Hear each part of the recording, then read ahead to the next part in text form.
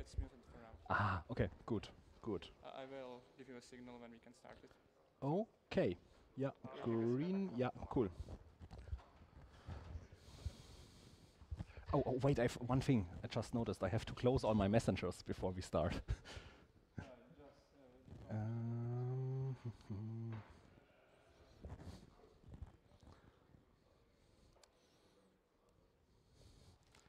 me see if there is Firefox close, Thunderbird, no, okay.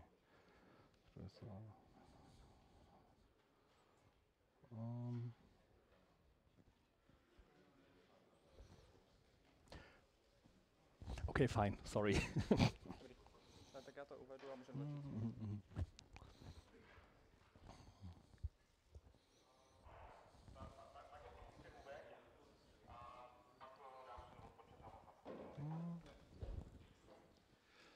Takže dobré ráno, chtěl bych vás tímto uvítat na první přednášce InstallFestu nedělního. Přednášku uvede pan Richard Saylor a bude o Understanding Operating Systems, Programming the Linux Kernel.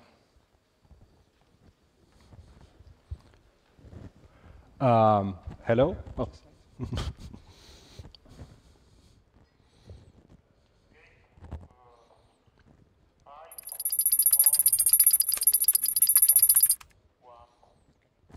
Hello and good morning to my talk. I really appreciate that you got up so early. I mean, it's Sunday, 10 o'clock, and I do know myself very well how hard it can be for computer people to get up that early and even on a Sunday.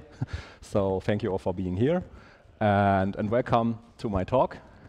There at the top is understanding operating systems. So the first half is general operating system concepts, and programming a Linux kernel is another half about concrete Linux kernel source code. And we'll have a practical part where you will be able to choose which thing you would like to see closer later. You also might notice that this screen is not exactly the same as this screen. That is because graphic design is my passion, or like not, I'm not good. It's a part in that I'm generally not good at making good slides or pretty slides, and also I don't care that much, so be warned. Okay, so why? Why did I decide to give this talk, and why do I care about these things? I do deeply believe that to be a good programmer, you do need to understand your operating system, because usually the whole system, the whole solution you are giving to your user or to your customer, if you do it commercially, will always contain an operating system. And usually, like, the operating system is like 90% or 95% of the whole thing that you deliver.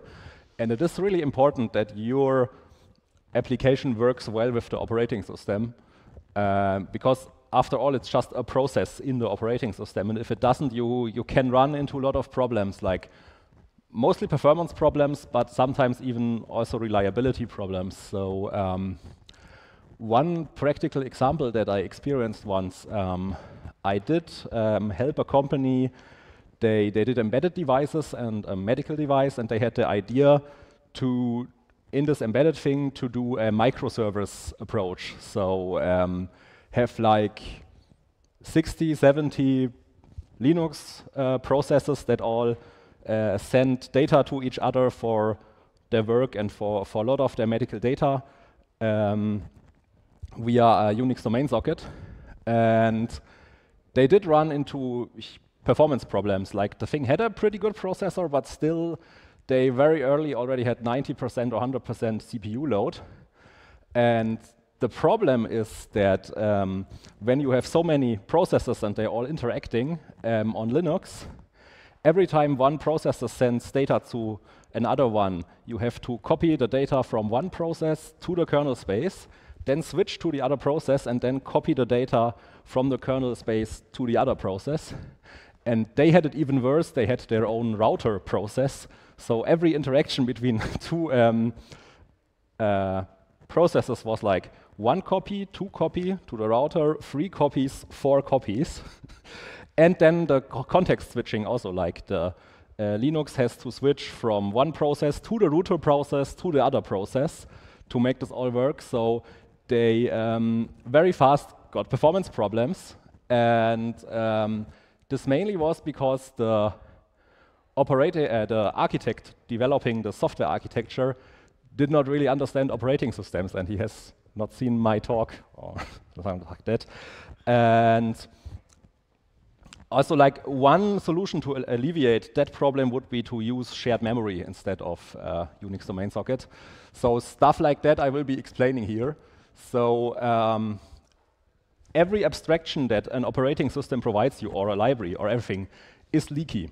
Abstractions are, by definition, unfortunately leaky, and you have to know what the abstraction is, what it abstracts away, and how good it works, and what are the boundaries to use it properly.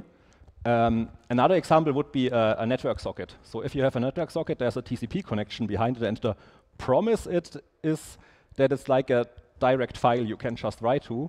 But as we all know, network sockets, TCP connection, go over the network. Network is not reliable. So if you want to write a really good software that is reliable, you have to do some stuff yourself to provide that extra buffering or reliability. So that's what I'm meaning with leaky abstraction. And one other comparison that I thought of is socialism did not work because it ignored the reality of human psychology. And the same is, if your software ignores the reality of hardware and operating system, it might work for small cases, but it won't scale and it won't get big. And so that's the same. So I'm trying to explain some of the underlying reality things. Of course, I cannot cover everything in 2 hours, but the things that I think are most important. So who am I? I'm the guy from Germany. I'm very thankful for InstallFest for inviting me. I'm of course, embedded Linux kernel developer. I'm also kind of an academic, so I'm still doing my PhD in like combined work university thing. I've been gaming on Linux. That's mostly there because I've used this slide, also for my talk yesterday. That was about gaming on Linux, so the line is there. But now it's back again. Okay.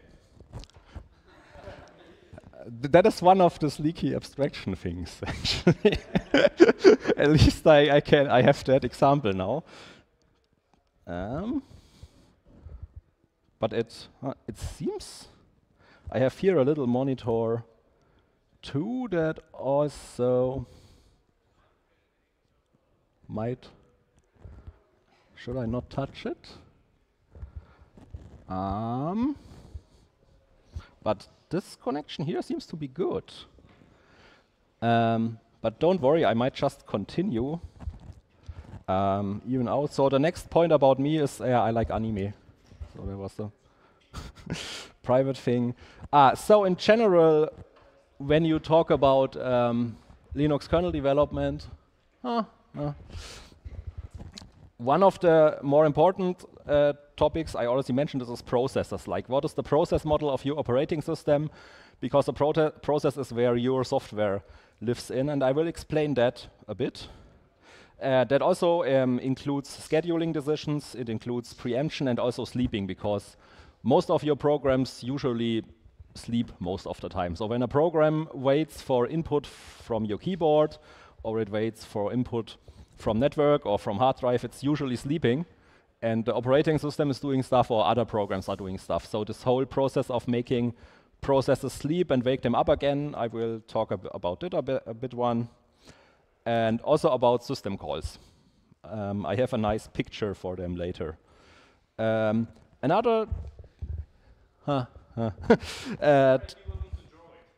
Oh gosh, but I mean that one, because it's not really nice. I mean, it's very functional, that picture. It might work, but for now I will just continue. I have some hope that the InstallFest guys will do stuff in the background to fix that actually.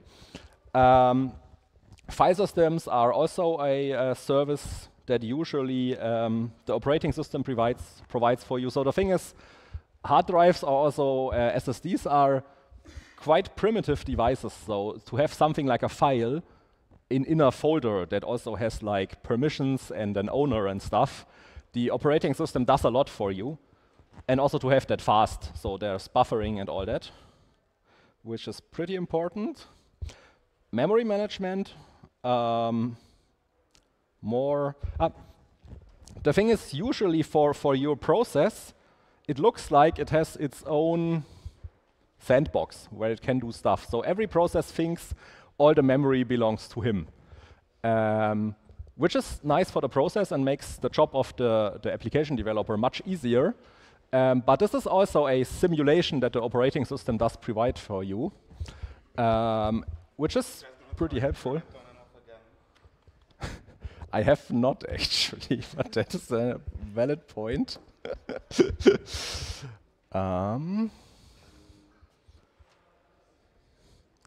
Should I use xrandr again?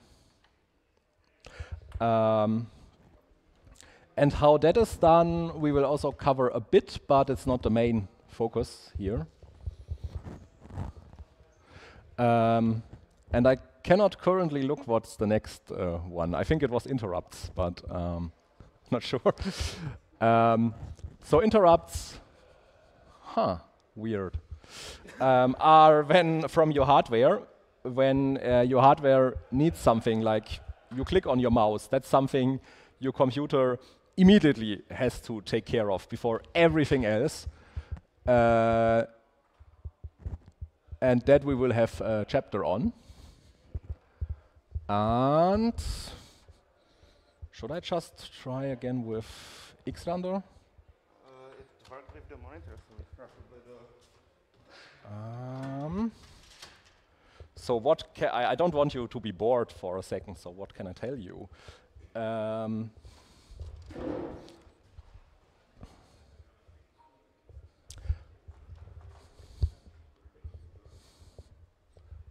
Oh, that looks good.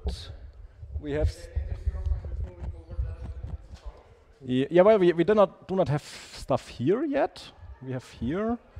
So maybe we have to start again. Do you see anything? I might also have to do software stuff. I'm sorry for this mess, but I mean, I'm lucky I gave that introduction, because now I can say this was a planned example of reality leaking through.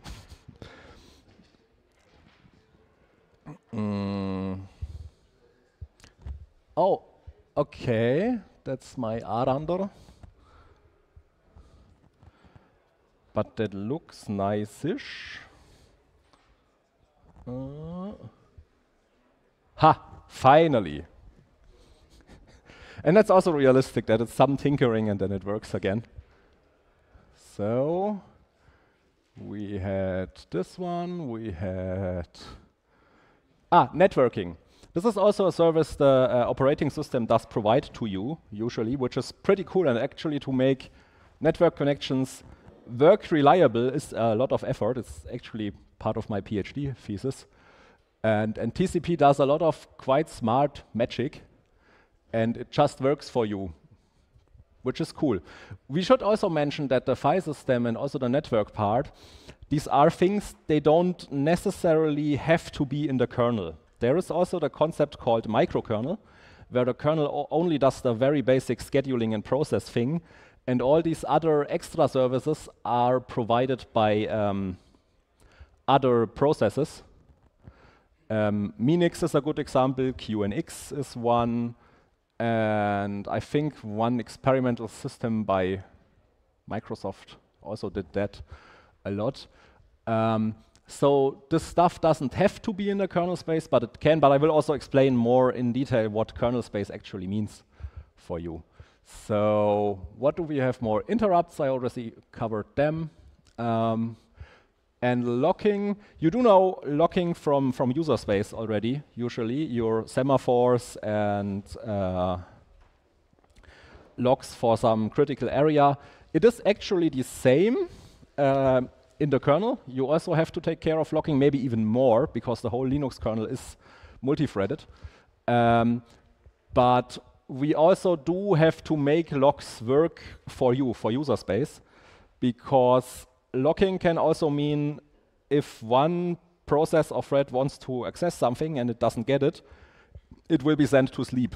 And this whole sleeping thing is then again a scheduling thing, where the scheduler has to know, okay, it has to know for one, I have to send this process to sleeping, but it has also to know when to wake it up again.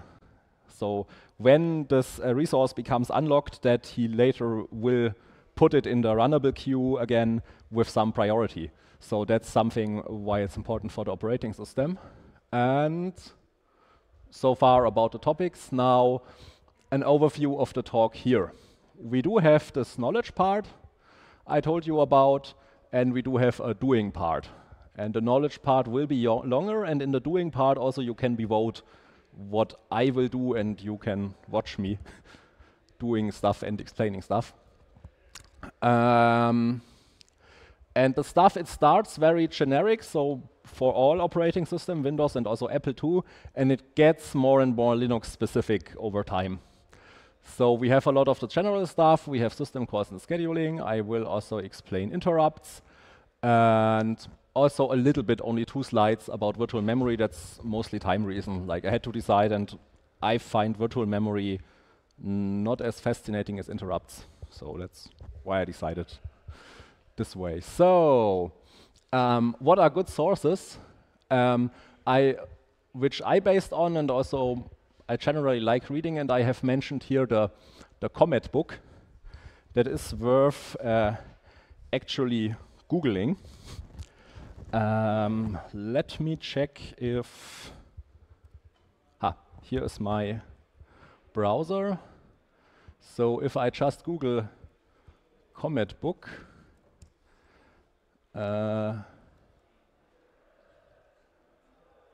maybe I have to add operating systems too, actually.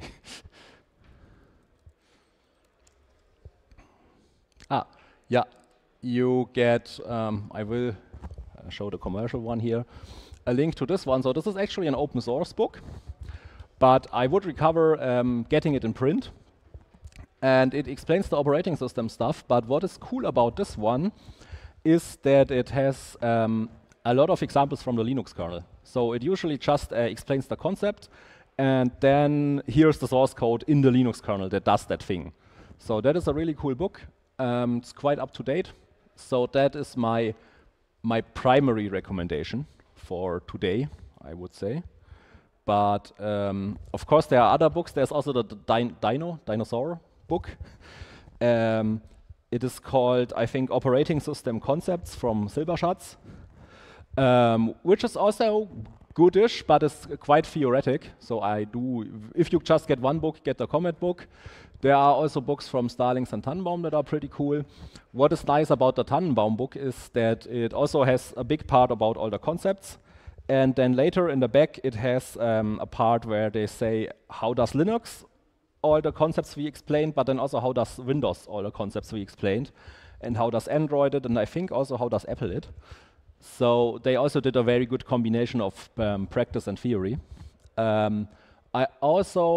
This is a book where I learned most. It's also very source near, but it's also very old. So I would not recommend it anymore. It is kind of there because I did these slides 5 years ago and then updated them, and I did choose to let it in. So if you get it very cheap, you can get it, but it's only a small recommendation. And also, in the Linux kernel source code, there's actually the unreliable guide to hacking the Linux kernel, which is also worth a read, and it's free. And if you cloned your repo, you get it too. And they also do explain the whole locking and interrupt stuff pretty good. So, finally we get to the process thingy. So I have included a very good editor as an arbitrary example here. So here you have a process running, here you have your OS code, and here you have all the hardware. And the reason why I did it draw like this is because 90% of your application code runs directly on CPU and RAM. So it's not that there is here your application and then there's the operating system and then there's the hardware. It's not that everything has to go to the operating system. It's wrong. It's most of your code runs directly on the CPU. And only if your program needs something that requires a bit more privileges or some of all these special services, it will have to ask the operating system.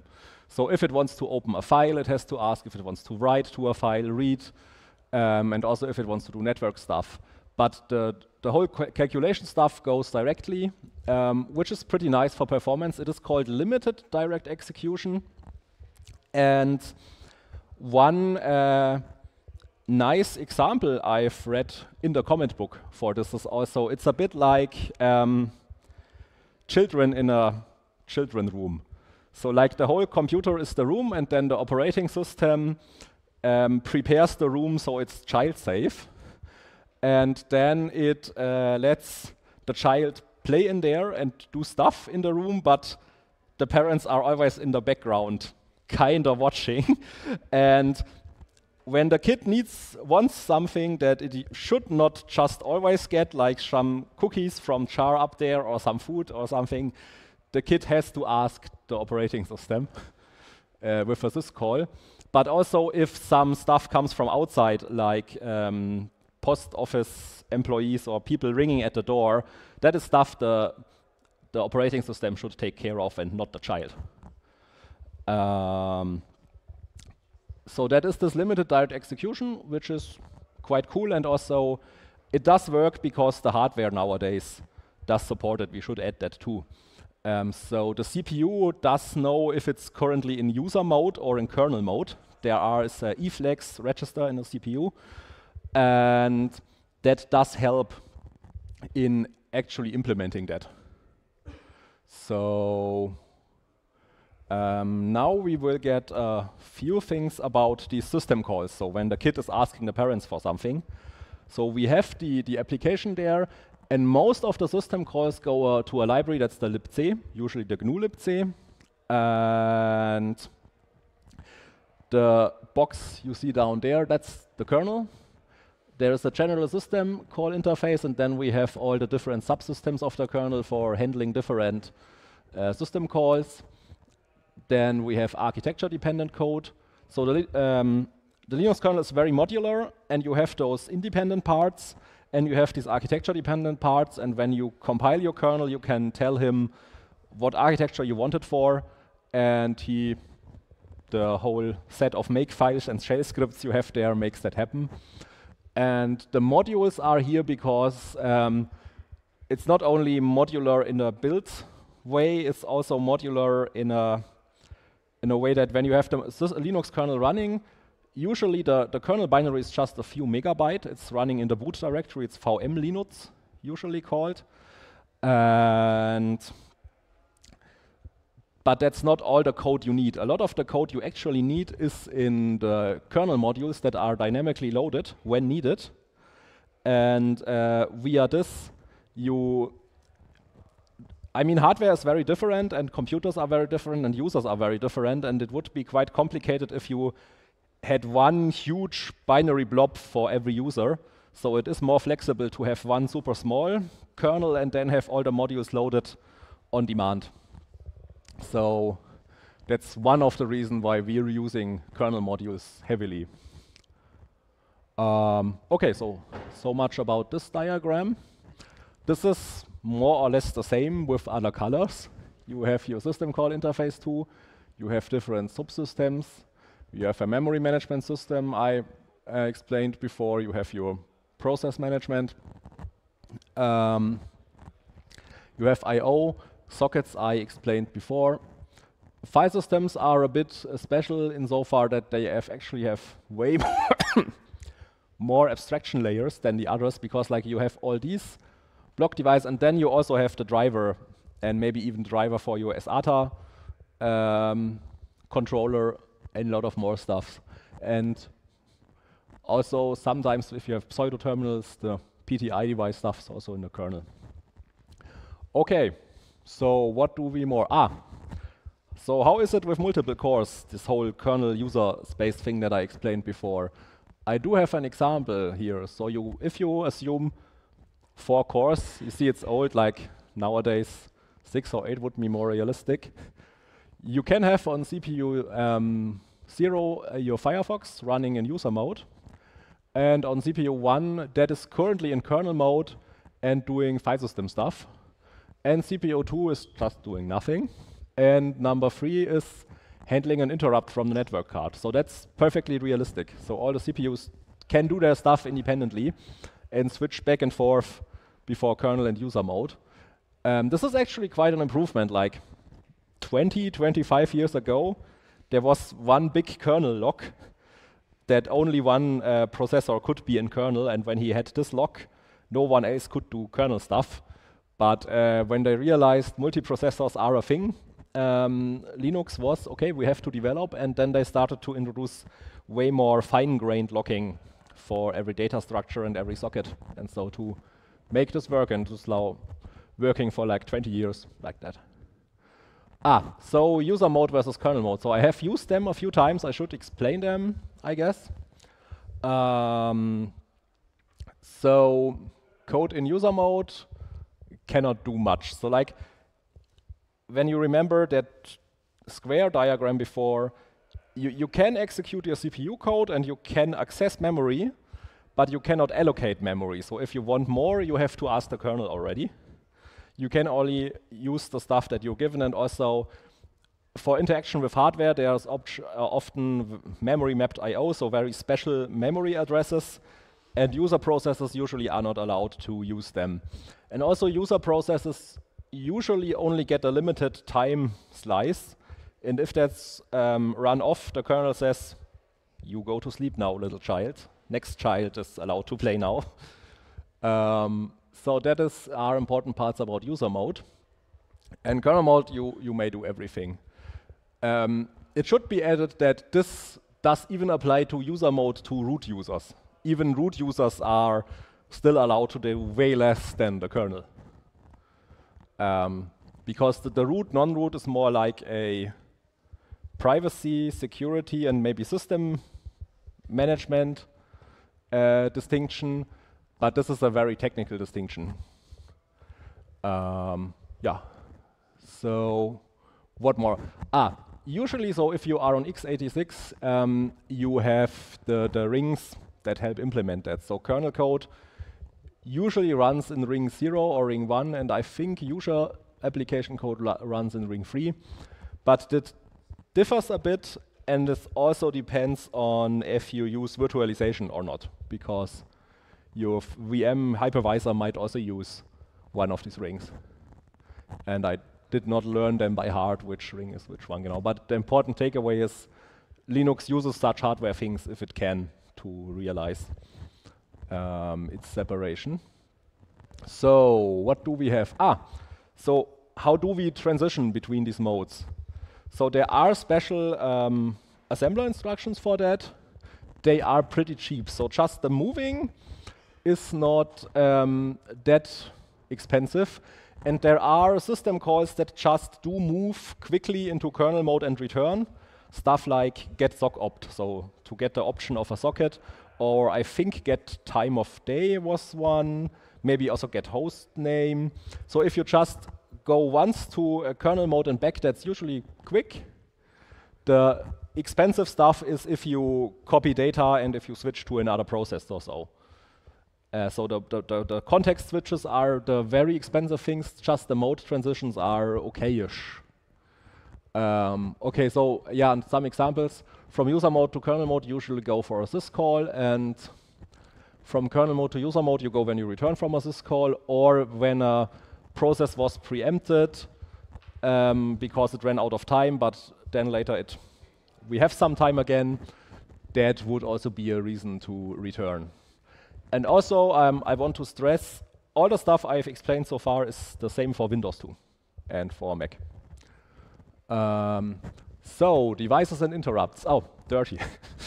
I did mention that because I noticed in a lot of university courses, interrupts are usually only covered very shortly. And I think part of that is because, yeah, they are dirty actually. As in, they do not fit in a nice, clean, high-level sequential model of your code or of your architecture. Because the thing is, an interrupt is if your hardware wants something and you have to do it now. No matter what you're doing, no matter if atomic or not, or your operation, you have to handle interrupts now, now, now.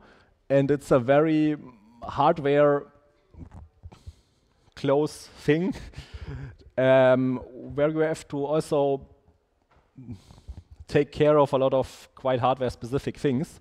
But it is extremely important in reality. I will give you some examples later, but just some terms. A very common short term for interrupt is also IRQ. And then interrupts have lines, like you have an interrupt on line 5, on line 12, on line 17. They're also called IRQ line. And then for every interrupt, you need a handler. That's a function. Usually it's a C function that takes care of that interrupt. That is usually called the interrupt service routine, so the ISR. And I will explain them a bit more detail later. So things that send interrupts. Mouse. Whenever you move your mouse, you send an interrupt. Whenever you click it, you send an interrupt. And every time your computer switches from whatever program you have there into kernel mode, handles the interrupt, and switches back again. And the thing that it works so fast, because processors are so fast that you don't notice it, which is pretty cool. Keyboard, every keyboard press you do. Your network card too. And also HD or SSD is a question mark because there's an DMA controller. Like SSDs have the feature that you can just say an SSD like, please dump the 1 megabyte that is there into RAM and notice me when you're done. And then the CPU doesn't have to do anything, but this DMA controller does that thing. And then when he's done, he sends the CPU an interrupt.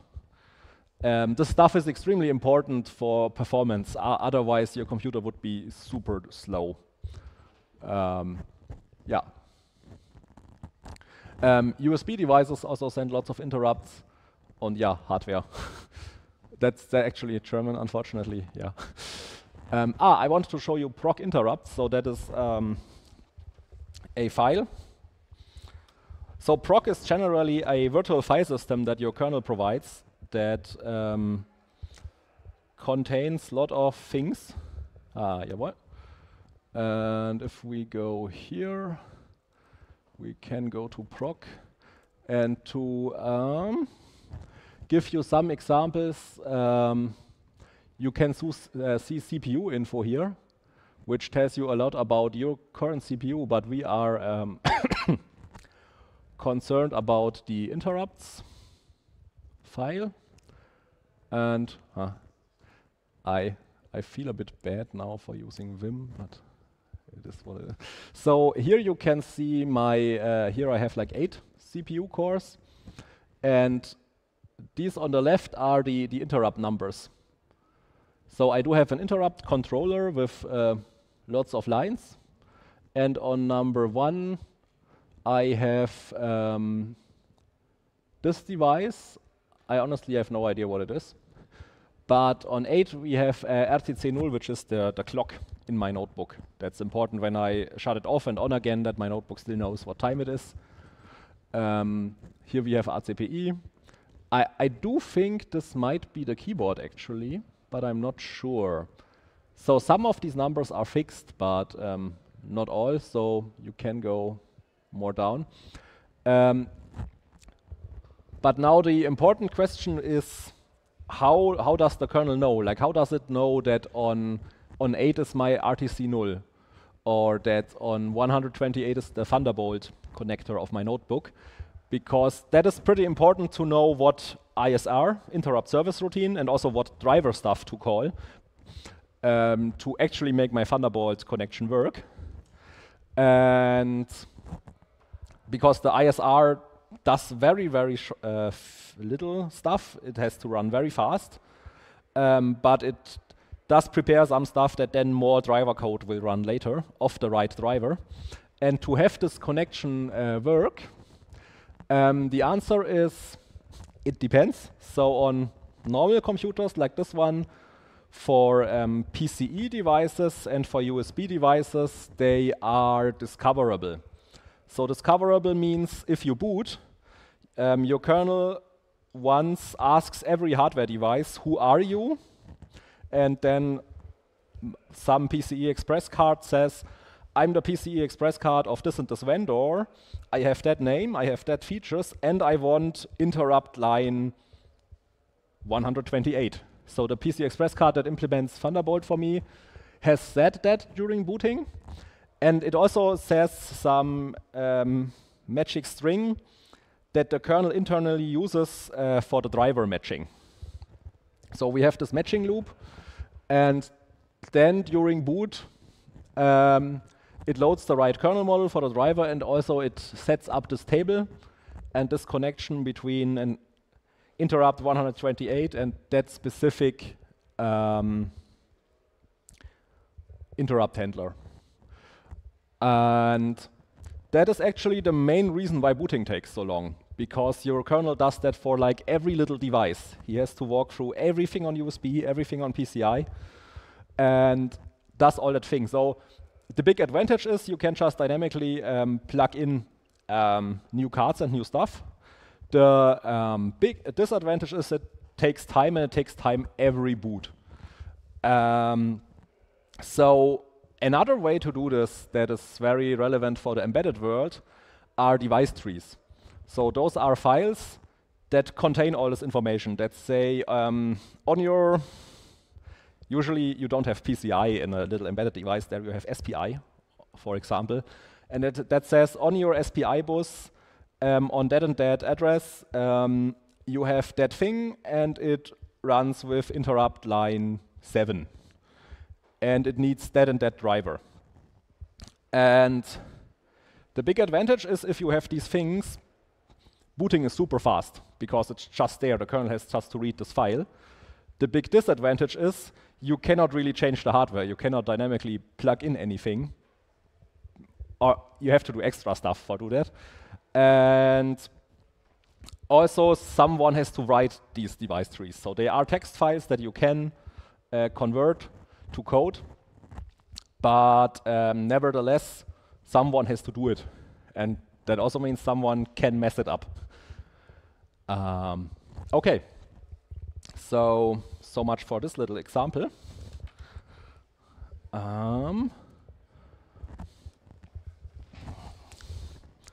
So to go back, what more do we have?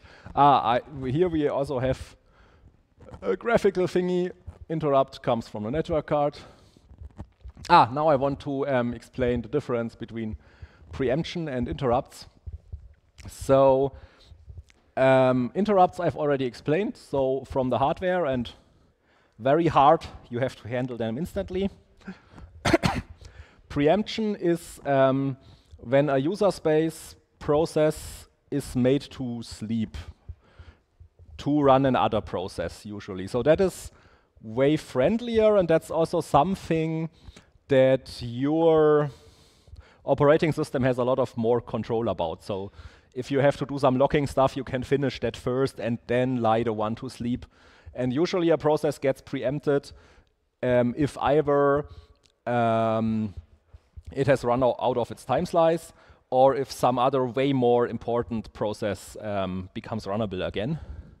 So the important part is like preemption is more a process and a more high-level thing, and interrupt is more a hardware and low-level thing.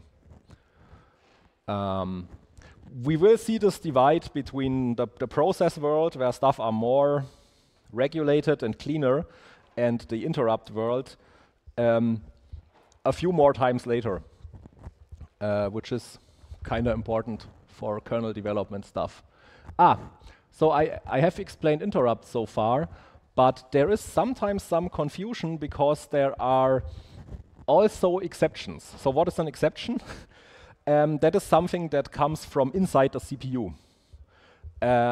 Like if you divide by 0, you shouldn't do that, that's wrong. And then you get a CPU exception that also traps into the kernel, and also the kernel then decides what do we do with this nasty program that just divided by 0. And you could configure your kernel so that it kills every program that divides by 0. It's not a default, but if you want to be mean, you could do that, for example. Other, a bit more serious exceptions are also page faults. So if your program wants to access some memory address that it has not done malloc for yet, that's also an exception. And the main difference is, like, the exceptions, they are nicer to your processor, they are less disturbing. Like, you do have in your processor your pipeline of instructions to handle, and with reordering and all the stuff, and if you have an interrupt, the processor has just to throw away everything and do the interrupt. But when there's an exception, you already kind of know beforehand which instructions can produce exceptions, which not, and you can handle them so that they produce less performance impact. But still, they are kind of comparable, that both are things that you have to handle quickly, and both are things where you jump into the operating system. And often, especially in older systems, you had like one interrupt vector, like one central table with all the interrupt numbers and then the addresses of the functions to handle. And usually you use the same table for the interrupts and for the exceptions because they're kind of similar from the handling perspective.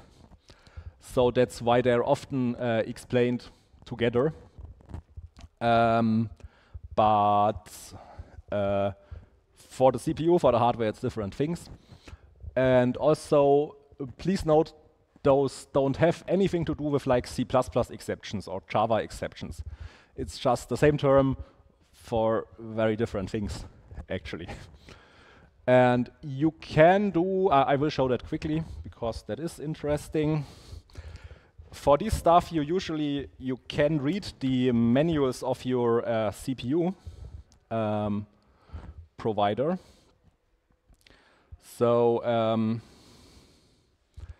there is one 133. Can you see that? One pretty good book that is also worth a look. But I will first show you the cover.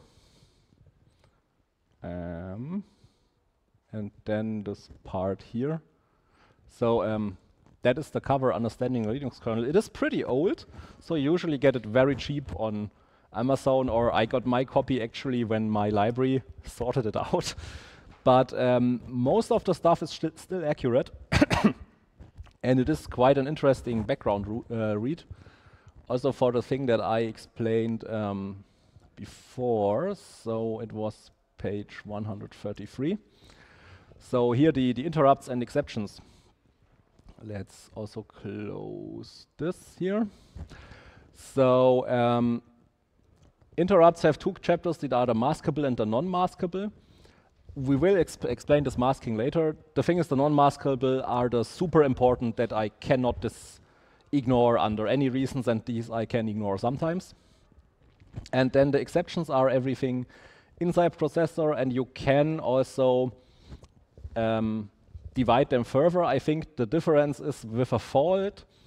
If you have a fault during an operation, you handle it, then you go back, and then you do the operation again.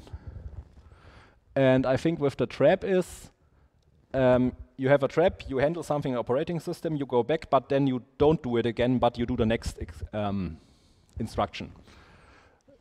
There are also aborts, and what I wanted to explain you, there are also like these, they call it programmed exceptions in the Intel manual. So these terms are also from the Intel official manual for their processors. But The thing is, programmed exceptions are, example, what you use for system calls or also for the mode transitions that I explained before. Some people call them software interrupts, but I don't like that term. I think exception or programmed exception is better there. So I wanted to show you that. And now, back to the slides. We do have, we have this, process context versus interrupt context. So usually your operating system, also if you have kernel code, runs in process context. And if you have user code also in process context, that means the kernel always knows I have a specific process scheduled that is responsible for the stuff. This is a bit like if you've ever worked in first level support that you need a ticket for everything. So that's your ticket that you associate your current work with is your process.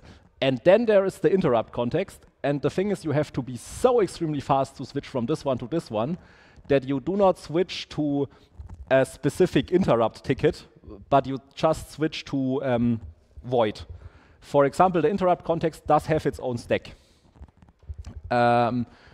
And there are a lot of things you are not allowed to do in interrupt context. For example, in process context, you are allowed to sleep and put your process to sleep to do something else.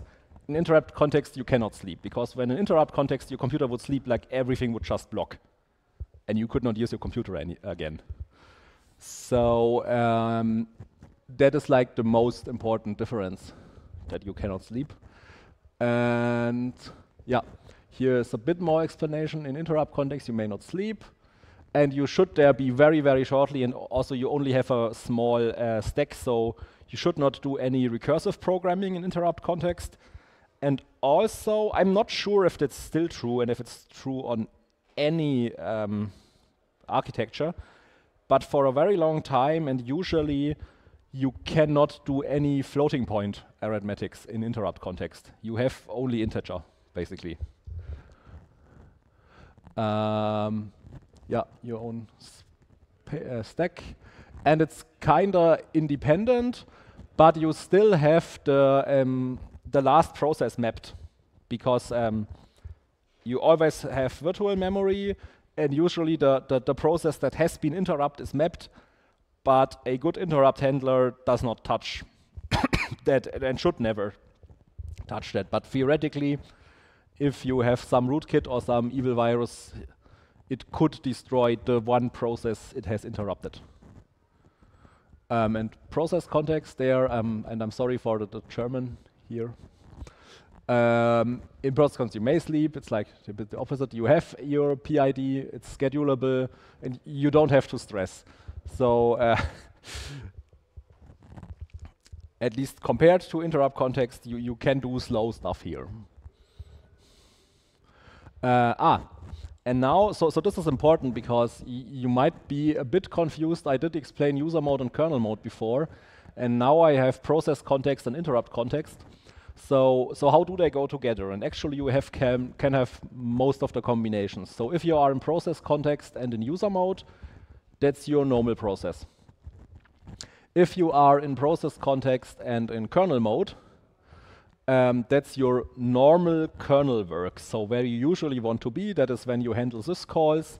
They are called kernel threads that are just normal processes that do not have a user part. They only have a kernel mode part. I think a lot of when your file system is doing work in the background, for example, X3 journaling is in one of these kernel threads.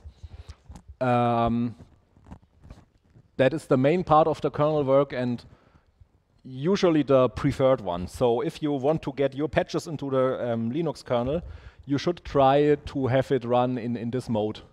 That's the one that they usually accept. So yeah, then interrupt context and user mode does not exist. So you have to be in kernel mode to process interrupts. And interrupt context and kernel mode is the interrupt handler. Yeah, so much about that. And this, let me think a little bit. I do know that the stuff is also the same for QNX, because I did a little bit of QNX coding once. And yes, it is also the same for Windows, that you have your interrupt kernel handlers and have to be careful there too. So now a bit more about the system calls, the softer way to get into the kernel and to get kernel code executing. So here we have an example in a Firefox. First, you have your system call is still a for you it looks like a normal library call. You have a malloc here. Internal in the C library, it sometimes does another call. Here it's brk. Then there may be another library because stuff is complicated. And then you get into the kernel. And the kernel can return to Firefox, but it can also realize while it does kernel stuff, oh wait, Firefox is already over its time, or another process that is way more important wants to run and then not return to Firefox. That might happen to your process. So you never notice for sure, but also usually you won't notice. So this is actually the same just with Vim and with another system call. And here we have, again, this distinction between user and kernel space. And here we do have a case where we go back directly, but that's not always the case. And this is maybe worth explaining the sysread. You saw before in a slide this SCI, the system call interface. So on the kernel side, all these calls are usually starting with sys underscore something, something, something. But it can block. That was my point here. So that is basically another example of what I explained. So you can go into the user space and the kernel space, and then the kernel says, I will run another process that might do his stuff, and then later when it goes into a kernel, there we get the scheduler again, and then we got process A. So that is the preferred way and the usual way, that you switch processes when one process does a sys call. But it can happen when a process runs very, very long, that also he gets really preempted by the kernel too.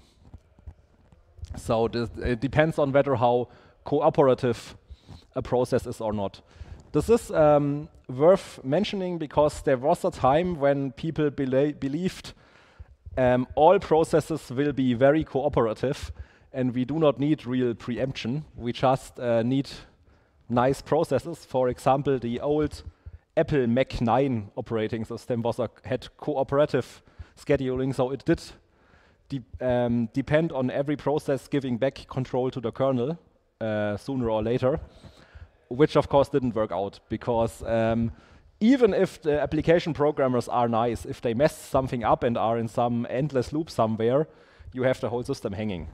So you do not want that. You do want a kernel that is powerful enough to actually preempt the stuff. That's also why Apple basically dumped Mac OS 9 and started with Mac OS 10. It's actually not Hurt, but it is a microkernel approach. Okay. So now the context switches. So how do I switch from one process to another one? And you have to save the register and all the state of your process to make that work. And there are two mode transitions, like you go in kernel space and then you go back to the, not back, you go to the other process. And also, and that's one of the more important and expensive stuff, you also have a memory mapping switch. So that means you had the virtual memory illusion of one process and you switch to another illusion. And that is quite expensive, and it also means that all your caches cool down, because the caching was relative to the virtual memory addresses of the first one, so it's useless now. And also the TLB, that's the translation look-aside buffer, that's a cache that helps actually in resolving virtual memory addresses to physical addresses, which is also very important for performance. That also gets useless. It cools down if you switch to a new process. So that is why context switches are so extremely performance hungry. It's not the actual switch, it's more all these caches cooling down thing. And this was one of the reasons why I explained before this example with all these microservices, why this was such a performance problem. But also, it can be a problem if you use OpenVPN, for example, because OpenVPN works in user space.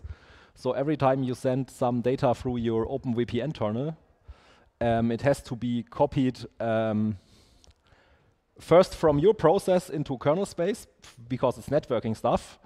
And then the kernel notices, oh, it's a TUN interface. And the kernel has to copy it back to OpenVPN into the user space. OpenVPN does stuff and then copies it back into the kernel space.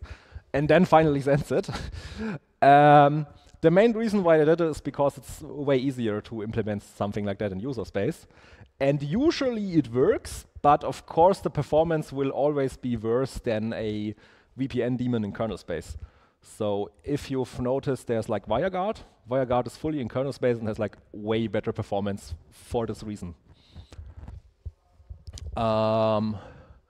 Okay, what do we have next? Let me see. There is also thread switch. Threads between two threads is of course a bit more expensive because at least you do have the same memory. Because threads share the virtual memory, so that is cheaper. So next I do have a specific piece of hardware. It's a system timer. It is different than the real-time clock that I showed you before. This is a thing that you can configure at booting, like how often should it send a little tick, tick, tick, tick to your operating system. And usually the frequency is 250 hertz, so all 2.5 milliseconds, I think. This thing does tick, so while I explained it already was like 40, 50 times. And every time there is an interrupt, every time the kernel does handle it. And now the question is why.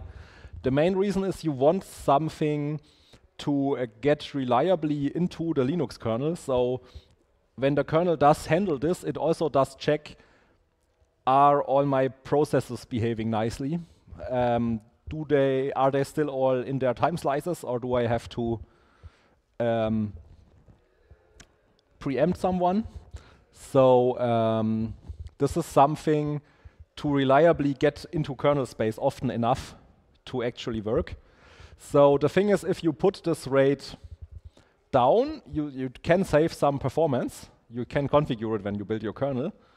But the downtime is the whole maintenance quality that your kernel does for everything gets a bit worse. And it's also relevant for timekeeping. So there are some computers that do not have the real-time clock, and they use these ticks also for their internal timekeeping. So how long have I been awake? We say that the system timer fires. It's called a tick. And there's a variable that's called chiffies in the Linux kernel. It's a global variable that counts all the ticks we have had since booting. And that you can also use for your timekeeping if you have no real-time clock.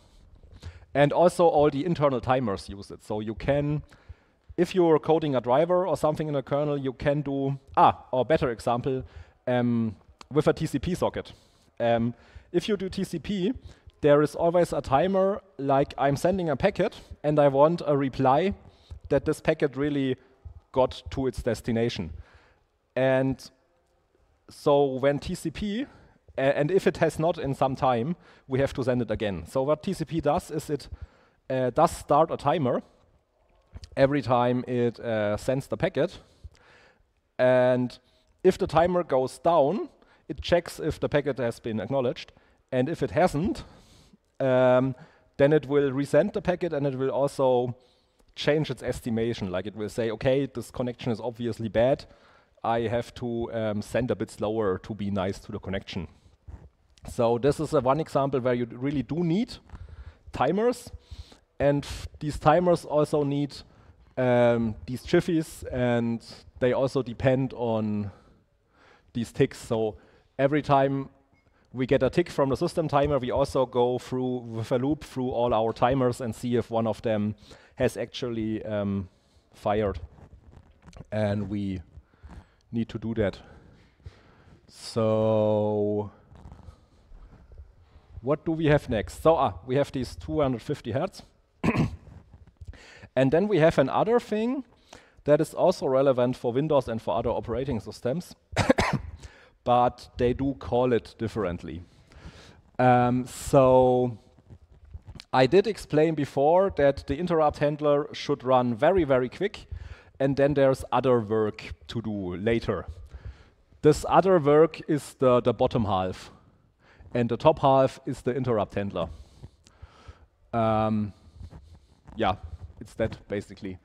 Sometimes the whole thing is called interrupt handling by some books, but most books call this just the interrupt handler and this the bottom half. Yeah. So I do have a nice diagram here. We have the interrupt, we have our top half, and then we have a bottom half that runs sometime later. We don't know for sure when, because it's not that time critical. So it could be that we have one interrupt handler, one interrupt handler, one interrupt handler, and only then the bottom halves start running. And it's important that it works like this, to have your system still reactive. And the important part is, so these run in interrupt context, and those run in the soft IRQ context. So I did omit that before, but it is a mixed thing between user mode and kernel mode. I will explain what is so special about this, but half of bottom halves run in soft IRQ context. More about that very soon. And what is important here now is in interrupt context. Okay, now this thing, when you handle an interrupt, it could happen that you get interrupted by another interrupt, and that's bad. That shouldn't happen, because at least these things you should be able to finish. So what you can do is, like, your processor can ask the hardware, okay, please do not interrupt me again, okay? Or at least on the same line. So when you're processing something from your Thunderbolt controller, you're asking, okay, please do not interrupt me again. And then the hardware does accept that, and that is the interrupts disabled on current line. You can also disable them on all lines, but usually it is common to only disable it on the current line. That's like good tone when you're a driver developer. And one little thing is, I just said you ask the hardware. Actually, there is one thing, it's a PIC, programmable interrupt controller.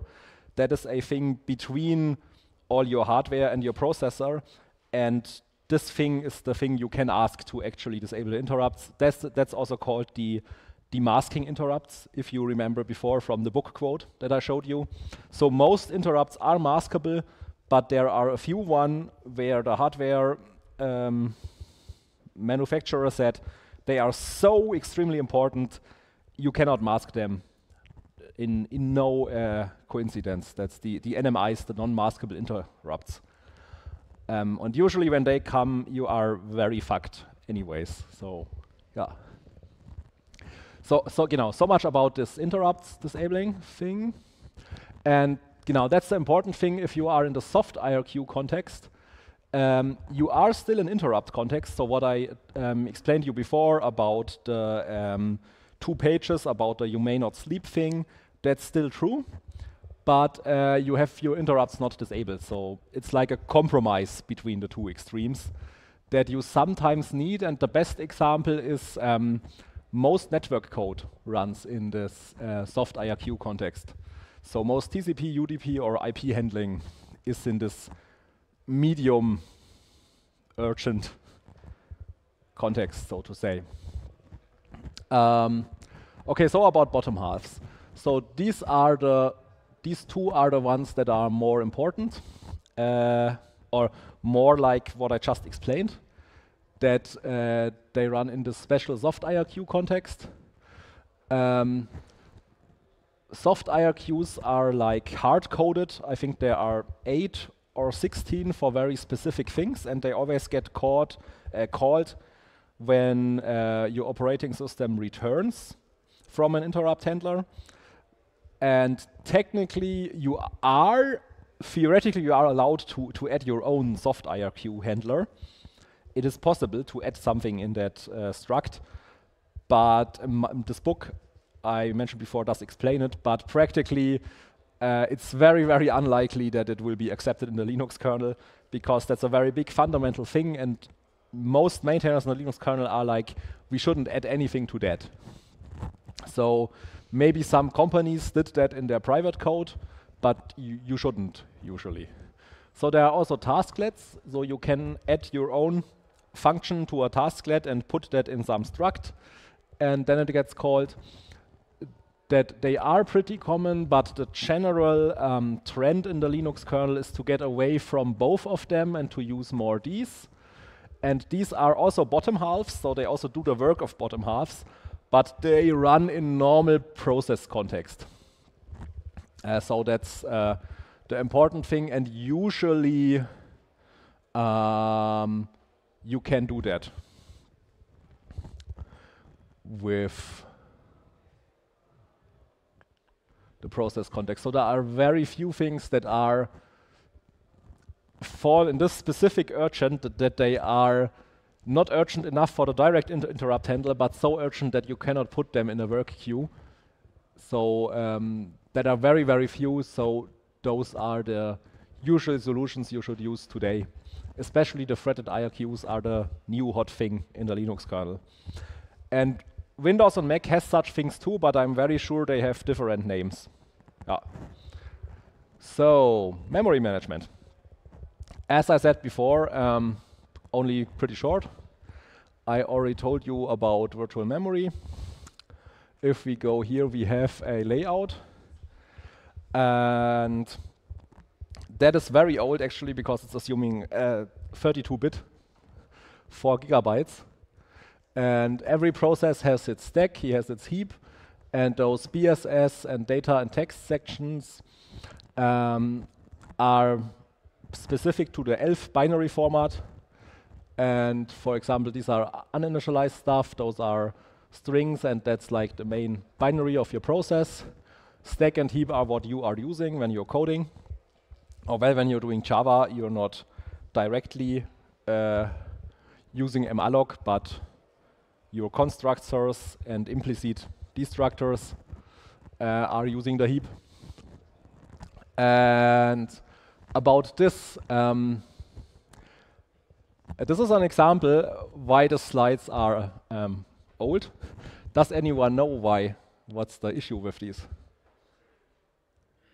Ah, okay.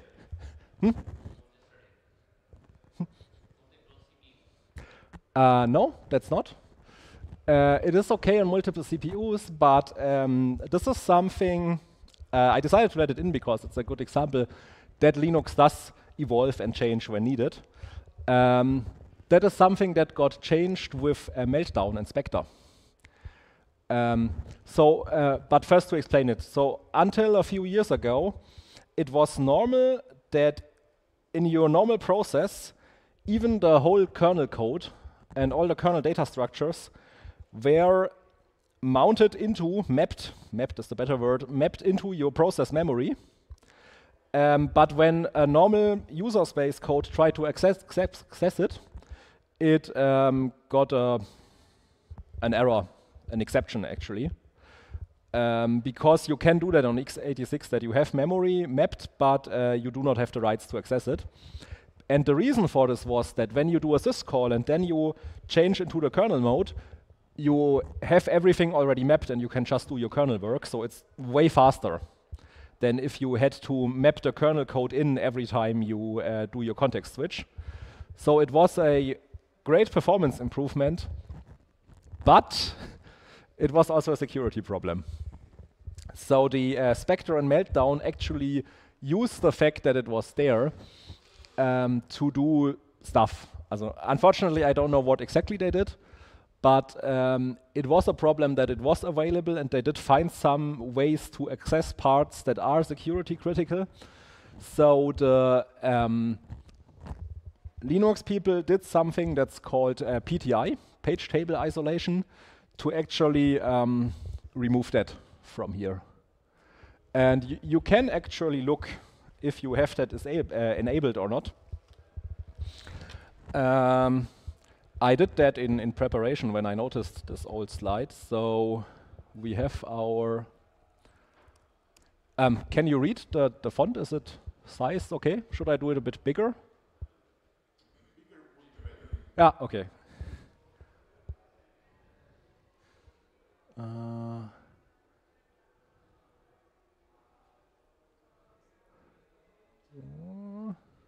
Is that enough for? Okay, thank you. So you can look into your boot directory, and there we have the VM Linux. This is the actual kernel. So there are multiple ones, because usually on your normal Ubuntu or Debian you have multiple ones installed, but only one loaded. And we can check which one we've loaded.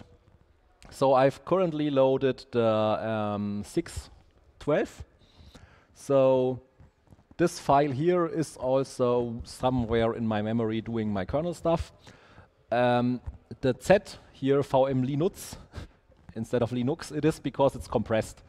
So my bootloader had to uncompress it and then put it into my memory.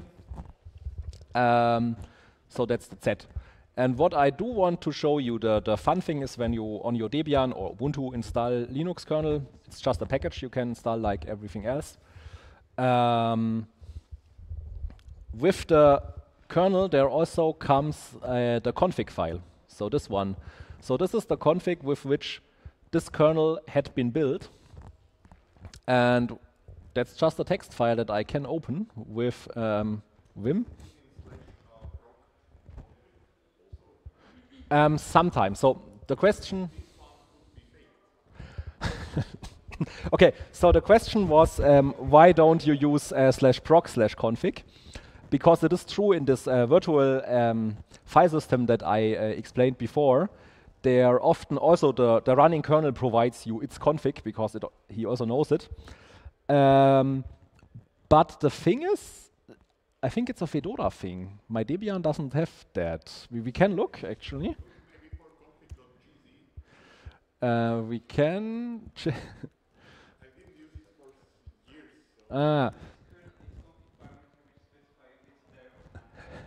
Okay, so I have tried it, and then here we had the answer. You can, when you compile it, configure it if it's there or not. And it seems that the standard Debian one does not include it. But it is a valid point. Theoretically, it could be modified. For now and for here, you have to trust me. I did not modify my config file here.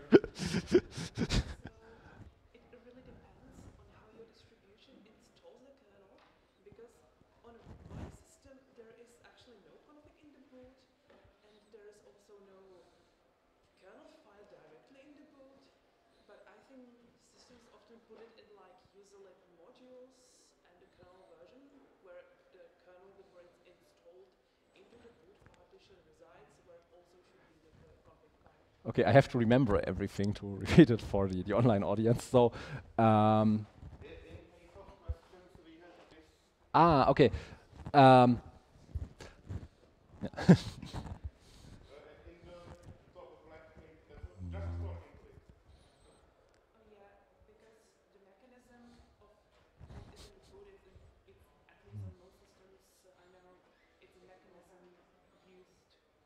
Like after the kernel package is installed, there's some program or script called to copy it there, and depends on your configuration. It might not be there. Like on my system, there is no config in the boot. Basically, there's nothing much in the boot. But as far as I know, on most systems I've seen, I think in userlib, if you are user merge, userlib modules, and then the kernel version. You have the kernel image from the package and the config from the package. Okay, so I hope everyone heard it. So yeah, it is a bit distro dependent. I still kind of assume that most people are using Ubuntu or Debian, so I'm explaining that part. But yeah, you can have it elsewhere. The directory that she mentioned, the user-lib one, we might see it later because also the modules are there. So this is an important directory for the stuff. But for now, I want to show you this relevant option for the PTI. So this is what one of these kernel config files looks like. The thing is, you should not edit them directly usually. So when you configure your kernel, you have a tool that's called make menu config that generates that files for you, that also takes care of dependencies and everything. But if you want to look just quickly if something is enabled or not, it is totally fine to look in there. And all these options here start with config. And so what I wanted to show you was the PTI one. And not preemption, not optimize. Of course, now we have like 10,000 stuff with PTI. There was, I think, a better way to... maybe it was when I directly search for Meltdown. No, spect. Yeah, here you have this mitigation spectra. And these are the options that do the important stuff that did change this. So this PTI, page table isolation, is a thing. Some time ago, that did solve the security problem, but it also did bring a bit worse performance. And the thing is, you do need this mitigation only on older notebooks. Like I think if you have the Intel generation 11 and 12, they have fixed it in hardware. So you do not need that anymore. But I do fear that this is something so fundamental, you cannot put it in a module. So Ubuntu has to put it into the kernel, and they still just put it in there for everyone. So if you are really performance conscious, this is something you can actually improve a bit when you compile your own kernel. And I would assume it's the same for Fedora. I don't know how it's for NixOS, but it is something worth looking into. So this whole Spectre PTI page table isolation thing. So I found that curious to point out. So what do we have next? We have locking. I did already mention that before. So important there is in the kernel, you have the sleeping logs, the ones where you can sleep when you don't get the resource. They are usually called mutex or semaphore. That's just how they name them. That's not really a general science thing, but it is so in the Linux kernel. And the thing is, you can use the sleeping logs only if you are in process context. So that's that thing before. So if you are in interrupt context and you are using a sleeping log, you are doing a horrible, horrible sin, because then it will happen that your whole computer will freeze sooner or later. So yeah, and also all the logs that are available to user space are of course implemented with the sleeping logs from the kernel. So there is this system call, I think it's called futex, fast user text, mutex, that uses such a sleeping log. And one thing, okay, let's first explain the other ones. Yeah, mutex semaphore. I called them awake logs, so spin logs. So those don't really go to sleep, they just go in a loop, busy waiting for like 10 cycles, 20 cycles, and then try again, and then busy wait, and then try again. So those are the ones that you have to use in interrupt handlers, basically, because there you aren't allowed to sleep, and you have to check very fast again.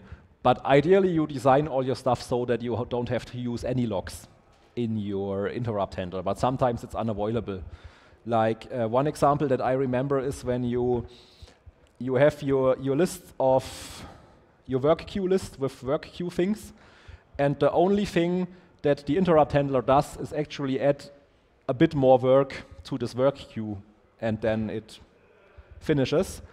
But the thing is, there could be, and even if this work queue is specific for that driver, theoretically there could be another interrupt handler running on another core for the same network card, also adding something to that work queue, and then you already need locking.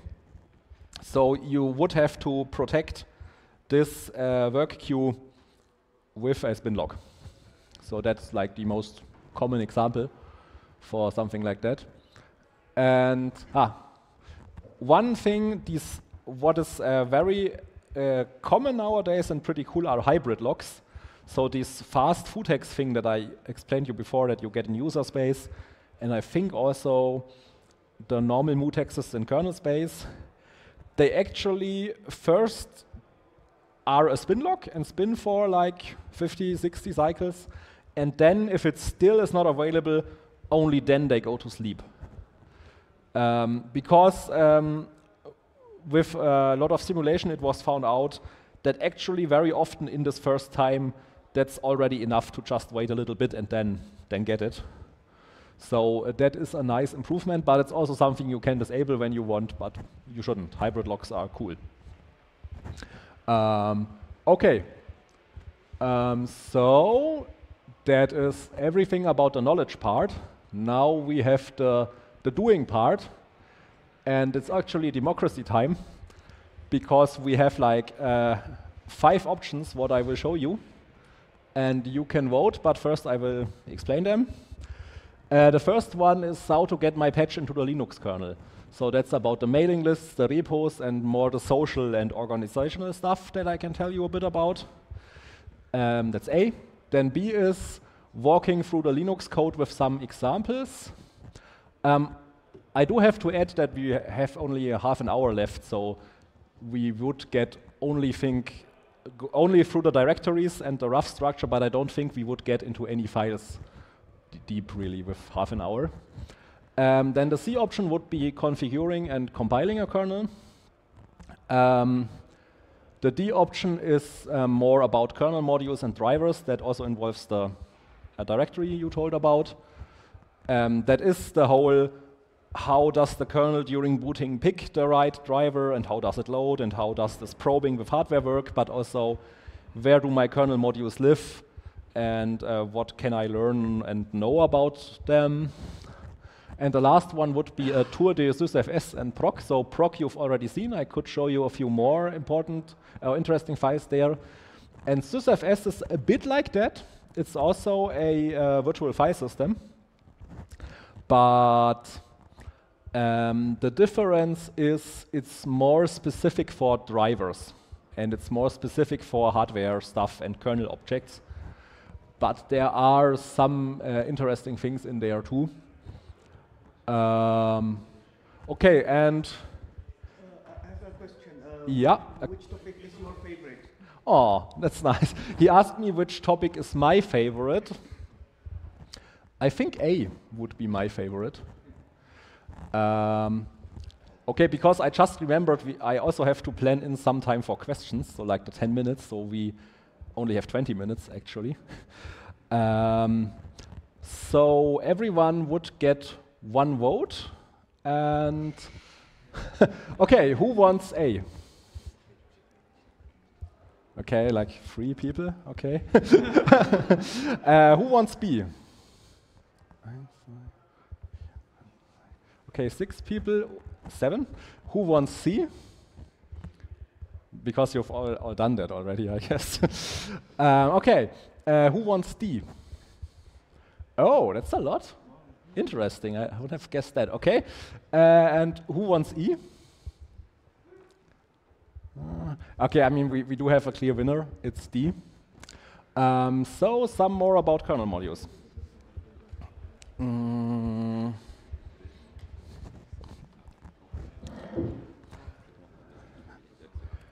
So we already do have our terminal. You can all read it.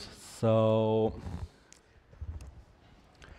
if we check here, 2 people are leaving. I guess that wasn't their favorite option. Ah, okay. Good, so my mouse is doing weird things and it stopped. Okay, so for kernel modules, the most important is the directory. We had that before. User, share, and there we have modem. I'm a bit confused. Was it user share modules? Oh gosh, varlib, I'm sorry. That are stuff that I often mix up. So var are things that are allowed to change on the file system. Now that is. I can try that.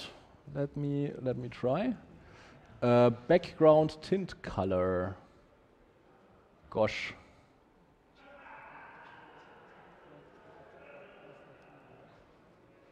It did nothing. I did think about like that font would be something that people would need, but I did not think of. The blue on flag in the light. I do get that, yeah. What can we do about that? Always this silly practical. Like I did change this, but it didn't help. I might try another terminal, but for toggle background, that sounds. Ah, is that better? White text and white background. Yeah, no, it will be white text and white background. So the one. Okay, so. It is better. But still not good enough for you greedy people. No, now we have that again. Like, no. Gosh. So it seems this tint. Let me look if I have another. Do I have terminate? What is termit? Does that work?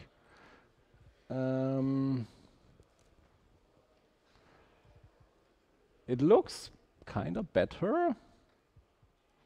So we. Ha! Finally. Change also foreground. Yeah, I'm a slow old man. First the font color, and I do not like things where you have to click, as you might. Okay, that is black already. Foreground black. Let's do a last apply.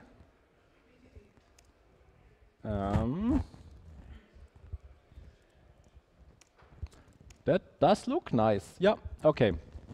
So one other way we can go, there is one command that's called lsmod. That means list all the kernel modules that I have currently loaded in my system right now.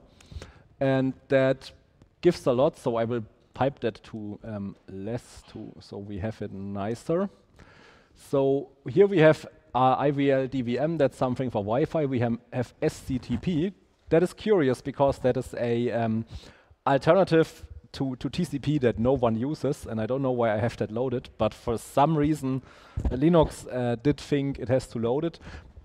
I have to correct myself, I do think telecom services use it in the background, but it's still weird on my notebook here.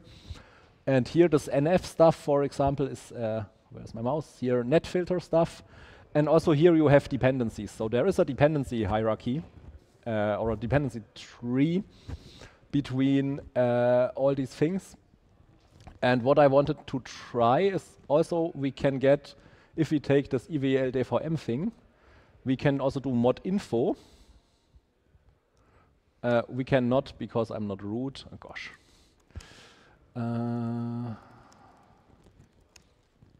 So we can do mod info IVL DVM, and it does tell me a lot of stuff about this module. It also tells me that modules are signed, so this is important for security reasons. So all my kernel modules are signed from the Debian people. So the kernel running in my kernel space is usually clean, and at least Debian says, yeah, that's cool. And I did hope, here is also the path where we find these things. It seems they have moved it sometime. It's in lib modules. And then we have specific to my kernel version. Let's just go there. To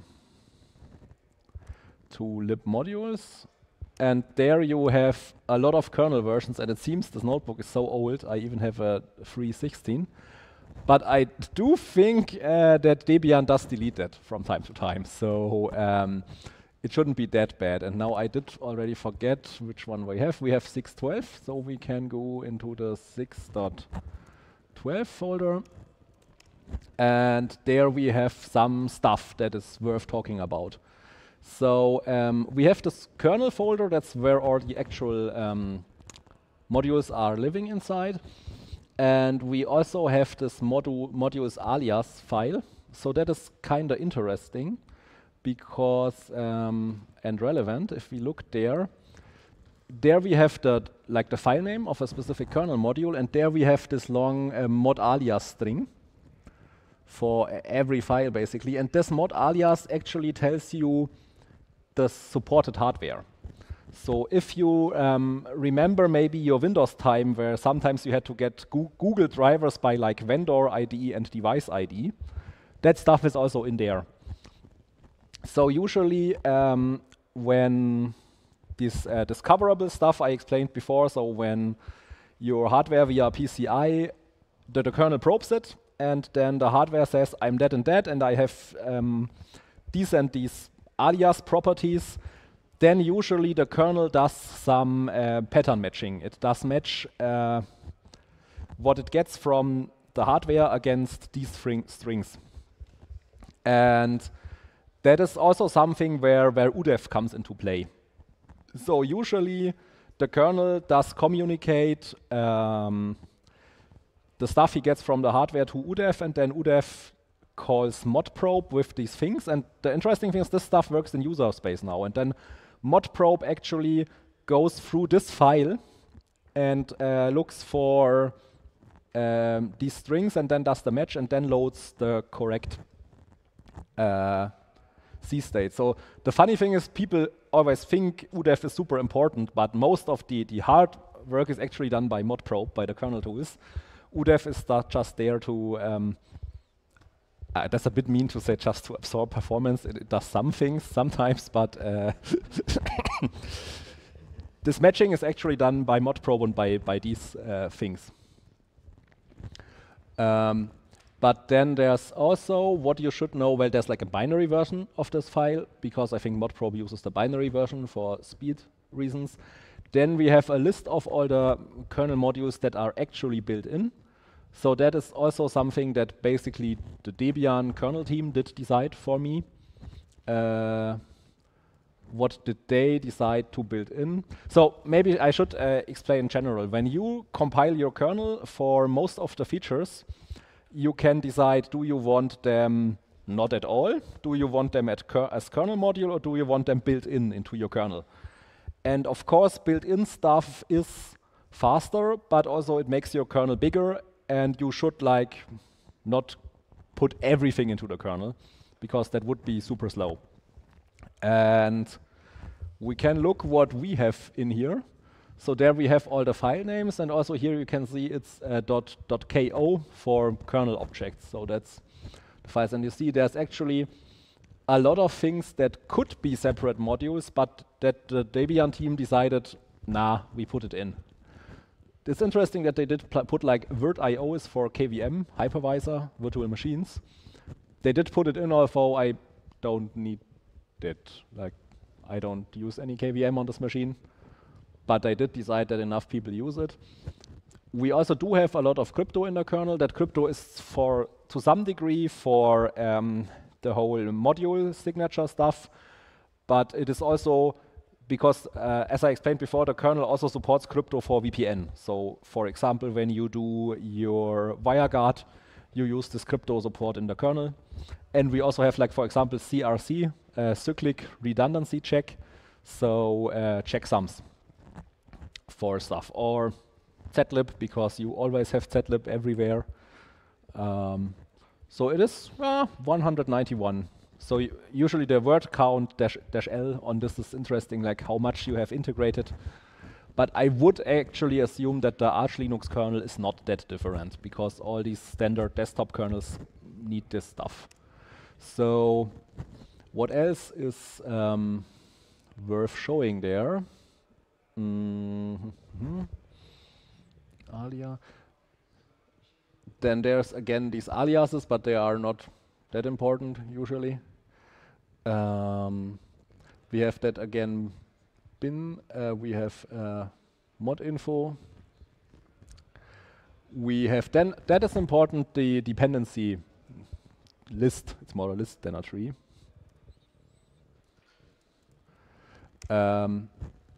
So we do here set no wrap. See here, like for every module, what other modules does it depend on? And that is pretty important. If you sometimes you want to unload a module and reload it because it didn't work properly. For example, I have a routine. If my Wi-Fi doesn't work, I do unload all my Wi-Fi drivers and load them again. You can do that with modprobe-r, and modprobe is the command to load them. But their dependencies are important, so you have to take care of them. Or also that is relevant. So there is the tool modprobe to load stuff. For example, I could load now for PS2 mouse, like the super old mouse. If I have a module for that, I can load it. Now my notebook supports these old mice. There is also an older tool that's called insmod, but you shouldn't use that.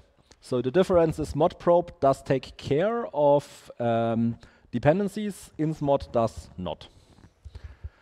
So modprobe does read all these files here. There's one thing I did want to tell you about this whole, do you compile it in versus have it as module? I once was at a company where they had the thing that they started the device and then very early they needed to know if some button was pressed. That was a button where a user could choose if it's like an emergency or not. And they had the situation that the driver for this button was a module.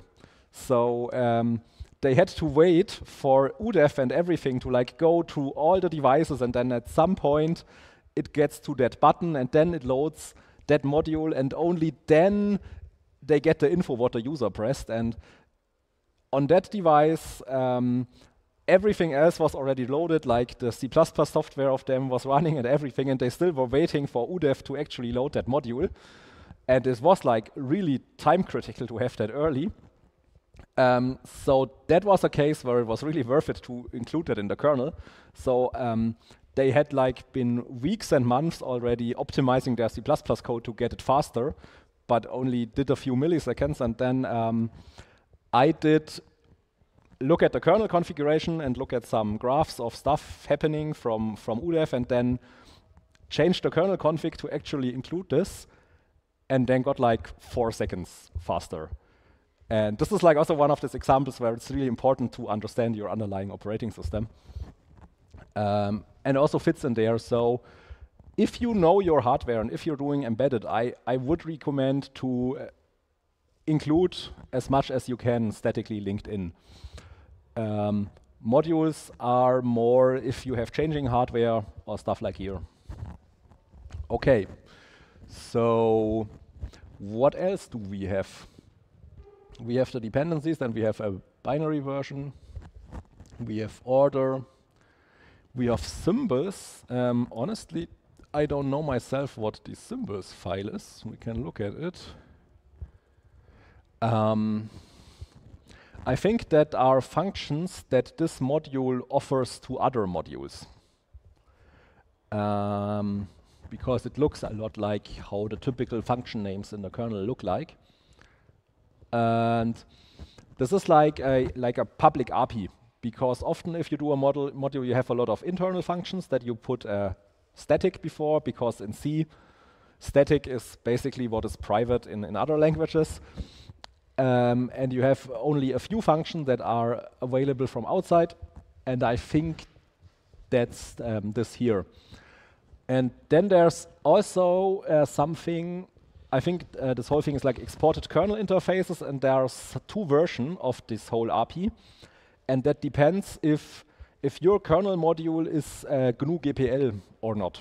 Like if you are nice and also do your code GPL licensed, you are allowed to use the big interface. But if you are evil and doing your binary proprietary blob, you are only allowed to use the small interface. And I don't know which one this is. I could imagine that it's more the big, nice interface here. But that's also worth mentioning. Okay. So the updates folder is also relevant because that's where DKMS puts its stuff. So DKMS stands for Dynamic Kernel Module Service. So that's basically a tool. It's pretty well integrated with apt usually, where while you do install apt packages, it does compile some kernel modules specific for your hardware.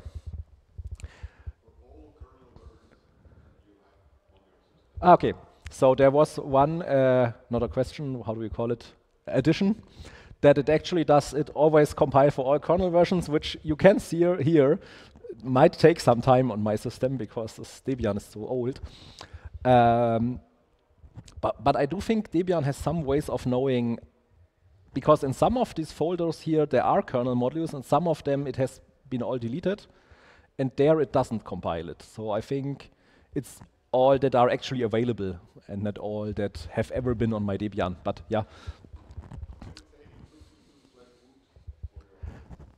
that could be. So what he said was it looks into /boot, so for what kernels are available, and then builds it. So it is a bit, people are divided if this is good or bad.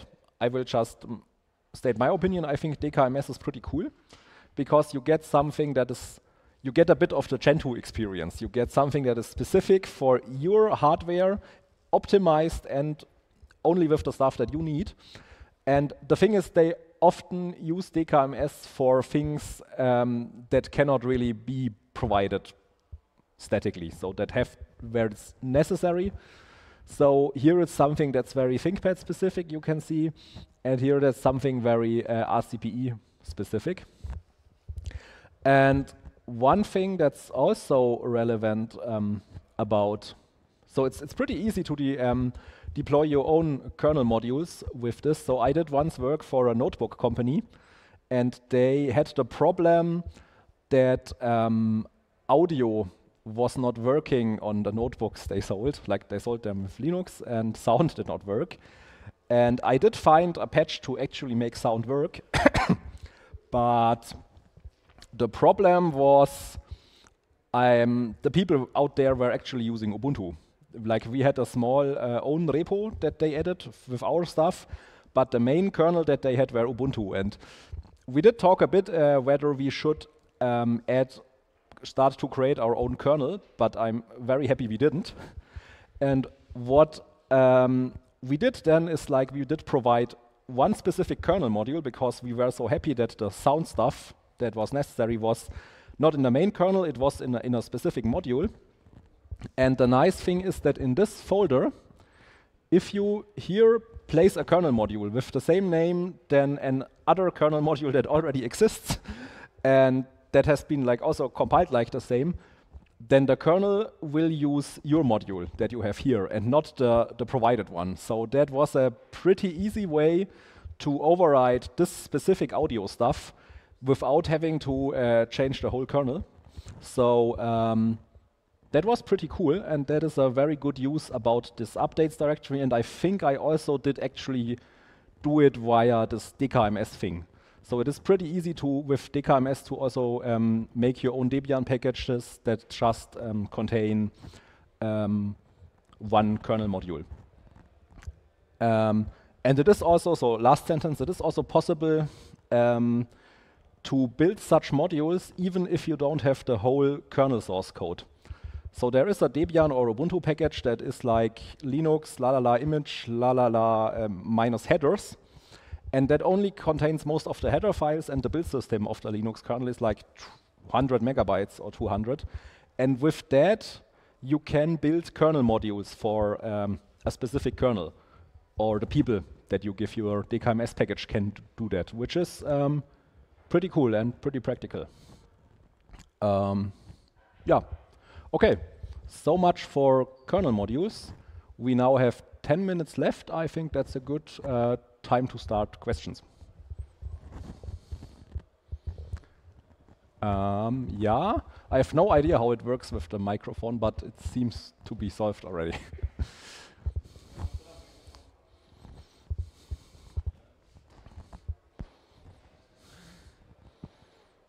Okay, so when we talked about system calls before, you said that there are cases like date where the system call doesn't happen or it goes directly to the kernel. I always thought about system calls as an exceptions in the CPU where kernel code is run to switch the ring, and so what is this about? Okay, I think I don't have to repeat the question. So to answer that, the system call does happen. What I did mean is it is way cheaper than a context switch. It's just that. So you can really fast go in and go back, while when you compare that to like a write or a read, where you have to copy stuff and then also switch elsewhere, and so that takes long, but these go very fast. And there's also a little addition that I did leave out, but there is something called VDSO. There is a little bit of data that is actually can be shared between the kernel and the user space. So for some of the and the current time is an example of such data.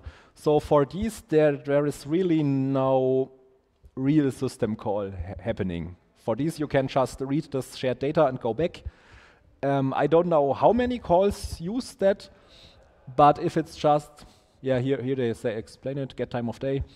There are some cases where you can even more optimize the simple calls with VDSO, and then there are really no system calls. Yeah. Okay.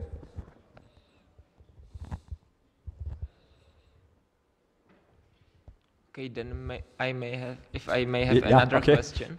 When we were talking about interrupts, and you said we only disable one interrupt line, so it can still happen that there's interrupt in an interrupt in an interrupt because there are multiple interrupt lines. Yeah, that's called nested interrupts, and that can happen. And also, when we talk about it, a little addition. Other systems have interrupt priorities. So there is a system, and also usually the interrupt controller supports that. That's only interrupts with higher priorities are allowed to interrupt those with lower ones. This is also very important in real-time systems. I do think even Windows has it. Funnily, Linux doesn't. Linux has no interrupt priorities.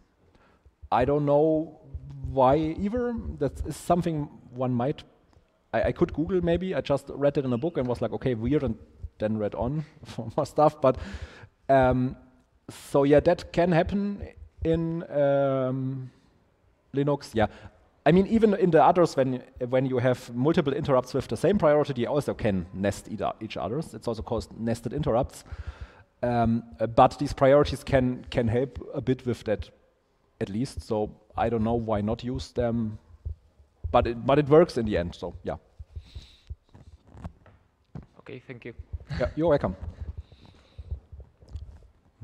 So, any more questions? Yeah.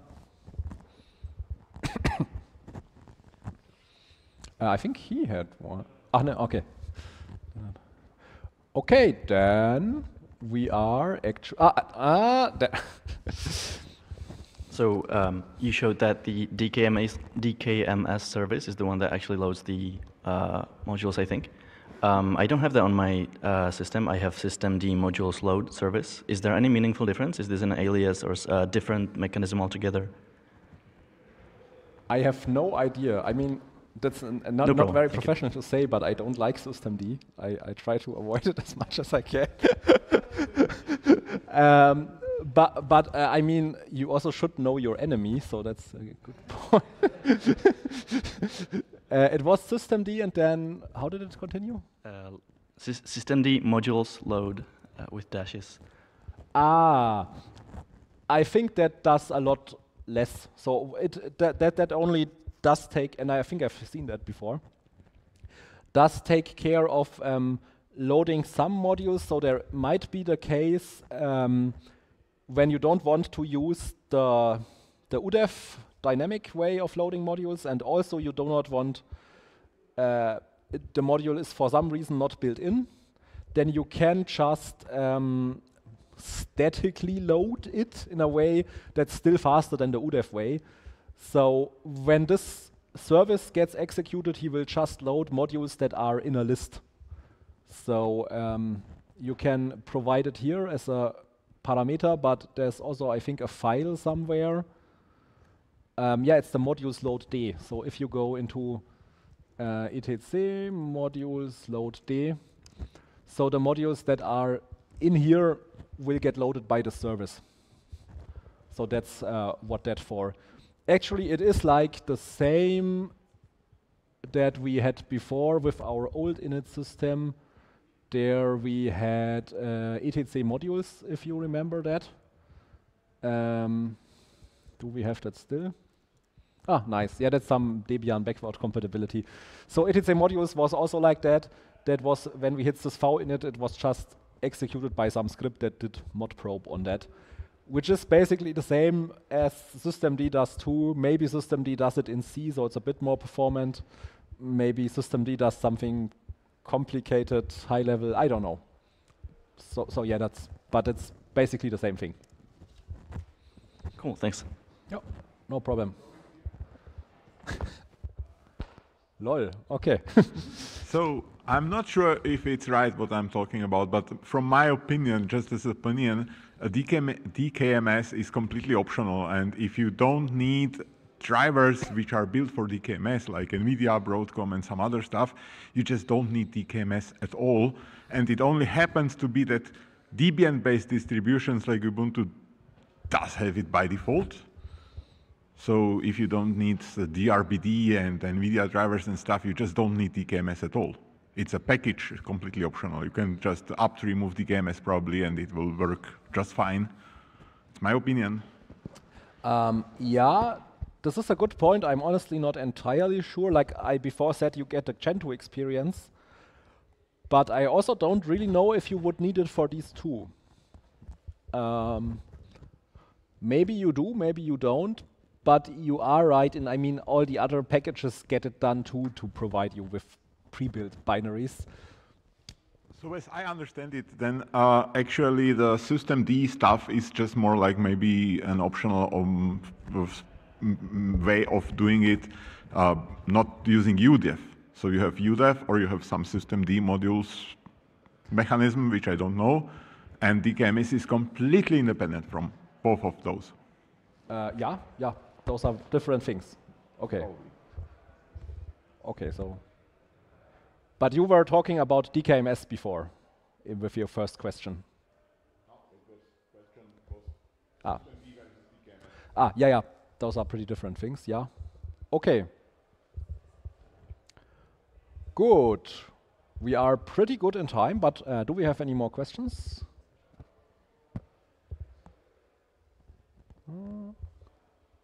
Yeah. I think that one was actually even visible in the camera. So you said that you sometimes need to unload and load your Wi-Fi driver. Yeah. So even with your skill and your ability, you have some problems you can fix if there are some. Because I had similar problem, and with my skill, I literally had to change my Wi-Fi card. Yeah. Basically, yes. Thank you. You're welcome.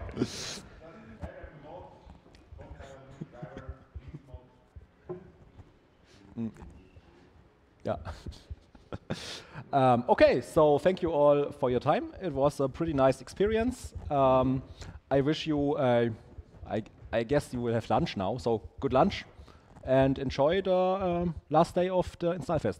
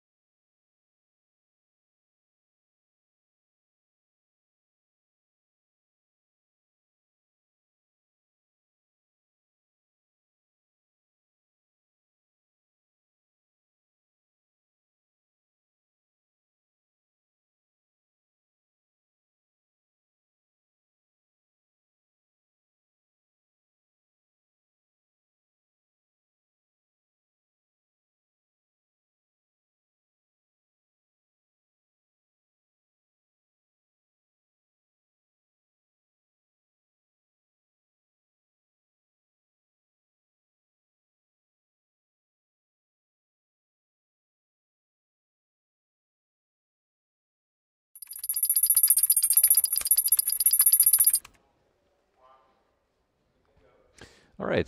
Yeah. Hello, everyone, and nice seeing you again. I was actually already here last year. Who has also been here last year and seen my other talk? Oh, I'm actually seeing 3 hands. That's good. Well, to those who don't know, who are just watching the recording, there is not too many people in the audience that say maybe 25, but yeah, it's a good number.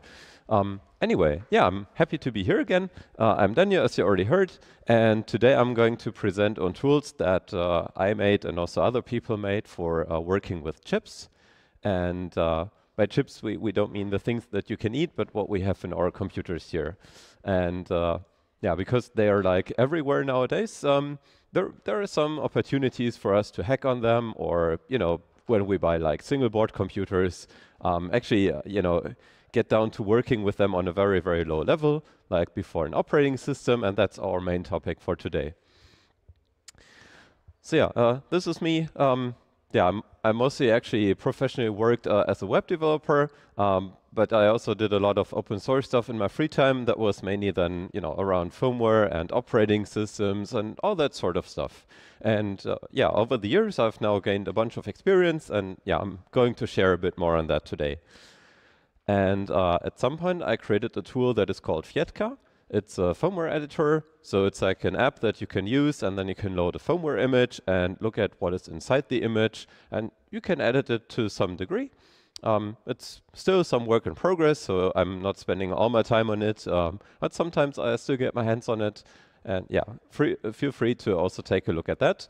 And otherwise, I created a project that is called Platform System Interface, which is now sort of turning into a large comprehensive documentation, which is like all around hardware platforms and operating systems and the interfaces in between.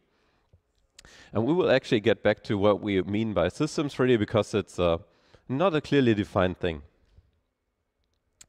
So yeah, this is the rough summary for today. I will talk a bit about what systems are. I mean, most people here have seen chips, I guess, but I will talk about what really the what it means to have a system and a chip and so on. I will talk about the protocols that we can find in these chips and the so-called mass grams. More on that today. And then I will present the implementations that we have so far for working with chips. So yeah, system and chips. If you want to know what a system actually is, you find like lots of different definitions, and that is because it's actually a very ubiquitous term. So we don't really, we don't only use it in computer science, but it's also used in other places. It can also be politics, right? So there is like people who say, "Hey, fight the system" and stuff like that. That's not the kind of system we're talking about today, but it's in a very, very general sense going in that direction. So I looked at the definition on Wikipedia, and I thought, okay, let's find something that might be good enough for us here. So here's my definition for today. A system to us here now just be a set of components that is following a certain set of rules and acting like as a whole. So yeah, a system really just means that you have something big and that consists of many different parts and they work together in a way. And that is what it looks like schematically nowadays. So when we design systems today, we create the so-called systems on a chip. That means that you have processing power, and you also have a bit of memory, and you have buses in between, and you have peripherals, and all of that is baked into one of these small chip packages that you find on the main board today. And they can be like all sorts of different things. We're actually happy now to have Espressif here. They make lots of interesting systems. If you want to look at them, go check out their stand. Anyway, I don't mean to advertise too much.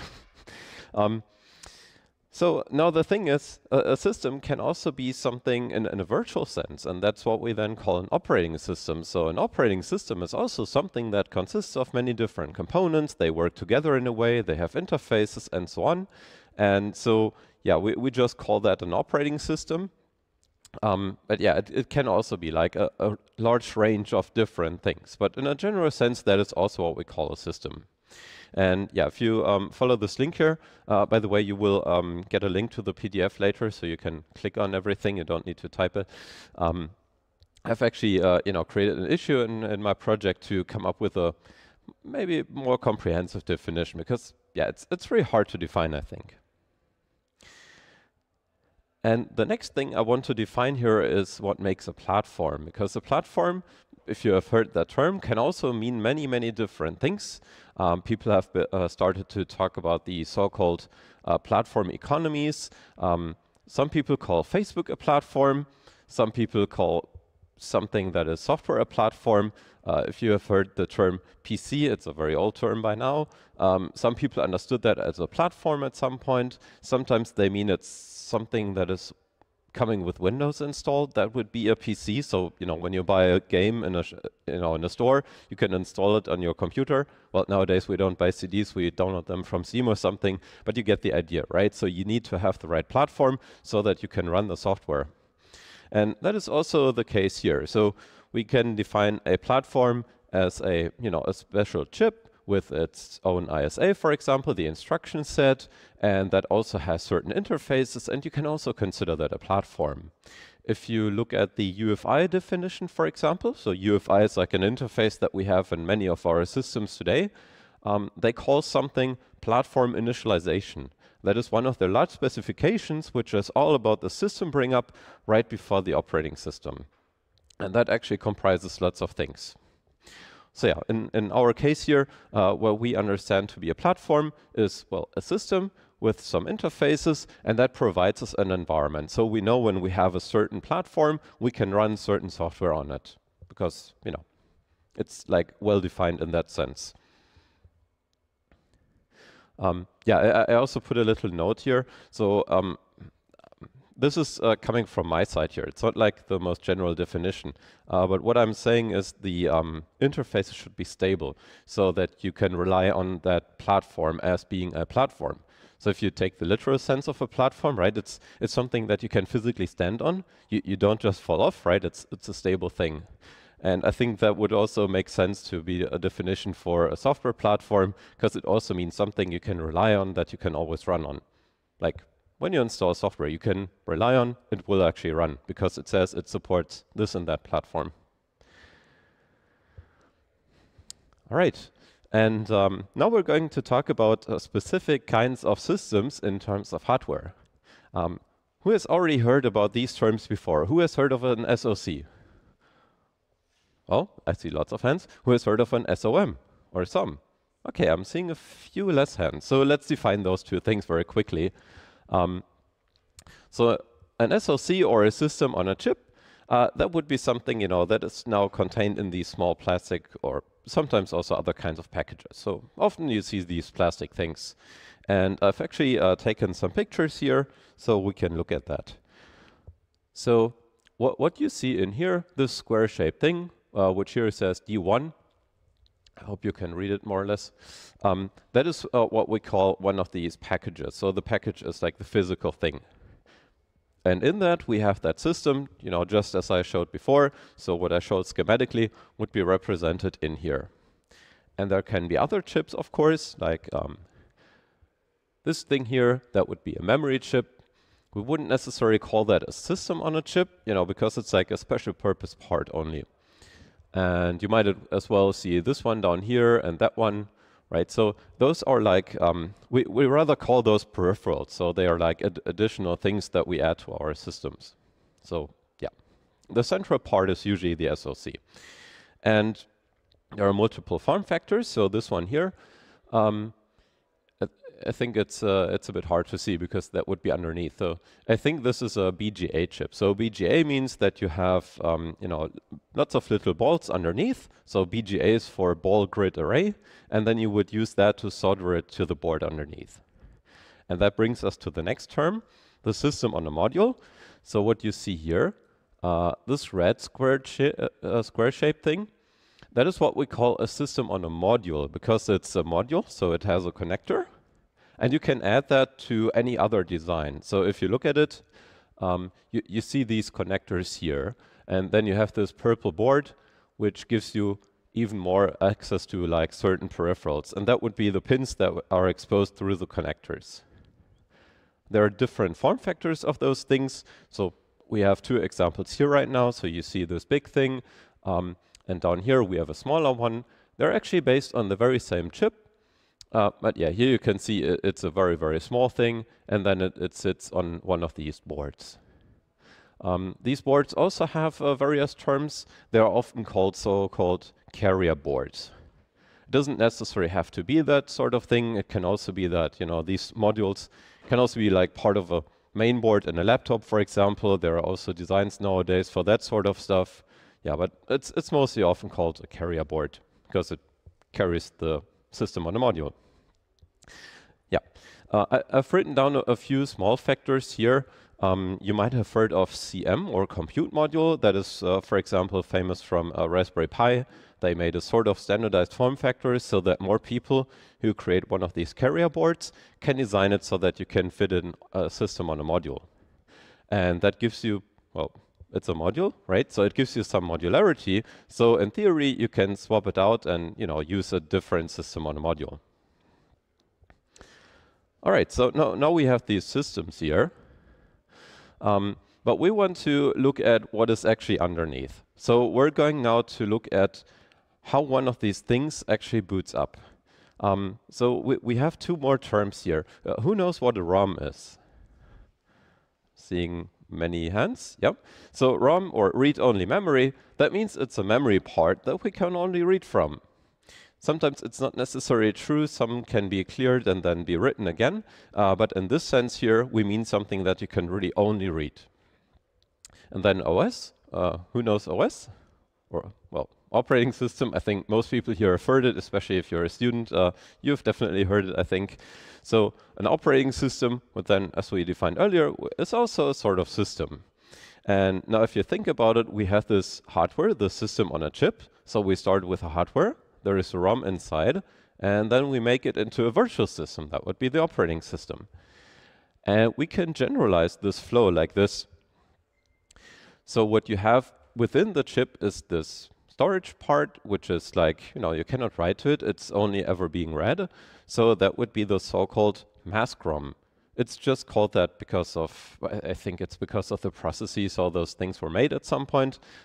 Nowadays, they are also often called boot ROM. So if you look at a manual from a chip vendor, you would often hear the term boot ROM. So this is where the very, very first code is running that will bring up your system. The next part then, and that is what I talked a bit more about last year, would be you would initialize the platform. That would then become more of a virtual platform. Then you would have a bootloader, and then eventually your operating system. Yeah, but in general, you would always need to do these four steps just because, you know, how the hardware that we have today is designed. So, yeah, I wrote this down here again. So what we have today, the typical SoCs, they would have this sort of code in this mask ROM. There's also other terms. I've added another one that is ZSBL or zero-stage bootloader. It just depends on who you ask. Like ZSBL, for example, is coming from RISC-V. That is a certain instruction set. They just wanted to have their own word for it.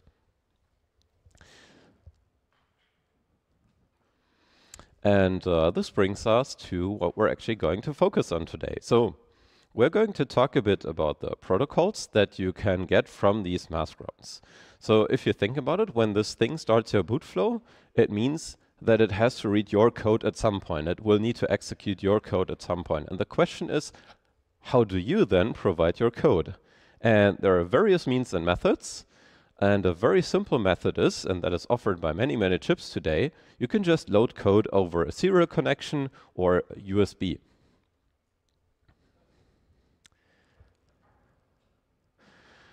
So let's talk a bit about these protocols, because you need to understand that you know, they have like lots of different nuances. It's not like there is just one protocol and everybody uses it. That would be very simple. So yeah, let's see what the mask ROM actually looks like. So as I said, it's baked into a chip.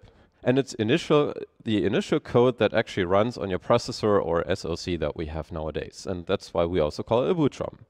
It is often mapped to memory, which means you can also read it from memory, and you can dump it to a file. And when you can dump it to a file, then you can also look at it and investigate it. Have you yeah, who of you knows what a disassembler is? And yeah, who knows Ghidra or has used Ghidra even? Yeah, I'm seeing some hands. That is very good because it's one of the main tools I'm using nowadays to actually understand these things. So yeah, if you don't want to get started with Ghidra already, one of the very first things that you can actually do when you have like a file from Maskram, you can start looking for strings first to understand a bit and see what is in there. Because often when you boot up a chip, it already starts printing something that is then coming from the Maskram. And that means you can get a bit of a clue of, hey, if I'm seeing the string, it means this sort of code is executed, and you can start following that. There is now a few things that you need to keep in mind. So when you look at the code, it's not necessarily just a very linear flow, but it's actually conditional in many cases. So many chips support booting from different sorts of peripherals, like it can be from an SD card, or it can be from a flash part somewhere, like a SPI flash, for example. And that means that there needs to be code to handle all of these different cases. And sometimes you can configure that like by talking to the chip and tell it to boot from certain peripherals. That is then the so-called OTP configuration, or one-time programmable. So you would program that into the chip. Sometimes you can never change it back again. That's a bit unfortunate, so be careful with that stuff. Or it can be controlled by GPIO pins. Sometimes you would have little switches on a board, and that can control the boot flow. Here's just one example from something I looked at in Ghidra with a few friends at some hackathon that we made. And yeah, in this instance here, I added my annotations. This excerpt, for example, is copying part of the code that is actually from the ROM. I would just copy that over to memory. It's, I think, not necessary in this instance here, but yeah, it might be sometimes necessary, to set up something. Anyway, it's the vendor's code, so yeah, I don't mean to criticize it or something. I just found it a bit odd because I'd never seen it before. Right. So why should we now actually bother with all of this stuff? Because it's like pretty complicated actually. And well, here is my pledge again. So we have these many single board computers nowadays that many people are buying, and then they are a bit stuck with like, okay, what do I do with this thing now? Some of them just use the vendor's operating system and they might be happy with it, but it's very, very often that people want to do more with that stuff. And then they look for like, hey, do we actually have upstream support in Linux? Do we have upstream support in U-boot? Can I run my own custom stuff on it? And well, I work on a project where we provide our own firmware, so I always want to run my own code. And it's also true for many consumer products that we can get. Like, many of them, they're just made at some point in time, and then nobody touches them again. You get no more support. So you might actually want to have your own system on that sort of stuff. That can, for example, be like a TV box or something, right? So you buy something, it has some very old Android on it, and at some point it sort of expires because you can't install more recent applications anymore or whatever. Stuff that happens. So yeah, or as in my case, you might want to develop your own software after all. So here's an example. This here is a car media player. Well, you don't see the front part, but, that's what's inside. So in the front, you would have a display and you would have a knob to turn. And I saw, hey, there is a USB port. And when there is a USB port, I think, hey, that is connected to a chip somewhere behind it. And I actually took a look into that thing. And I found something that is very familiar to me this year. So yeah, this is from the same chip vendor actually as what I showed you on the pictures earlier. In this case, it's Allwinner. And I know they have a nice protocol that I can work with if I only figure out how to get in a certain mode so that I can talk to this thing. And what I did here is I connected two probes to the flash chip here. And then I connected them when the chip was booting up. I was effectively grounding one of the pins that would be for data communication so that it couldn't actually communicate with the chip properly anymore. So it couldn't load any data. And what that chip would then do is it would fall back into a loader mode. And now I could connect something to So I could connect a USB cable to the front port of that thing. That would usually be for playing MP3s from a USB drive, but I can also connect it to my laptop. And now I can actually put my own code on that from my laptop. Well, or download the code that is on the flash chip here, when I release the pins again. So yeah, now just a few notes if you want to do this sort of stuff, just so that you are prepared. So when you just, you look at some random hardware, you might actually need to do a bit of research. So here's a few hints. So first up, as I already said earlier, many vendors, they have, their own protocol. So like if you look at a certain chip, first check out what the vendor is. Can be anything. It can be Espressif, for example. It can be Qualcomm. It can be MediaTek. Any sort of chip vendor. And usually there is people who already founded a community around that stuff, and they would then already have had a look at that, or you might be the first ones. If you're the first ones, you're a bit unlucky. But here is now the next steps you can do to figure out a bit more. So you would often have a protocol, but you would usually not have any documentation. So if you look at the vendor's website, usually you wouldn't find like, hey, this is our Mascrom protocol and this is how you can work with it. That is very unfortunate. So the next thing is we can see, hey, do they actually have something on GitHub? So do they already have their own code? If that is the case, then we can look at the code and you can get an understanding through that way. So when for example, actually, I'm going to show a few demos a bit later.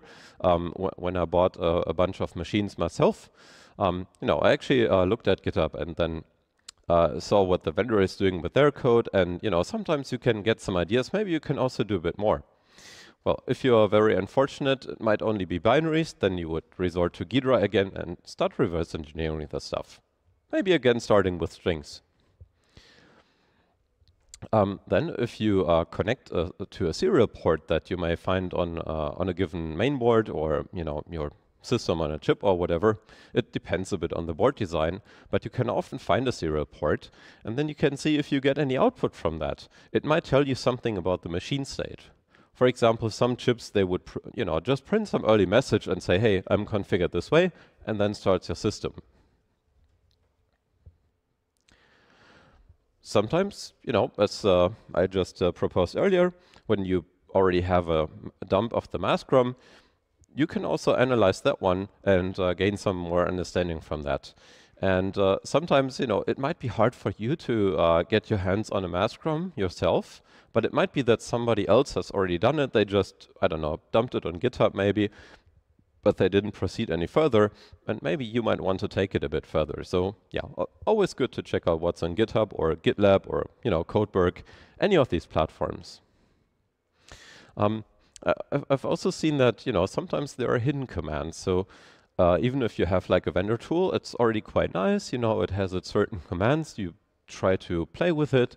It might actually be that there is more commands in there that are not documented if you type, I don't know, the command and then -- help or something. So it can be that it gives you some idea of, hey, I can also try this out. So we found that in one vendor's tool, for example, when we just looked at the strings that were in the tool. So we found the commands that were also presented in the help, and then we found something that looked like additional commands. So we just tried them out and they worked. Yeah, and the last thing I always want to put in here, because it can be very easily bricking your chip.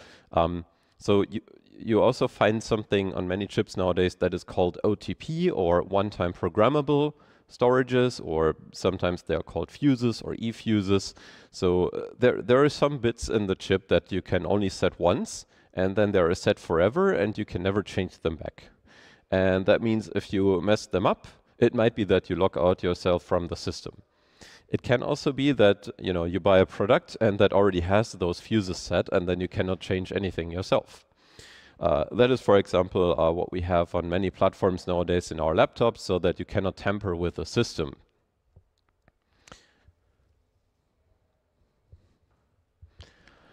All right. So yeah, let me now present you with a few implementations that we created. And I will start with one that we've already done quite a while ago. There is a chip vendor that is called Star5, and they were one of the first who were making RISC-V chips. So Allwinner was actually the first one I got chips from, and then came Star5 at some point, and now we have a bunch more. And well, what they created, you know, I just made this tiny little table here for each of the tools. So they're using the UART interface, so that's like a serial port, and then they have a protocol on it. And when I looked at that, I actually learned, hey, that protocol actually has a name, and it's quite an old protocol. I think it's from the 70s or something. And somebody just created that for, you know, just transferring files between two computers back then. It was, you know, just very messy, very ad hoc. They just created it for that one purpose, but it somehow evolved further, and people are still using it today. Quite funny. There is just a problem, so the implementation here was a bit quirky, and that's why we couldn't just use a generic X-modem tool, but you know, we had to work around a few things. To be honest, I'm not even sure what the exact quirks are. We just got it to work somehow, and yeah, I followed somebody else's implementation for that. Yeah, in this case, you cannot actually interface much more with the chip. So what you can do with that is you can just transfer your code over to the chip, and then it would just start executing your code. And that's it. But that's usually good enough. So when you can already execute your own code, you can continue from there, right? You know, during development with this thing, I actually did a few live streams. They are now archived on YouTube, so you can look at that with this playlist here. All right, so another thing I looked at was mLogic. If you don't know them, they make lots of chips that are used, for example, in TV boxes and also some other systems sometimes, and they would then commonly be running Android or something, right? But Android is on a very high level, and before that comes all of like the platform initialization and then bringing up a Linux kernel at some point and so on. But they don't only make TV boxes, so there is also vendors who would make certain development boards. You know, if you know the Raspberry Pi boards, there is also other fruit boards that you can get, and they some of them actually come with mLogic chips. So we need tools for them. So I figured mLogic is using the USB port usually, and they have their own proprietary protocol. Unfortunately, at some point they also switched around a bit. Nowadays, you can also use fastboot with those chips. That is very nice, but it also means that you need to look at the specific chips to figure out what you can actually do with them. I'm not exactly sure though, so I just figured that, you know, sometimes chips allow you to do this or that thing. It can be because of OTP configuration. I'm not certain. So yeah, if you want to check out more, yeah, go and look at this tool here. We call it AML boot. And yeah, down here you find a small video of you know, something where I just created a tiny program that would just, you know, make an LED blink on a board. Right. Another vendor I looked at, and that is what we're going to see a demo on in a bit, is Kendryte, well, or Canaan. So Canaan is the vendor, and Kendryte is like a chip family from them. So they also use the USB interface, and they also have a proprietary protocol. It took me a while to figure it out, but on their GitHub I actually found their code for interfacing with the chip. I took that and then I extended it a bit, well, or fully actually re-implemented that stuff myself. And now we have a very nice and easy tool to just say, hey, there's a chip here, I want to run my code on it. This protocol here is also rather simple, so all you can do here is you can load some code and then run it.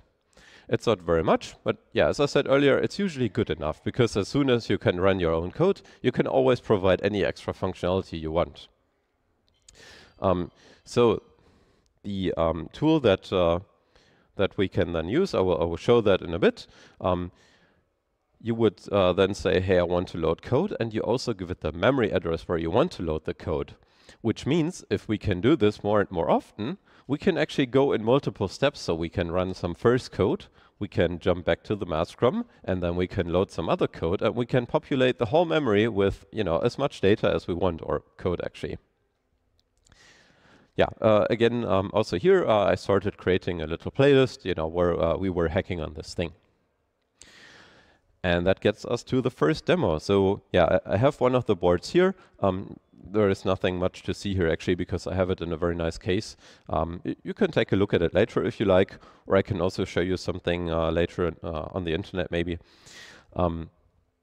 Anyway, so what I'm now going to do is I am going to run some code on this. So first I'm going to connect it here. And I actually have two USB connections to this now. So one is to connect to one USB port. On that USB port, we have the Mascroms protocol exposed. And on the other USB port, we have a serial connection. And what you see down here is where my cursor is. This is where you get the serial output then, because I already opened a serial connection to this. So yeah, I'm going to run something now. This is from our firmware project, and what we're going to do is 3 steps. The first thing is we're going to load some code that would then be running, and that first code would print something, and then we will jump back to the Mascrom. In the next step, we will load some extra code, and that will be a Linux kernel. I will load that into the DRAM, so in the larger memory, and that's what I initialize in the first part of code. And then I will run another bit of code, and that bit of code would then, set up an environment for Linux to run, and then Linux has a platform, and if all goes well, we just see a Linux kernel running in a few seconds. So yeah, this is our initial code here. You see this here, boot failed. That is actually coming from the Mascrom, so the Mascrom would always print that message when it doesn't find anything to run. Anyway, so yeah, as promised, it already worked. So yeah, here we have Linux. And we just booted it in 3 seconds or something. And we didn't need to have any SD card or storage or anything. It was just all over USB. So yeah, as you know, Linux, we can now say, I don't know, uname, for example, right? So you have my kernel version here and so on. Yeah, I put my nickname in here. And as you can see, it's actually a rather recent one. So this is from like end of February. All right, and with that, we're heading over to the next chip. And the next chip is from Buffalo Lab. You might probably not have heard of those people yet, but yeah, there is actually a bunch of products maybe in the makings. I'm not sure how this will work out, but I saw they have like partnerships with lots of big cloud vendors like Amazon or Google or something. So yeah, they might be creating something to be integrated with like the Amazon Alexa stuff or Google Home, whatever. But there is also a few other people who are designing stuff with their chips. For example, Pine64. If you know them, they also make lots of single board computers. Yeah, they are also offering some boards with a chip called BL808. And that is also what I got my hands on.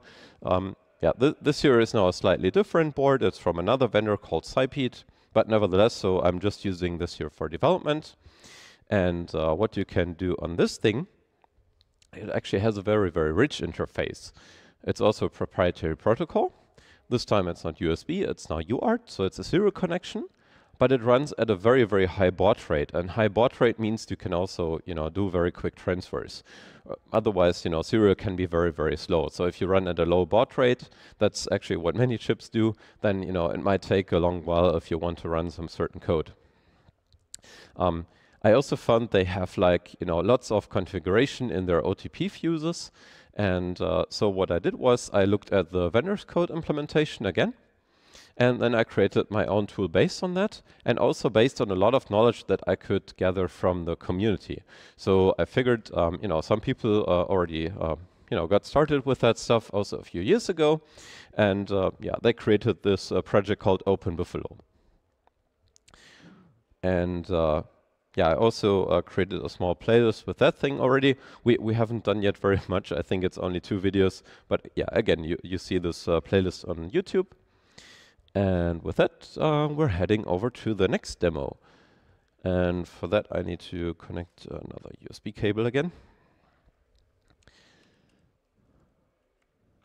So yeah, this here is actually similar to the other board. I have 2 USB ports here.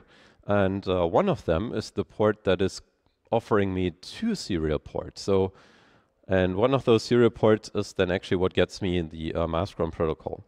And now I just need to be sure to connect the right one. All right. And let's look at the tool. So that would be here. I just call it BL boot, as in Buffalo Lab boot. And I will quickly show you the options that you get with that tool. So as you can see, we have like a good bunch of commands already. One of them is very, very simple. There is a reset command. So the reset command, it's essentially just like when I press the reset button here, it would just jump back to the mask RAM. So I really just tell it to, hey, execute your code again. Okay. Then we can dump the flash. So there is a flash part on this board with like 16 megabytes of storage. There is also a board with 8 megabytes, but nevertheless, we can already use the mask RAM protocol to read out the flash part. So if you want to see what is already in there, for example, if you buy an eventual product, then you can take a look at that. And yeah, I've created a bunch of other commands. These here, for reading out the fuses, that is quite okay. This here for setting fuses, that is to be very, very careful with, because that's how you can break the thing very easily. So if you set the wrong fuses, it might be that it will never boot again. Yeah, then we have this command here, the run command. I just created that so that you can load and run your code again. That is usually the most common thing that I do.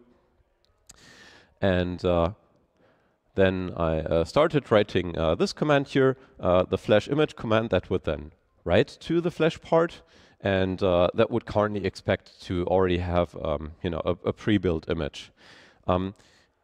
There is a work in progress to also build our own image. It's not yet fleshed out, so yeah, never mind that. We will get back to that at some point. And then there is a command called parse image, and that is because these images, they actually need to have like a lot of metadata in them. And that is very, very complicated to comprehend. And based on all the documentation I found in the community, I created this command that can then output all of that stuff. We're now going to look at a smaller set of information, and I'm going to just run the flash ID command. So this flash ID command here, I'm going to run an extended version on that that will output the name of the flash part that we find, and then you will also see some additional information. All right. So yeah, here in the end, you see the flash part found. So we can see the manufacturer here is called Winbond, and the specific part ID is 1840. So these flash parts, they have like also an interface, and through that interface you can ask them, hey, what is your vendor, what is your product ID, and if you know that stuff, you know what special commands you can use for that thing.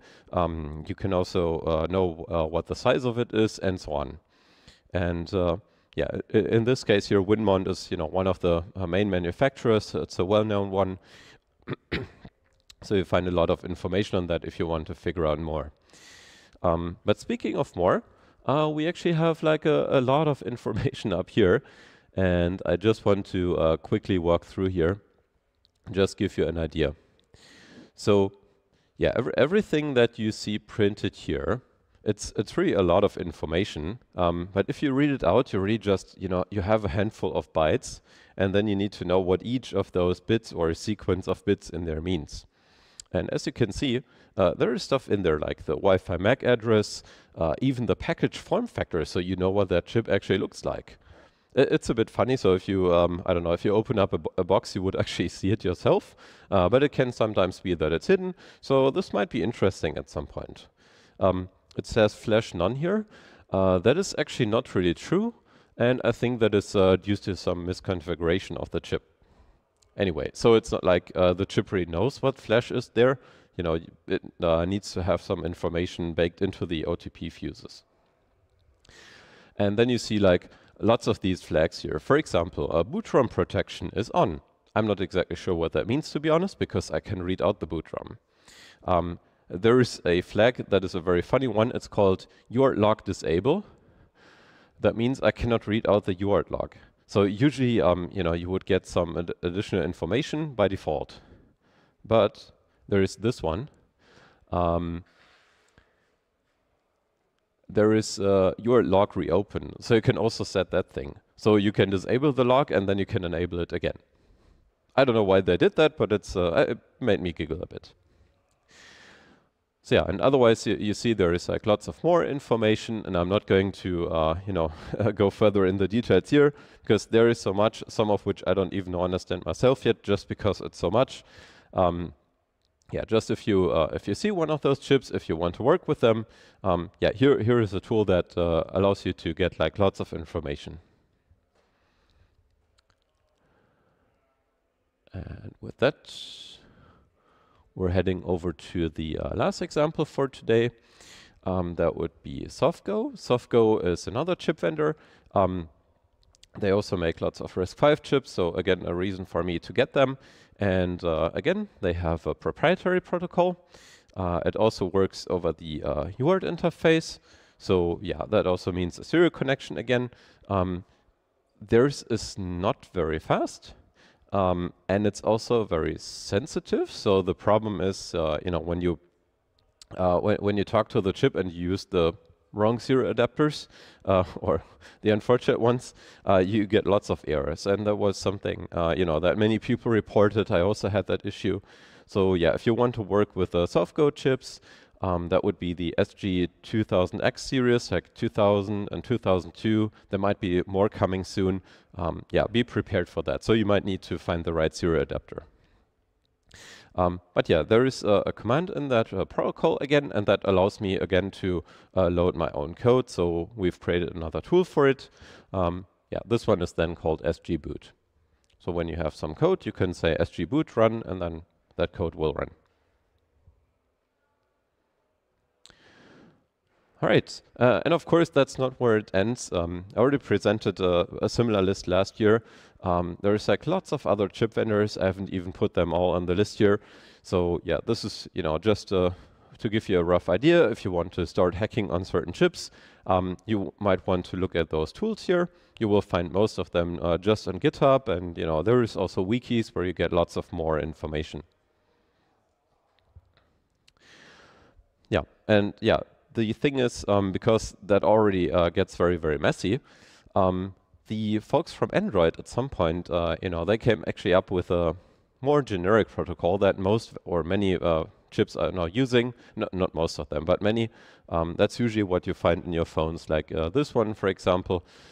If you look for documentation, you would often find something that tells you to get into the fast boot mode, and fast boot is a more generic protocol.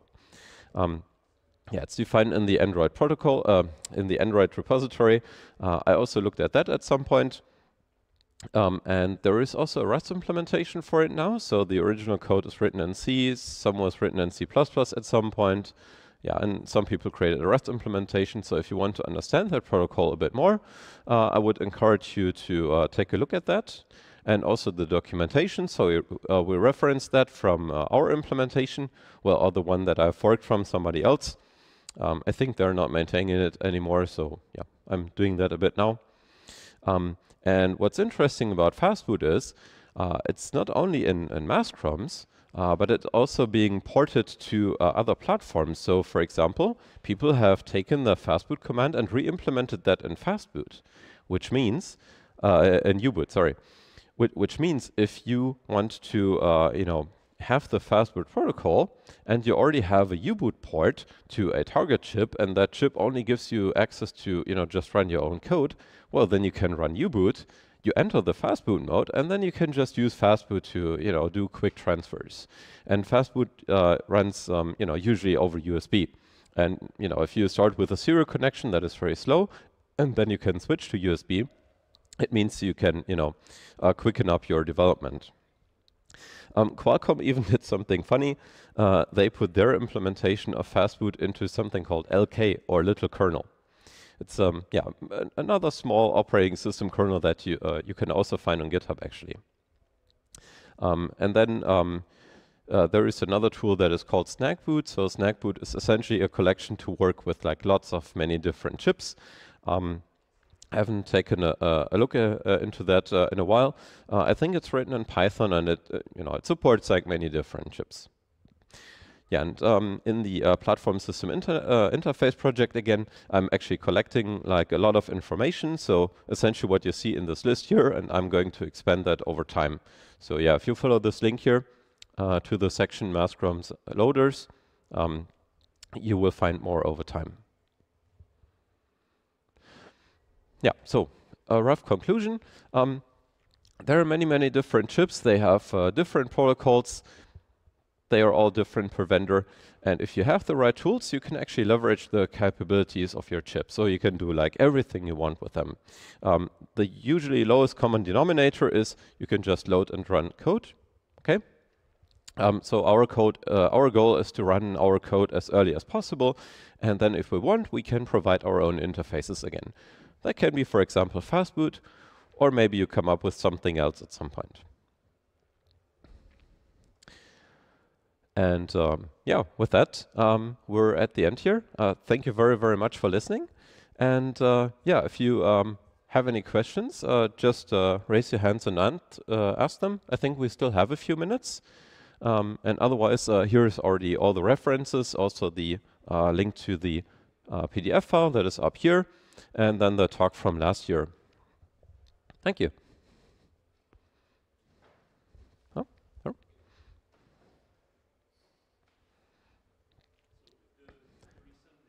Of like hidden instruction in expressive chips. Ah, good one. Yeah. Is it really like backdoor, or it's common for many chips and many providers?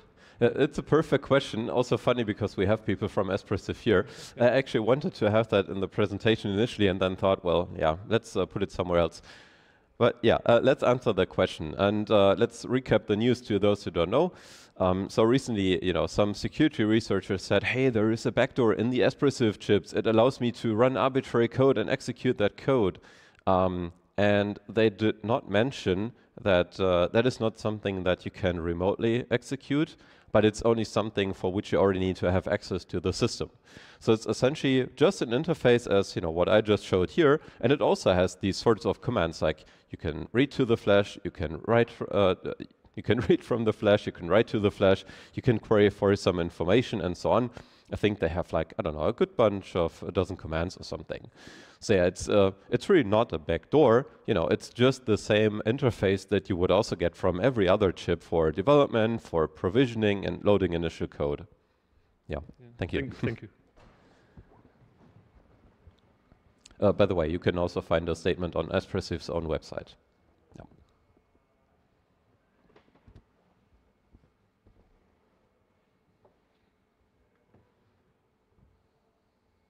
Right, I guess that's it. Then, yeah, thank you very much again.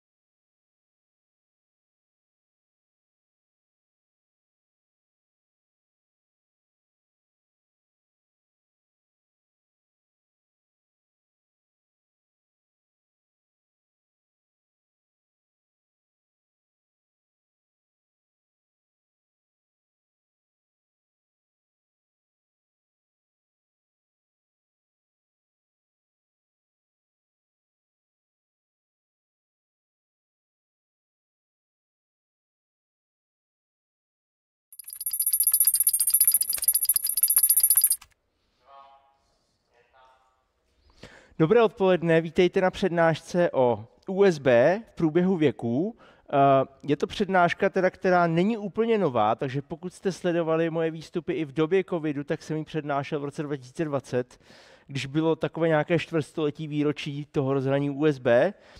A říkal jsem si, že to je škoda, že tak jako prošla tím, já jsem seděl v prázdné místnosti, že jo, tak jsem si říkal, že by bylo lepší zopakovat ještě jako s nějakým živým publikem.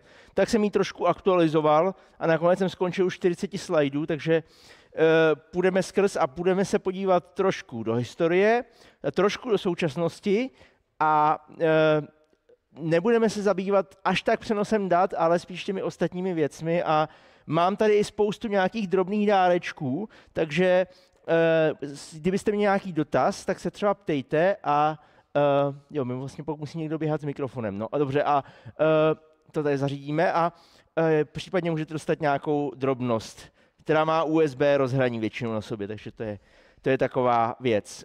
Moje jméno je Ondřej Caletka, pracuji ve společnosti RIPE NCC, ale to je celkem nepodstatné pro tuhle přednášku. Jak jsem říkal, pokryjeme tady historii, povíme si něco o USB 2.0, 3.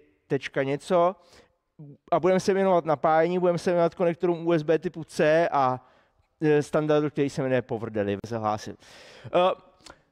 V podstatě před nástupem USB samozřejmě počítače existovaly a měly konektory a ty konektory byly většinou nějaká jednoúčelová zařízení, která ale používala standardní konektory dostupné tehdy ještě předtím, než počítače začaly existovat. Takže tohle je třeba konektor typu D-sub, co byl na té předchozí obrazovce, který prostě existoval dávno před počítači. Byl takový výhodný, že byl takový rozumně velký, měl 9 pinů, takže si ho každý výrobce k něčemu použil, takže těch myší, který mají tenhle konektor, jsou minimálně 3 druhy, stejně tak joysticky s 3 různými zapojeními s stejným konektorem. Monitory EGA se připojovaly taky tím stejným konektorem a počítačová síť ostatně taky třeba. Jo? Takže dříve měli počítače více rozhraní se standardními konektory, které byly vlastně nespecifické pro počítač. Ty konektory měly tím pádem tam bylo velké riziko toho, že vlastně zapojit něco špatně znamenalo něco zničit. Ty konektory navíc nebyly určené pro zapojování za provozu. To znamená, že zapojování za provozu představovalo nějaké problémy. No a tady vidíte ten obrázek z internetu na ukázce, jak se dají vlastně ty věci zapojit do sebe. Existovala spousta prapodivných redukcí, které fungovaly jenom v jednom konkrétním případě.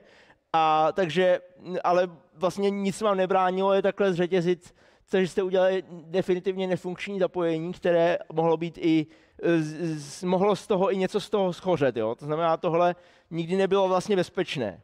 No a tohle je vlastně ten doba, do které přichází to rozhraní USB, protože USB má přinejmenším tyhle ty problémy řešit. To znamená, co to vlastně je. Takže USB, ten zkrátka znamená univerzální sériová sběrnice, což, jak si řekneme, není úplně jako přesné označení, což je univerzální rozhraní, které bylo myšlené připojení periferií k počítačím. Má nové exkluzivní kabely a konektory, které prostě ty konektory předtím neexistovaly a pokud možno by se neměly použít k ničemu jinému. Je to navržené pro zapojování za provozu. Jestli pak někdo tuší, jak se pozná konektor navržený k zapojování za provozu od konektoru, který k tomu navržený není. Je to tak, přesně tady slyším, je to tak, že když se na to podívá, tak ty piny pro napájení jsou prostě delší, aby se připojily dřív než ty datové piny, protože bohužel datové piny taky dokážou zařízení napájet, ale pokud je zařízení napájené jenom z datových pinů, tak to je věc, kterou většinou nechcete, protože se dějou divné věci. A ty autoři té specifikace toho standardu, mimo jiné to stará se o to fórum, USB fórum, které jehož členy jsou mimo jiné společnosti jako Apple, Microsoft, Texas Instruments a další. Jo? Ten Apple je poměrně zajímavý, protože moje první setkání s USB bylo, pamatuju si to někde na konci 90. let, a byly to nějaký takový ten počítač Apple, co byl takový ten CRT monitor all-in-one s počítačem, co to z průhledného plastu. Vím, že měl připojenou klávesnici přes USB, která měla na sobě malinký hub, do které připojila myš přes další USB kabel. To bylo moje první setkání s USB. A je vlastně vidět, že ten Apple pořád do dneška stojí dost v inovacích, byť je to zároveň ten jediný, který vlastně byl poslední, kdo přišel s konektorem USB-C na telefonech svých. Jo? Takže je to taková zvláštní věc. No a ten standard je navržený tak, aby ty malá zařízení, která připojíte k tomu počítači, byla pokud možno jednoduchá, mohla být z toho počítače napájena, takže tam je nějaké napájecí napětí a byla implementována pomocí nějakých jednoduchých levných řadičů, zatímco na straně počítače tam se rozhodně řeklo, bude se to dělat všechno softwaru, protože v počítači je všechno software a tím je to vlastně zase jednodušší a jednoduše rozšířitelné. Když se podíváme na ten pojem sběrnice, tak z hlediska topologie sběrnice je to, co je vpravo, a to, co je vlevo, je jako to, čemu říká bus topology, ten standard USB, takže vidíte, že jako to, čemu říkají oni bus, tak je ve skutečnosti vlastně strom, nebo oni tomu přesně říkají tiered star, to znamená, že je to hvězda, která má až 7 úrovní. A na té hvězdě v tom vrcholu je hostitel, což je to zařízení, ten náš počítač, no a pak tam jsou postupně zřetězené huby a funkce, kde hub je jenom vlastně zařízení, které dokáže připojit jiná zařízení a funkce je to vlastní zařízení, které něco dělá. Jsou tam nějaké limity, které jsou poměrně, řekněme, velkorysé, takže vždycky je tam jeden hostitel, který té sběrnici vládne, ale až 127 zařízení je možné připojit, protože tam je 7-bitová adresa. Ty zařízení jsou buď to ty huby, nebo ty funkce, nebo složená zařízení jsou huby a funkce zároveň. Ty huby je možné dát 4 za sebou a používá se vlastně přenos po 2 drátech, který je řízený tím hostitelem. Když se podíváme na ten hardware, já se s dovolením trošku napiju, jsou tam 4 dráty, z toho 2 jsou napájecí, takže vlastně nezajímavé. A 2 datové, které jsou vlastně kroucený datový pár D plus a D minus. Takhle vypadalo USB první generace a i USB druhé generace. Konektory, ještě aby toho nebylo málo, tak jsou různé druhy, takže máme standardní konektory typu A a typu B, kde A je vlastně downstream facing port, to znamená, to je port se směrem od hostitele směrem dolů v té hvězdě směrem k těm zařízením. To je ten klasický obdélníkový konektor, který všichni známe. No a pak ten konektor, který skoro nikdo neznáme, ale vlastně ten druhý nejstandardnější je konektor typu B, což je takový čtvercový konektor, který v podstatě lidi říkají, že to je konektor tiskárny, protože to se objevuje v podstatě jenom na tiskárnách.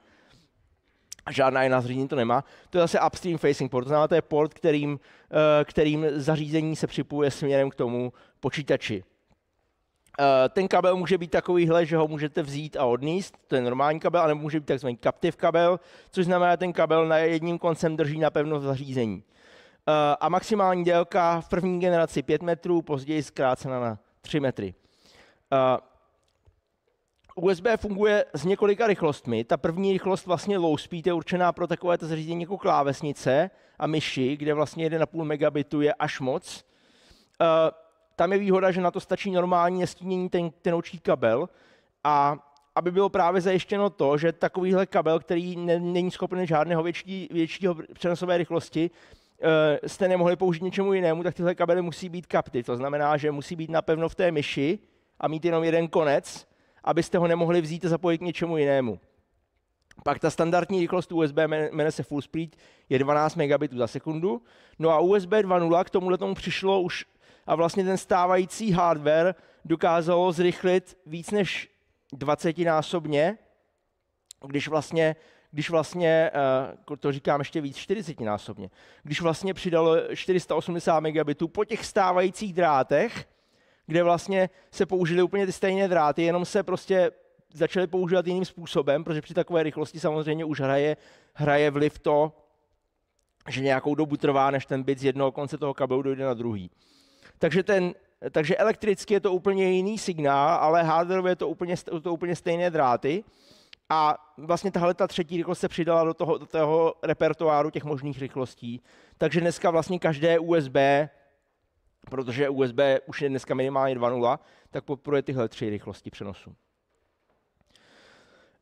Ty výrobci se snažili eliminovat všechny nefunkční zapojení. Pardon.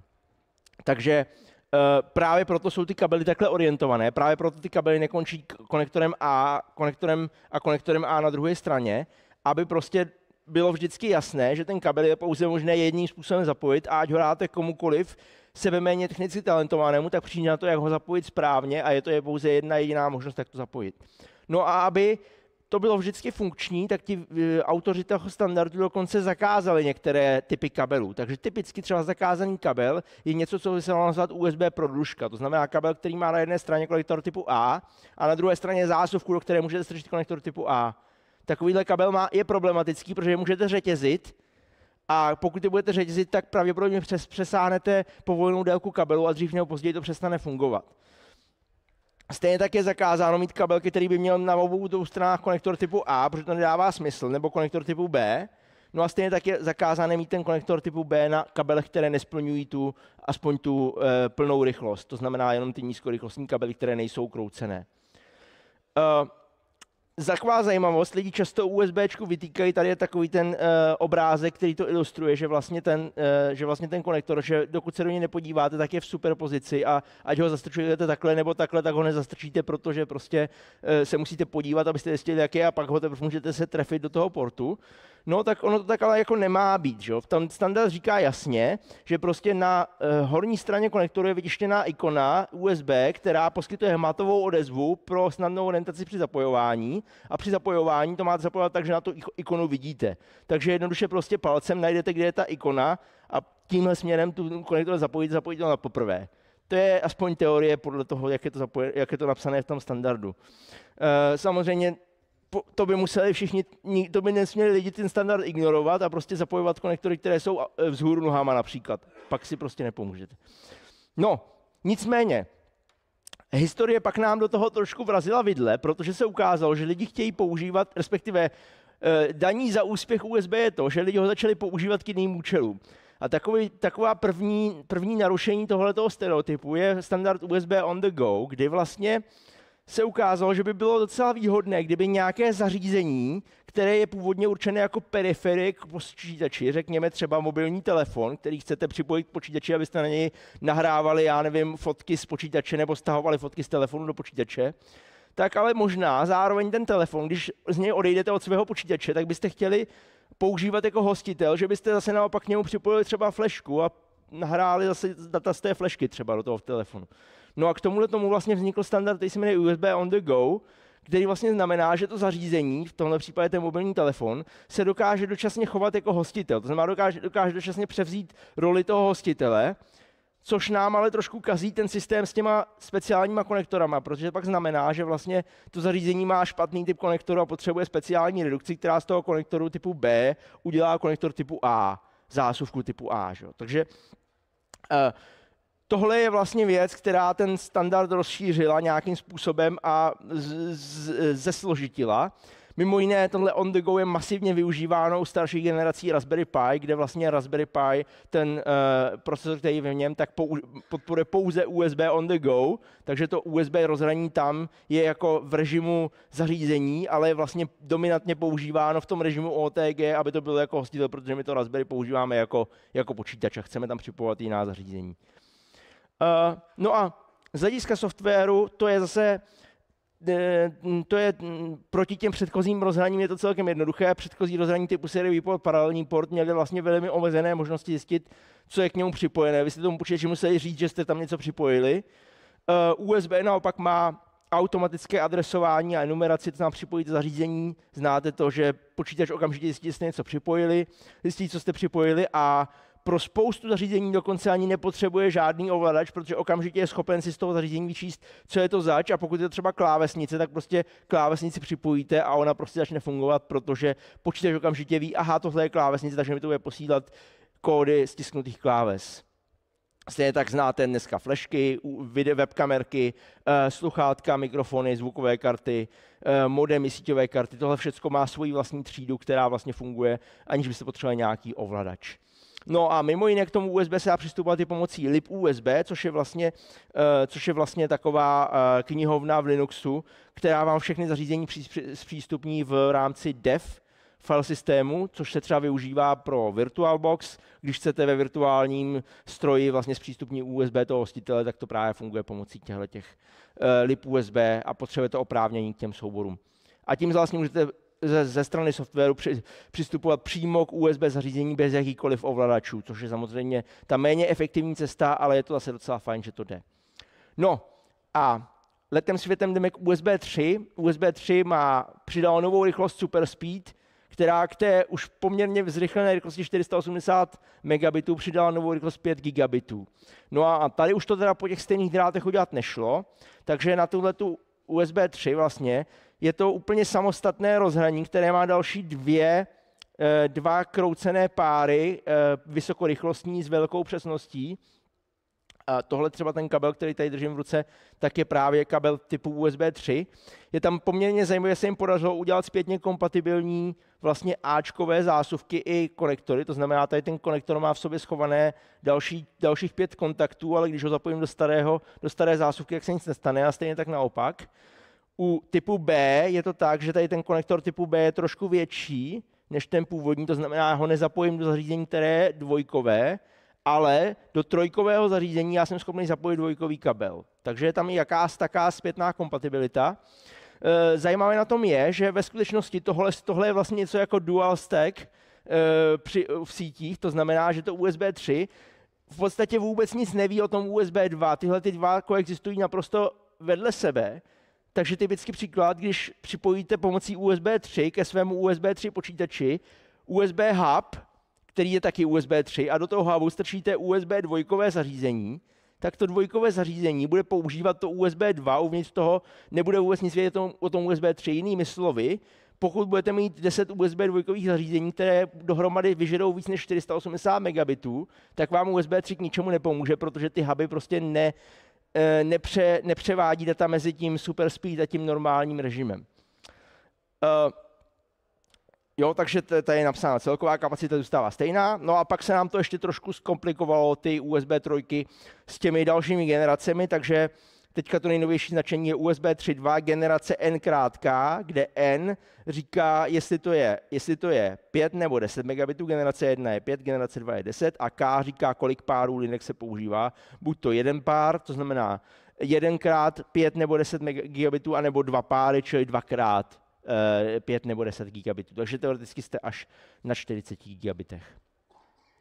Také ukázka konektorů. Tady vidíte vlevo ty konektory A, mini B, mini konektory už jsou dneska úplně jako mrtvé, to bylo i někdy v roce 2009. A mikrokonektory ještě celkem přežívají, speciálně na těch věcech z Číny.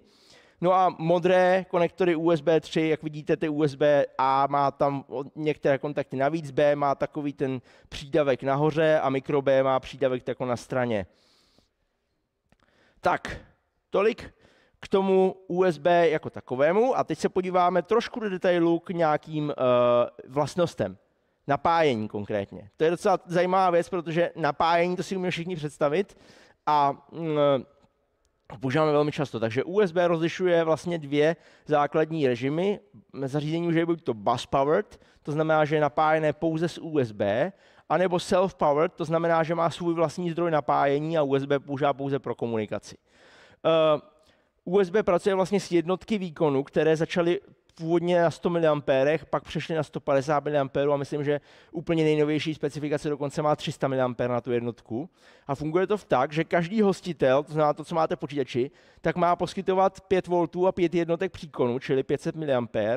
A když to zapojíte hub, tak typický USB hub má 4 porty, to znamená, že on si vezme těch 5 jednotek příkonu a jednu jednotku použije pro svůj vlastní provoz a ty 4 jednotky alokuje na ty 4 downstream porty. Takže pokud je to hub, který není napájený z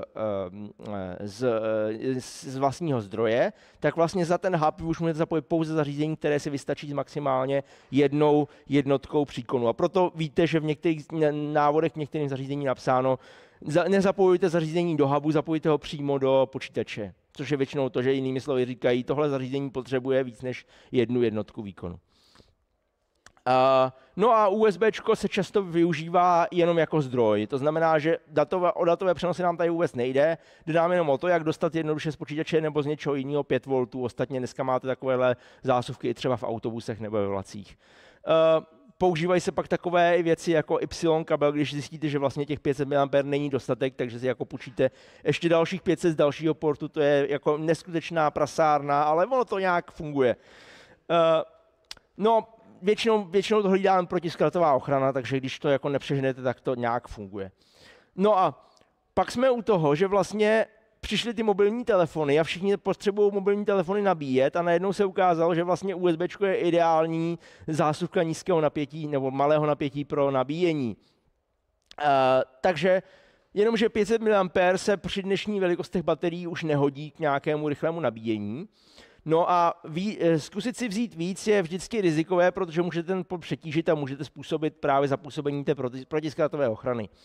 Takže si začali výrobci vymýšlet svoje vlastní proprietární signalizace nabíjecí kapacity tím, že řekli, no my vlastně ty datové přenosy nepotřebujeme, tak my prostě ty datové dráty D plus D minus využijeme k nějaké proprietární signalizaci toho, jaký proud podporujeme. Takže jednu signalizaci vymyslel Apple, druhý vymyslel Samsung, třetí vymyslel Huawei, čtvrtý vymyslel OnePlus a vzájemně jsou interoperabilní.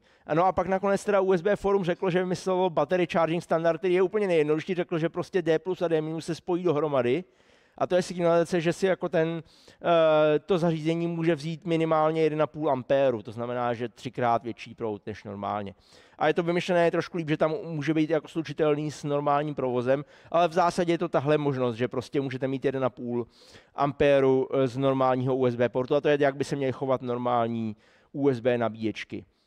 Což mě tady vede k tomu, pokud jste třeba jako bastýři a říkáte si, já bych potřeboval si postavit USB nabíječku, nebo potřeboval bych prostě výstup 5 V z mého zařízení a myslím, že USB konektor je nejlepší věc, jak to udělat, tak tady je takový příklad, co vlastně byste asi měli udělat, kdybyste to chtěli mít jako extra skvěle vymyšlené, koupit si nějaký čip, kterému se říká Charger Emulator, a to je takovýhle strašně jednoduchý čip tady vlevo, který prostě připojíte k těm linkám D plus a D minus a on dělá nějakou jako zvláštní forenziku, že prostě po připojení toho zařízení on ho tak nějak jako očuchá po těch drátech, zkusí zjistit, jestli to je Apple, nebo je to Samsung, nebo je to OnePlus a podle toho, co to je, tak zkusí nasimulovat tu správnou nabíječku.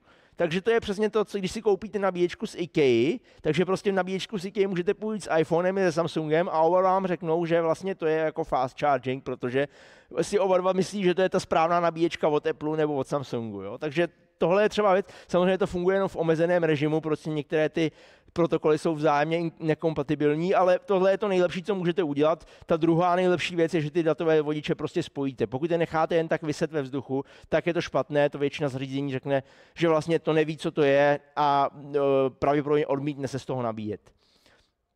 No a samozřejmě 5 V a 1,5 amperu pořád ještě není dost, takže jsou tady nějaké pokročilejší nabíjecí systémy, ten nejznámější Qualcomm Quick Charge, který vlastně došel k tomu, začal měnit napětí V-boost, to znamená to napájecí napětí v tom kabelu z 5 V postupnými kroky až k 20 V.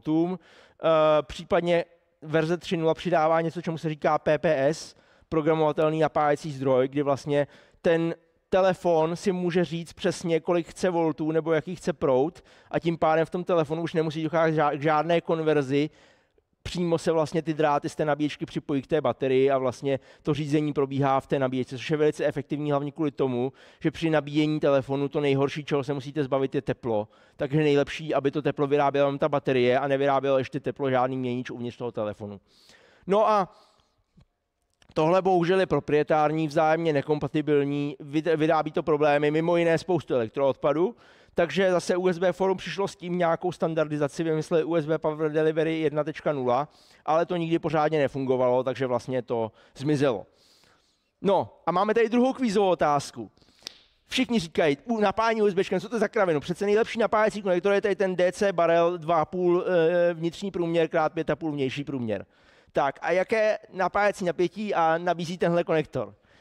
A asi už znáte, jak tady ty kvízy fungují, všechny odpovědi jsou správné. Viděl jsem všechny, viděl jsem i střídavý proud tímhletím konektorem chodit a osobně mám doma 2 zařízení, jedno je Turis Omnia, který má takovýhle konektor z 12 V a hned vedle je nějaký switch od Mikrotiku, který má úplně přesně stejný konektor z 24 V. A jenom čekám, kdy prostě se spletu a jedna z těch zařízení schoří. Nebo vím, které zařízení z těch 2 schoří přesně, jo, protože jo. Takže tohle je možná ten hlavní argument, proč prostě jako ten kulatý napájecí konektor nemusí být vždycky úplně to nejlepší, zvlášť když počítáte s tím, že by to třeba mohli zapojovat lajci, kteří jako úplně nemají zájem jako studovat na štítku, kolik zrovna který zdroj dává. No, takže pokročíme dál a podíváme se na USB-C a Power Delivery. Konektor USB-C nám úplně vlastně to celé zase převrátil vzhůru nohama, protože zřejmě pod vlivem těch věcí jako USB on the go už nám vlastně přestalo dávat smysl rozlišovat přesně, kterým směrem ty data tečou. Jo? Jako mít speciální konce, různé konce konektorů, takže už se vymyslel jeden konektor, který má vlastně obě možné funkce, to znamená, jak strana k hostiteli, tak strana k zařízení vypadá úplně stejně. Navíc ještě ten konektor je oboustranný, což nám řeší ten problém s tou orientací při zapojování. No a ten konektor byl vymyšlen poměrně velkoryse, protože má celkem 24 kontaktů a uvnitř toho kontaktu jsou 4 super speed linky, takže ten USB 3 kabel má 2 super speed linky a jednu linku rozhraní USB 2.0. Ten konektor typu C umí ty linky až 4. Navíc má posílení průřez těch napájecích drátů, takže zvládne až 5 A proudu protáhnout přes ten konektor. No a mají zcela samostatný nezávislý konfigurační kanál, kterým se vlastně ty zařízení spolu domluví. Podíváme se na to a díky tomu umožňuje používat vlastně prostřednictvím toho stejného konektoru nejenom USB, ale i spoustu nesouvisejících režimů s USB a některé z nich jsou velmi populární. Když se podíváme na ten konektor, tak jednak vidíte, že ten konektor je vymyšlen zrcadlově, to znamená, aby se dal zapojit tak i tak ty důležité věci jsou zrcadlově. Třeba země jsou zrcadlově, webbus je zrcadlově, to znamená, že to otočíte, tak dostanete pořád to stejné. A dokonce i ta USB 2.0 linka je, vidíte, napojená zrcadlově. Je tam D+, D- v horní řadě a ve spodní řadě proti tomu D-, D+. To znamená, že pokud chcete použít konektor pouze v tom režimu USB 2.0, kde jsou napájení a data, tak vlastně ten konektor je zcela pasivní. Vy nepotřebujete žádnou složitou elektroniku, vy to prostě jenom zapojíte, jenom musíte prodrátovat obě strany. Ale kromě toho, tam je ten konfigurační kanál, tady vidíte CC1, CC2, a to je velice zajímavý. To je vlastně jeden drát, kde na straně toho zařízení je to vždycky CC1, CC2, ale podle toho, jak zapojíte ten kabel, tak v tom kabelu jeden z těch CC pinů je propojený drátem na druhou stranu, takže z toho se stane CC drát. A ten druhý se stane jako VCON drát, kterým se slouží k napájení aktivního kabelu, protože ty kabely můžou být aktivní, můžou mít v sobě nějaké označovací čipy. No a kromě toho tam jsou ty 4 vysokorychlostní linky, to znamená, že tam můžeme vlastně protáhnout USB 3.0 a ještě tam máme 2 vysokorychlostní linky, nebo super speed linky konkrétně jako rezervu. Jak teda to funguje, když zapojíme takhle nějaký kabel USB typu C, a co se přesně stane, jak se pozná, jestli jsme zapojili zdroj k spotřebiči nebo spotřebič ke zdroji, co je kde. Je to nakonec celkem jednoduché elektricky, to znamená, že když máme vlevo DFP, znamená Downstream Facing Port, to znamená, to je nějaký port na tom počítači, který je určený k poskytování napájení. Ano, to je v pravé straně UFP, to je Upstream Facing Port, čili to je port zase zařízení, který chce to napájení odebírat. A jak vidíte, tak ten, kdo chce to napájení odebírat, tak tam má signalizační rezistory, které jdou směrem k zemi. Ten, kdo napájení poskytuje, tak tam má signalizační rezistory, které jdou směrem k plus 5 V. No a teď důležité je, že v tom kabelu je jenom ten jeden drát CC mezi těmi konkrétními konektory, takže když ho zapojíme, tak jenom tím, že ho zapojíme, tak zjistíme samozřejmě, která z těch cest se nám propojila a i podle toho, jak ty konektory otočíme, tak jsme schopni přesně zjistit, na které straně je ten konektor jak otočený. To znamená, že vlastně tímhletím jednoduchým způsobem jsou obě dvě zařízení schopna zjistit, jestli je ten konektor zapojený, vůbec jestli je zapojený a pak jestli je zapojený tak, nebo obráceně, nebo tady obráceně, nebo obráceně. Všechno je možné zjistit. No a navíc se tady rozšířila ta možnosti napájení. Už vlastně nativně konektor typu C přidal 2 další možnosti k těm 5 V napájení, a sice 5 V a 1,5 A a 5 V a 3 A. A k tomu je ten výchozí standard 5 V 500 mA pro USB 2.0. No, ale říkám, 5 V ještě pořád jako není mnoho, takže přišlo Power Delivery, verze 2.0, které používá výlučně konektory typu C, používá právě to, že prostřednictvím toho toho jednoho drátu CC, toho configuration channel, tak vlastně ono postupně vlastně si spolu komunikuje takovým poměrně sofistikovaným protokolem, který k mému obdivu funguje velmi spolehlivě. A tímhletím protokolem jsou ty zařízení si schopna domluvit spoustu věcí.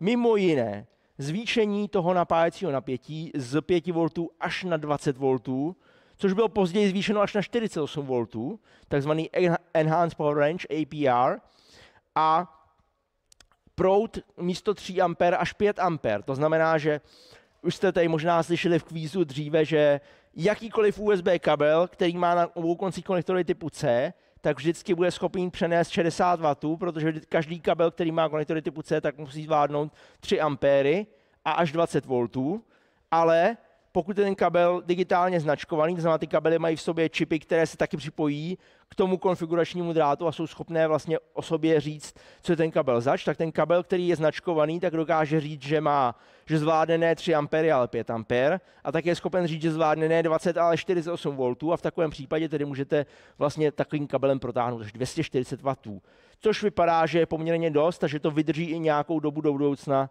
protože ostatně na druhou stranu my se taky snažíme ten příkon zařízení snižovat vzhledem k ekologii, ale i vzhledem k tomu, aby nám vydržely ty baterky déle.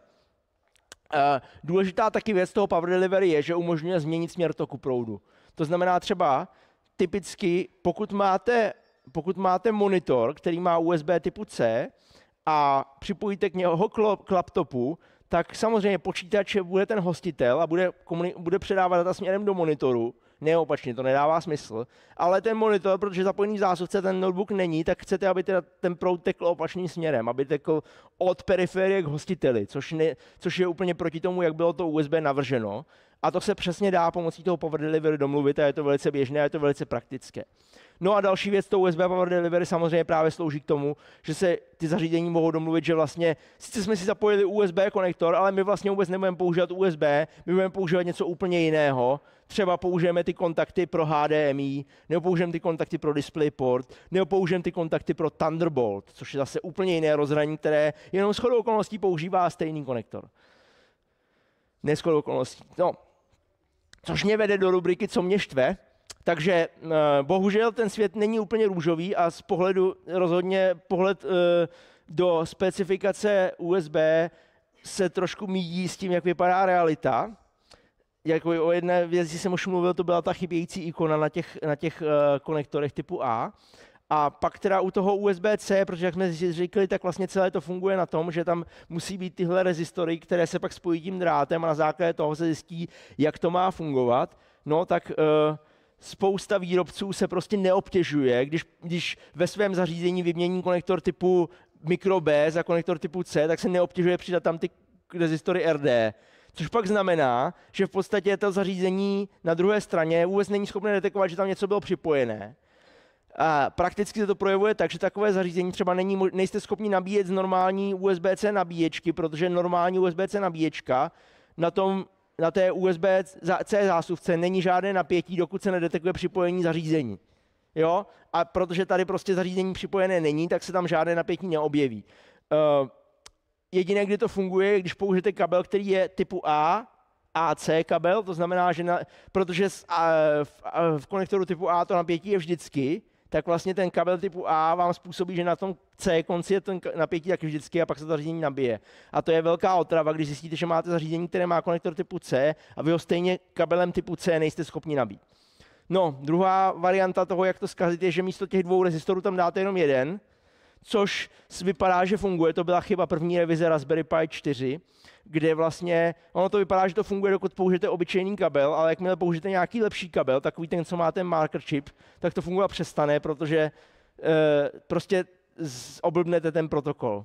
No a pak samozřejmě jsou tam ty zrcadlové propojené datové linky. Když se někdo ušetří cestičky na plošném spoji a nepropojí je, tak pak třeba ty USB komunikace funguje jenom v jedné orientaci konektoru, musíte ho otočit, protože v tom kabelu, to je důležité, v tom kabelu jsou ty linky připojené jenom na tu stranu A. Na té straně B není připojené nic, to znamená, že když ten kabel zapojíte obráceně a někdo tady nezapojil ty kontakty B7 a B6, tak se prostě nespojí to USBčko vůbec. No a poslední, u těch super speed linek, jak jsme říkali, Ačkový konektor má ty linky 2, Cčkový má 4, což logicky vede k tomu, že musíte tu linku nějak rozdvojit, ale ta linka na super speed tu prostě nemůžete rozdvojit, protože to je jako linka pro 5 gigabitů, přeci jenom je trošku jako choulostivá, takže tam musí být elektronický přepínač, který to přepíná a ten stojí peníze, takže to většinou si lidi šetří a vymýšlí nějaká kreativní řešení. Mám tady ukázku jednoho takového kreativního řešení, což je mimochodem taky zakázaná věc. Jo, tady je kratonký kablík USB-C, USB-C, který jsem dostal k externímu disku. A protože chtěli podporovat i lidi, co nemají konektor C na svém počítači, tak němu dodali redukci, která je konektor A a na druhém konci konektor C. A to přesně trpí tím problémem, že když ho zapojíte jedním směrem, tak se ty super speed linky nepropojí. Oni to tady vymysleli tak, že tady udělali vlastně mechanickou věc, že tady jsou takové zoubky navíc a jenom vlastně v jedné orientaci to je možné zapojit. Jo? Takže to aspoň vyřešili jako mechanicky. No a máme tady třetí kvízovou otázku, která nemá všechny odpovědi správné. A zajímalo by mě, jestli pak tušíte, které z těchto napětí není běžnou součástí USB Power Delivery. Takže za prvé 9 V. Kdo si myslí, že 9 V tam není? Kdo si myslí, že 12 V tam není? Kdo si myslí, že 15 V tam není? Většina. A kdo si myslí, že 20 V tam není? Dobře, tak většina si myslela, že 15 V a většina nemá pravdu, protože ku podivu tam není 12 V. Standardní hladiny USB Power Delivery jsou 5 V, 9 V, 15 V a 20 V. A pak teda ještě další ty v tom rozšířeném režimu. No a to je jako věc, na kterou se třeba zase rozhodli zapracovat ti normotvůrci, že vlastně oni vymysleli nějaké normativní úrovně napětí, které shrnuje tady ten graf, takže vlastně vy jste schopni jenom jedním číslem, což je hodnota ve wattech, přesně vyjádřit, co ten zdroj bude podporovat. Já tady mám třeba takovýhle zdroj z IKEA, což mimochodem je velmi pěkný a velmi rozumná cena výkon. Je to 30 W zdroj, jmenuje se SIOS, stojí pár korun, asi já nevím, 200 něco. Je to 30 W zdroj a protože to je 30 W zdroj, tak já si tady najdu na tom grafu, kde je 30 a už jasně úplně vím, že tenhle ten zdroj bude podporovat 5 V a 9 V na 3 ampérách a 15 V bude podporovat na 2 ampérách. Protože to prostě takhle je v té normě. Takže aniž bych se tady díval na ten štítek a hledal přesně, že je tady napsáno titěrným písmem, jo, 5 V 3 ampéry, 9 V 3 ampéry, 12 V, 12 V 2,5 ampéry, takže ten zdroj i umí i 12 V, přestože to není součástí té normy. Samozřejmě není zakázáno umět toho víc, ale je potřeba, aby uměl aspoň tyhle, které jsou v té normě. Tak vlastně já jsem schopen jedním číslem vyjádřit, jaká napětí ten zdroj všechny podporuje. Což je docela fajn. No a tím se dostáváme ke směrnici Evropského parlamentu a Rady EU, číslo 2020/2380, která říká, že všechna malá přenosná zařízení mají povinnost používat zásuvky typu C pro nabíjení a pokud chtějí víc než 5 V a 3 ampéry, tak jsou povinné implementovat právě USB Power Delivery. To znamená, že žádný Qualcomm Quick Charge, žádný Huawei proprietární a nabíjecí protokol, ale USB Power Delivery a navíc jsou povinní výrobci na obaly výrobků přidat tyhle ty piktogramy standardizující, které vám přesně říkají, že zařízení podporuje nabíječku z USB Power Delivery a to ve výkonu od XX do YY, čili XX je minimální výkon nabíječky, tak aby se to mohlo nabíjet a YY je maximální, který ten telefon snese. To znamená, v případě třeba mobilního telefonu to bude něco jako 5 až 20 W, protože typicky jako všechny telefony, co jsem měl, tak se neumějí nabíjet víc než 20 W.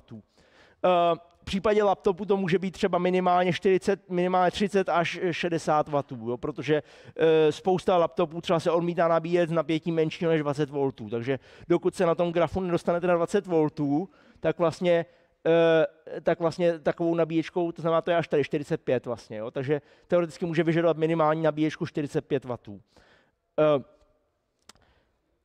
Takže tohle, no a pak ještě druhý piktogram, který tam máte a který vlastně taky to, že vlastně výrobce musí uvádět, jestli součástí balení je nabíječka přibalená nebo ne, takže když není, tak je tam škrtnutá nabíječka ale skoro jako pro mě celkem záhadou je, že tahle ta směrnice, která vlastně má za cíl eliminovat elektroodpad nebo minimálně ho snížit jeho množství, tak vlastně úplně nezakazuje přikládat ty nabíječky. Takže výrobce pořád může přikládat nabíječky, jenom musí přidat piktogram, abyste měli jasno předem, jestli tam ta nabíječka je nebo není.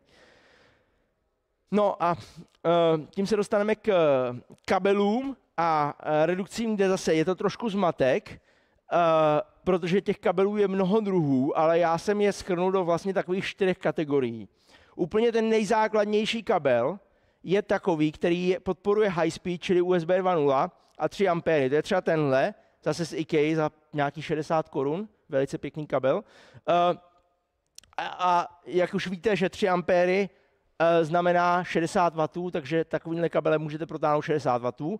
Pokud chcete víc než 60 W, třeba až těch 100 W, tak budete mít kabel, který bude mít už v sobě čip a bude mít 5 A.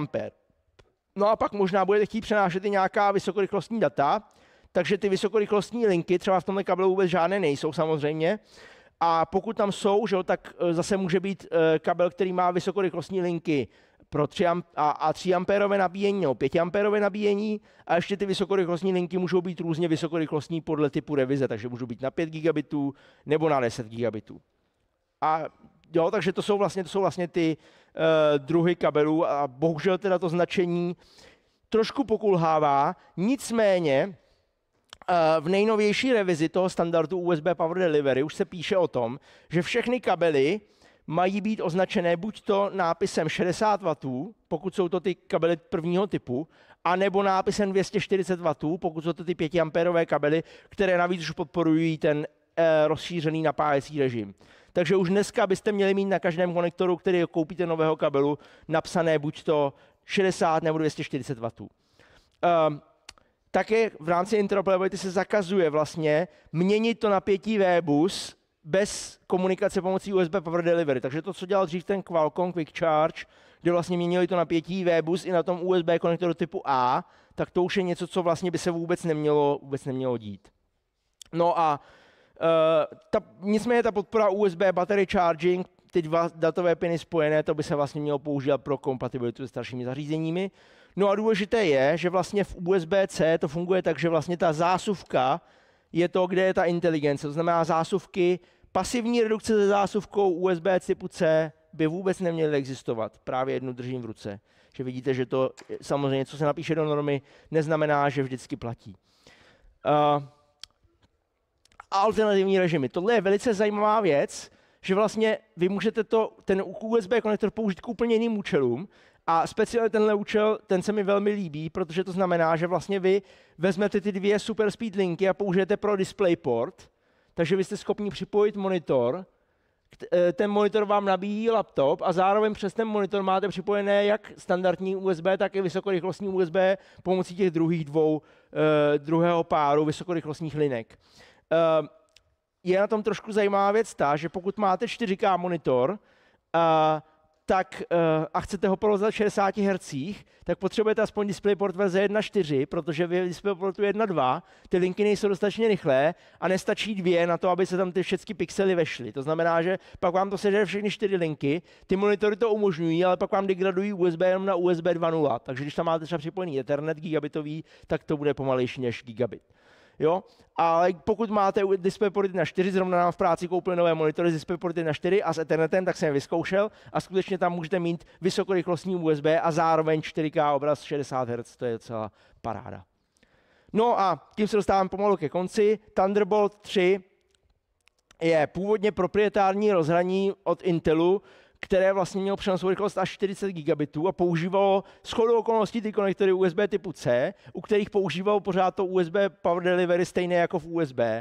Takže vlastně oni používali z USB ty konektory, Power Delivery a jenom prostě ty vlastní datové linky překřtili z USB na Thunderbolt.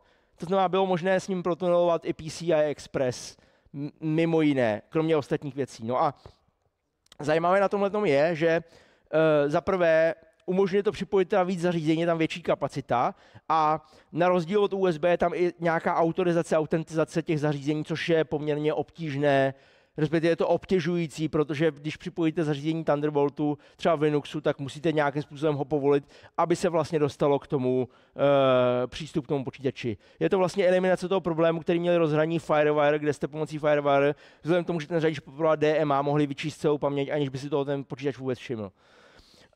No a zajímavé na tom je, že ten standard byl otevřen a přešel vlastně v něco, co se jmenuje USB 4, tentokrát ne 4.0, ale 4 a bez mezery mezi USB a 4. Jo. Takže to je jenom jako konzistence v terminologii, který teda používají dneska nová zařízení, mají USB 4 a to je vlastně něco jako Thunderbolt. No a tím se dostáváme pomalu na konec. Vidím, že jsme akorát na konci s časem.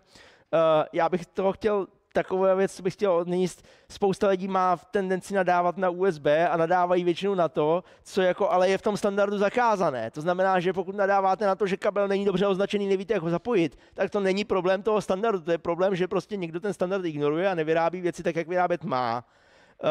Zároveň důležitá věc je, že pokud chcete něco rychle nabíjet, tak potřebujete prostě nabíječku z USB-C a kabel, který má USB-C na obou stranách. Pokud budete mít kabel, který končí na jednom konci Ačkem, tak vlastně přesto neprotáhnete ten power delivery a tím pádem musíte použít nějaké proprietární nabíjecí protokoly, které dřív nebo později umřou. HDMI se dá připojit přes USB prostřednictvím mnoha režimů, ale ten jediný, který se vlastně prakticky používá, se jmenuje DisplayPort. Raspberry Pi už jsem trošku zmínil. Kabely, jo, situace se zlepšuje, budeme doufat, že se to zlepší. Ještě tady mám pár odkazů. Zjistil jsem, že ten první blok už se nedostal update od roku 2019, tak to není úplně asi nejlepší zdroj. Napsal jsem 2 články na Roota, které se jako méně nebo více dotýkají USB, tak si je můžete třeba přečíst. No a to je ode mě vlastně úplně všechno, tak já vám děkuji a možná máme nějaký prostor pro nějaké dotazy ještě. Myslím, že dotazů bude asi dost. Zkuste se přihlásit tady hned, ten pán vepředu. Co se stane, když bych zapojil USB kabel AA do počítače? Co se stane, když zapojíš USB AA? No, nestane se toho tolik. Většina těch správně vyrobená zařízení mají pojistku proti proudu tekoucím opačným směrem. Ale není to rozhodně nic doporučovaného, není to nic, jako, co by člověk měl zkoušet. Asi se nic nestane, ale nepočítá se s tím. USB-C Power Delivery teda upustilo od toho nabíjení nebo od toho charger kontroléru v adaptéru a už nepodporuje ty variabilní napětí a tak? Podporuje. Já jsem to tady nezmínil, někde to tady na tom slajdu je. Jo, tady podpora programovatelného zdroje v PD 3.0. To znamená USB Power Delivery 3.0 podporuje PPS stejně jako to umí ten Qualcomm. Super, díky. K tomu Thunderboltu AMD s ním furt má problémy, ne? Takže Intel si to pořád nějak drží, nebo to se týká jenom té 4, kterou... Thunderbolt je proprietární věc Intelu, to znamená, pokud to není Intel, tak to není Thunderbolt. Proto vzniklo USB 4, protože tohle je M2 Mac, který má USB 4. Ale prakticky je to ekvivalentní a je to dokonce do té míry, že vlastně příslušenství vyrobené pro Thunderbolt 3 je dopředně kompatibilní s USB 4, jo? Jo, díky, komu házím. Tamhle. Já si jenom dovolím takovou lehkou pichlavou poznámku směrem k OnePlus. Oni mají vlastní standard nabíjení na 30 W, nebo to už je vlastně generace 7, co byly OnePlus 7. Měli 30 W, ale ne tím standardním, jak jste ukazoval na slajdu 30 W, tuším to byl, že by to bylo 15 V 2 ampery, ale je to 5 V na 6 amperách. Takže problém sehnat kabel, který by to zvládl. Jo, ano, a to mi přesně jako přivodil takový rant, který já mám proti Raspberry Pi, kde já to samozřejmě strašně chápu, že oni to chtějí jako vylevnit, ale oni prostě teďka jako Raspberry Pi 5 má prostě napájení prostřednictvím USB Power Delivery, ale vyžaduje zdroj, který dá 5 V a 5 A, což jak jste viděli v tom grafu prostě není součástí standardu. Ano, je to možné, je to povolené, zdroj může nabídnout 5 A na 5 V, ale prostě většina zdrojů to dělat nebude, protože to norma nevyžaduje. Takže výsledkem je, že sice tam je standardní USB zdroj na napájení, ale prakticky si musíte koupit zdroj od Raspberry Pi, pokud chcete používat. Tak další dotaz. Tamhle vzadu. Jaký by bylo využití toho, že jsme schopni detekovat, jak je otočený ten konektor, nebo proč to tam vůbec jako implementovali takhle? Proč to tam implementovali je proto, že vlastně u těch vysokorychlostních linek ty nejsou zrcadlově. Takže v momentě, kdy chceme použít vysokorychlostní linky, tak musíme přesně vědět, jestli používáme kontakty B11, B10 nebo A10, A11. Jo? To znamená, že je to vymyšlené tak, že jednoduchá zařízení, která stačí malý proud USB 2.0, tam to stačí AVR propojit. A pokud chceme něco víc, pokud chceme DisplayPort, pokud chceme super speed data, potřebujeme vědět, jak je ten konektor zapojený. Tady vepředu již tak je dotaz jeden? Jo. Ty přineseš normální mikrofon. Já se jenom zeptám, existuje i jakoby oboustranný Ačko, to je taky nějaké jako porušení té normy? To je samozřejmě naprosto něco, co ta norma vůbec nezná. No, to je vymyšlené. A ještě asi poslední dotaz. To je fujky. To je. Můžu se zeptat na vztah DisplayPortu s USB. Já si pamatuju, ještě na starších Macách byl DisplayPort jako separátní konektor DisplayPort a protokol DisplayPort. Tak je to stejný protokol, který je jakoby v rámci USB 3 a 4, nebo je to jiný protokol, jak vlastně jakoby tohle k tomu došlo? Jestli to Apple uvolnil, nebo to vzniklo mimo Apple a tak? DisplayPort je otevřený standard, na rozdíl od a bez licenčních poplatků, což je třeba výhoda, proč ho počítačoví lidi mají radši než HDMI. A ty linky DP0, DP1, to jsou přesně ty samé dráty, které jsou v tom konektoru, ať už v tom velkém hranatém DisplayPort konektoru, nebo v tom malém mini DisplayPort. To jsou pořád ty stejné linky datové, takže ano, je to tak. Takže se to dá pasivně redukovat? Je to ano. Je to v podstatě ano. Viděl jsem redukci z USB-C na DisplayPort a to je pravděpodobně pasivní teda. Tam jsou jenom nějaký řídící čip. Tak jo, moc děkujem. Díky. A pojďte si prosím pro ceny.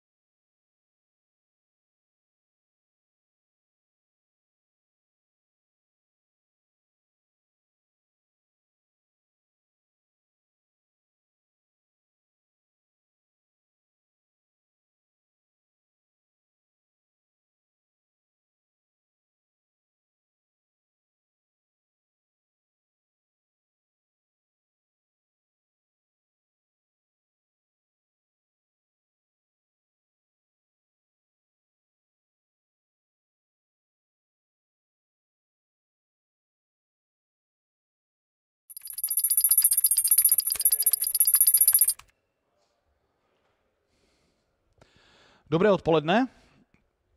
Mé jméno je Petr Krčmář a připravil jsem si pro vás přednášku týkající se certifikátů TLS a jejich nejbližší budoucnosti. Podtitul je Přichází další doba zkracování, což bude taky vlastně to hlavní, co nakonec chci říct. Jenom pár slov o mně. Já jsem, jak mám někde napsáno, Linuxák na plný úvazek, takže dělám spoustu věcí kolem Linuxu, spravuju servery, píšu o tom, školím to, konzultuju to a jsem aktivní člen VPS.cz, jeden ze spoluorganizátorů Linux Days a můj web je petrkrčmář.cz, kde už taky najdete tuhletu přednášku. Začneme nějakým opáčkem o těch certifikátech, co to je, jak to funguje. My máme, když chceme šifrovat s nějakým, řekněme, veřejným zdrojem, typicky třeba s nějakým webem, tak umíme šifrovat bezpečně pomocí těch nástrojů, které máme k dispozici na obou stranách. To není problém, ale v internetu je pro nás ta druhá strana, ta veřejná, vlastně neznámá. My nevíme, ke komu se připojujeme, potřebujeme spolu vyměnit nějaké informace, ale vlastně nevíme, komunikujeme jako naslepo do internetu. V takové situaci je pro nás autentizace té druhé strany, nebo často obou stran, vlastně stejně důležitá jako to šifrování samotné, protože to, že nakrásně jako se domluvím s někým neznámým, koho nějak jako nevidím, nemám ho stotožněného a domluvím si s ním nějaké tajné šifry a budeme spolu komunikovat, to neznamená, že je to správně, protože to taky může znamenat, že komunikujeme s nějakým útočníkem, s nějakým prostředníkem, který nám vyčítá informace. Takže se nám to vlastně přesouvá na problém důvěryhodného předání veřejného klíče. Čili my potřebujeme mít jistotu, že ten na druhé straně používá správný veřejný klíč. Na to existují v různých prostředích různé metody, jako jsou třeba podpisy klíčů a podobné věci, nebo samozřejmě můžeme si ten klíč předat nějakým důvěryhodným způsobem třeba ve fyzickém světě. Já si tady s Ondrou domluvím, vyměníme si tady papírky, dáme si do počítače nějaký klíč a můžeme komunikovat, a nic dalšího k tomu nepotřebujeme, ale jako na tom internetu se to dělá špatně.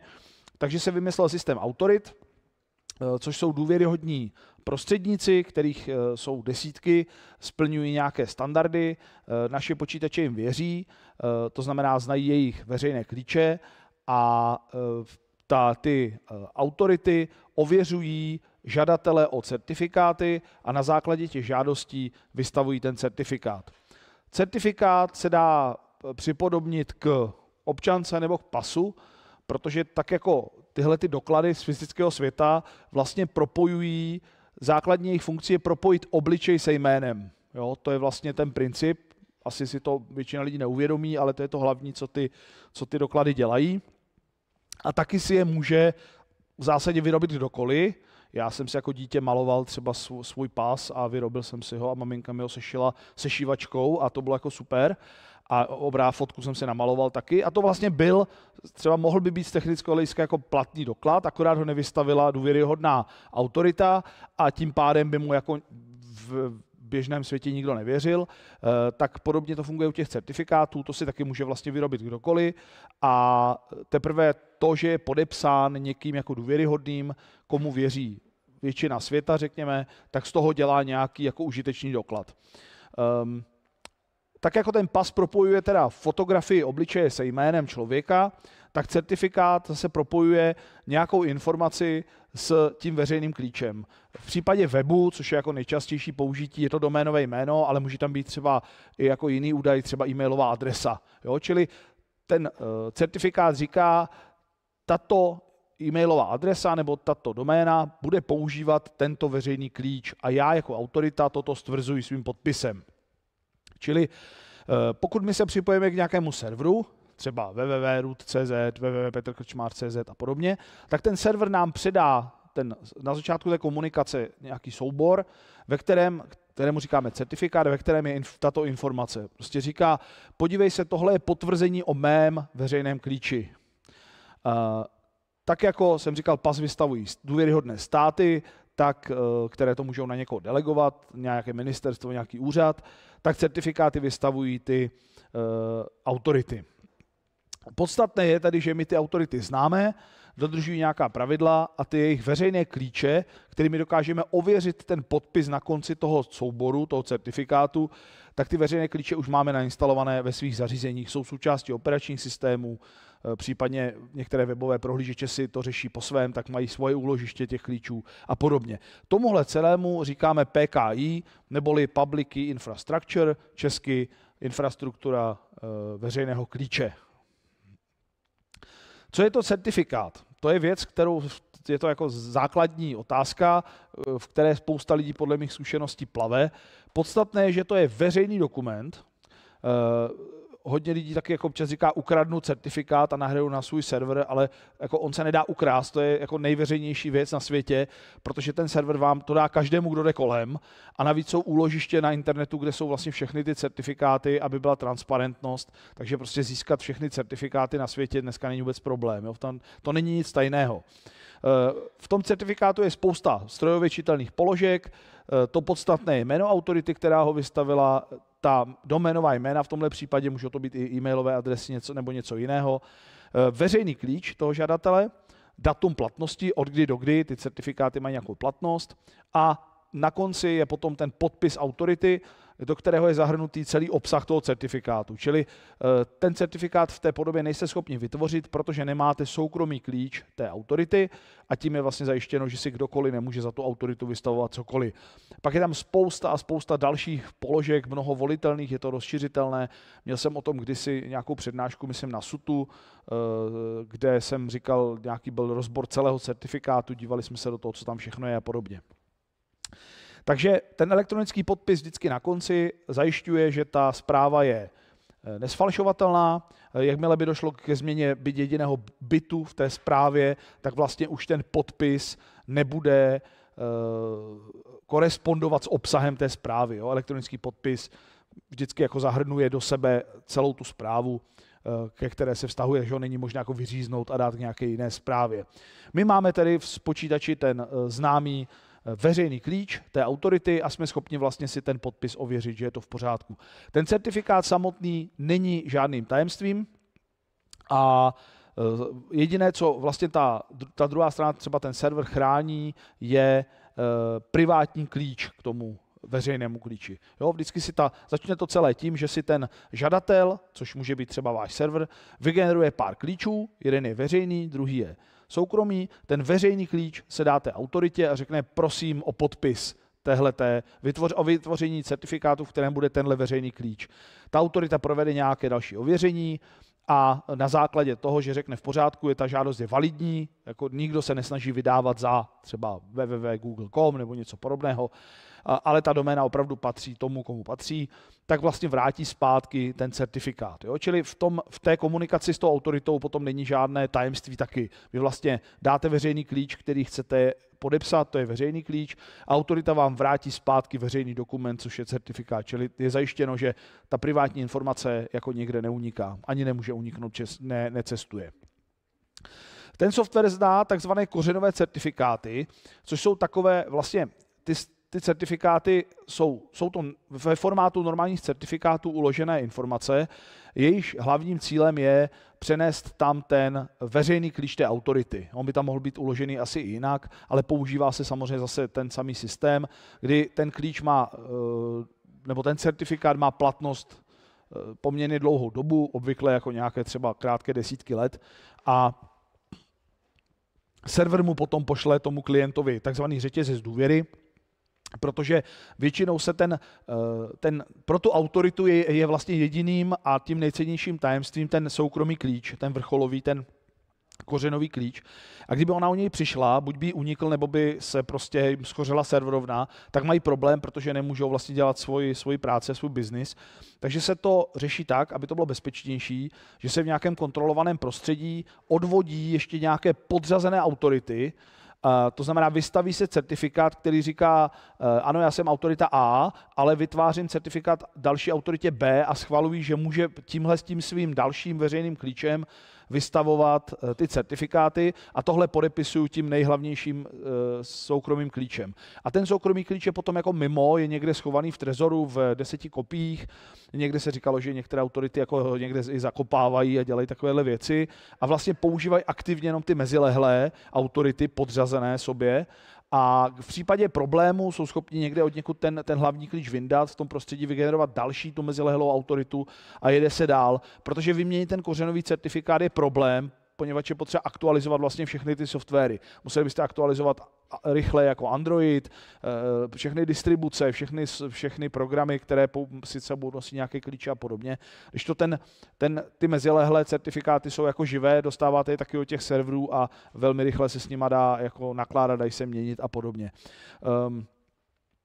Tím pádem, aby to celé fungovalo, tak je potřeba dodržet to, že ten server, s kterým komunikujete, vám musí poslat nejenom ten svůj koncový certifikát, ale pokud tam jsou nějaké tyhle mezilehlé, tak ty taky, protože vy je neznáte na začátku té komunikace.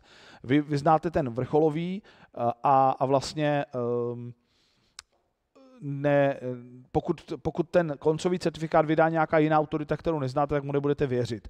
Jo, je to asi tak, že dejme tomu, entita český stát vydává pasy, ale fyzicky to nemá jak udělat, protože to je jako nějaká jako skořápková entita, tak deleguje tu pravomoc pomocí třeba nějakého zákonu na ministerstvo vnitra, teď si to jako tak vymýšlím, jak to asi je, ale dejme tomu, a tím pádem pas vystavuje nějaké ministerstvo, ale vy pokud přijedete do Japonska a dáte pas ministerstva vnitra někomu do ruky, České republiky, on neví, co to je za autoritu, takovou republiku nezná. Ale vy mu k tomu dodáte ještě sbírku zákonů a ukážete mu, tady je napsáno, že to může to ministerstvo. A oni řeknou, jo, Česká republika, to známe, jasně, ta tady tvrdí, že ministerstvo může a tím vzniká řetězec důvěry. Přesně tak to funguje tady a je potřeba při nastavování toho serveru na to myslet, že neposíláte jenom ten koncový certifikát, ale i všechny, které jsou případně mezi ním. Typicky je to jeden, ale může být ten řetězec i delší. Teprve pak si vlastně ten klient, ten příjemce může složit celou tu cestu. Ten kořen znám, ten tvrdí tady mi v certifikátu, že to má delegovat na další a ten pak vystavil ten koncový, funguje to. Ty počítače se dneska, nebo ty systémy se učí i ty mezilehlé certifikáty, které jsou validní a potkají je po cestě. Což zase na druhou stranu může vyvolávat jako problémy, kdy vám někdo řekne, tobě nefunguje HTTPS, vy to otevřete na svém počítači a vám to funguje. Protože jste mezi tím navštívili jiný web, který vám jako podal ten správný mezilehlý certifikát, tím se váš systém to naučil a ten váš server potom je nastavený špatně a posílá jen ten koncový, ale vašemu počítači doma to nevadí, protože on ten mezilehlý zná, ale když přijde někdo cizí, tak se mu to rozbije. Jo? Je potřeba na to dávat pozor. Jsou na to i webové testy, něco jako check my chain a tam zadáte URL a on vám napíše, jo, máte to správně a podobně.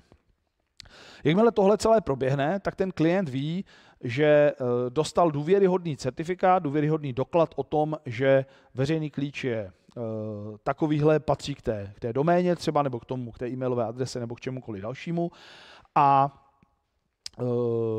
může tedy vlastně zahájit tu komunikaci, protože se mu podařilo předat bezpečnou cestou ten certifikát. O revokacích. Někdy, nebo ty certifikáty mají platnost od do a někdy potřebujeme ten certifikát zneplatit dřív. Jsou k tomu různé důvody, buď tomu provozovateli toho serveru unikl soukromý klíč, někde prostě ho hodil do GitHubu a prostě já tady mám soubor, který tam nemá být. Prodali jsme doménu, jo, taky. Já prodám doménu někomu nebo ji předám kamarádovi, no, ale už na ní mám vystavený certifikát a teď prostě je třeba problém. On chce, abych zneplatnil ten certifikát dřív, aby ho nemohl se za něj vydávat. Chceme změnit algoritmus, chceme prostě vyměnit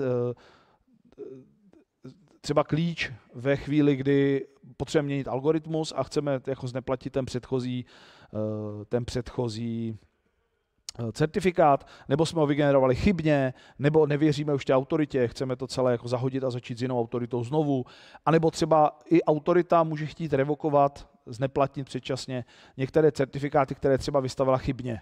Buď chybou, nějakým útokem, že někdo přesvědčil tu autoritu, jeden z jejich serverů, že má vystavit 20 nějakých zajímavých domén, anebo třeba se stávají takové chyby, že se zjistí dodatečně, ty certifikáty mají spoustu pravidel, že třeba musí jako číslovat každý certifikát a zjistí se, že v určité sadě se stala chyba a ty certifikáty třeba jsou číslované stejně. Když se vydalo 10 certifikátů, kde se nezvědalo to počítadlo, jo, tak se pak ty certifikáty jako chcete revokovat a jako vystavit je znovu. Prostě takové ty chyby, co známe z běžného světa, když se zjistí, že v určité šarži nějakého výrobku je něco prostě špatně.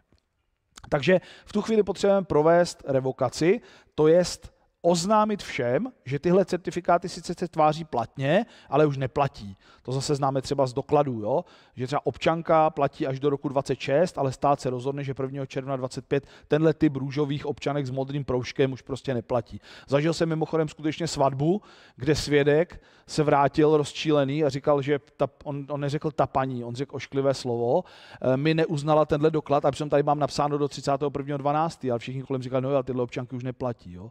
Což je takový jako zvláštní, jako pokud ten člověk se to nedozví včas, tak vlastně revokace mu tady nezafungovala a on nebyl schopen zafungovat jako svědek. Naštěstí u svatby to nevadí, protože se řeklo, Maruško, máš občanku, pojď, a šla ona, jo, tak ono je to vlastně nakonec jedno, ale prostě vznikla jako nepříjemná situace pro toho člověka, protože v domění, co je psáno, je dáno, ale tam to neplatilo, že jo. Takže podobně my chceme nějak oznámit všem, tenhle certifikát sice se tváří dobře, ale my už tvrdíme, že už jako neplatí, jo? Prostě tohle už jako nefunguje a vlastně ten klient by měl tu informaci dostat nějak předem a měl by se podle toho zařídit. Měl by pak, když ten certifikát přijde, říct ne, sice všechny náležitosti jsou dobře, ale já mám boční kanál, kterým jsem se dozvěděl, že to mám jako zamítnout. Problém je, jak tuhle informaci vlastně k těm klientům dostat, jo? Protože jednak klient tu informaci musí dostat snad jako celkem rychle, nemá cenu mu ji jako dodat za 3/4 roku s aktualizací systému, protože to už je jako úplně jedno. Zároveň by ho neměla jako moc zatěžovat, to znamená, jako neměl by stahovat nějaké prostě ohromné seznamy a zároveň asi chceme jako dodržovat nějaké soukromí těch uživatelů, to znamená, když se ten uživatel bude někoho ptát na to, tak unikají informace o tom, jaké weby navštěvuje. Historicky se používali, nebo první způsob revokace se jmenoval CRL, neboli Certificate Revocation List, česky bychom mohli říct seznamy z neplatněných certifikátů, což je věc z roku 99, čili celkem stará. Princip je jednoduchý, autorita má na nějaké známé adrese webové seznam z neplatněných certifikátů. Ten seznam obsahuje informace o těch certifikátech, o těch jejich IDčkách, každý certifikát jsem říkal, že má nějakou identifikaci a celá ta vlastně zpráva vzniká zase, která je podepsaná klíčem té autority, který je zase známý. Čili na klientech potom je pravidelně si ten seznam stáhnout, dát si ho do nějaké databáze, ověřit teda, že je v pořádku, dát si ho do databáze a pak podle něj si lokálně kontrolovat, že ty certifikáty v něm nejsou, které přicházejí. To na začátku vypadalo jako jednoduché, dobré řešení, problém je, že to neškáluje.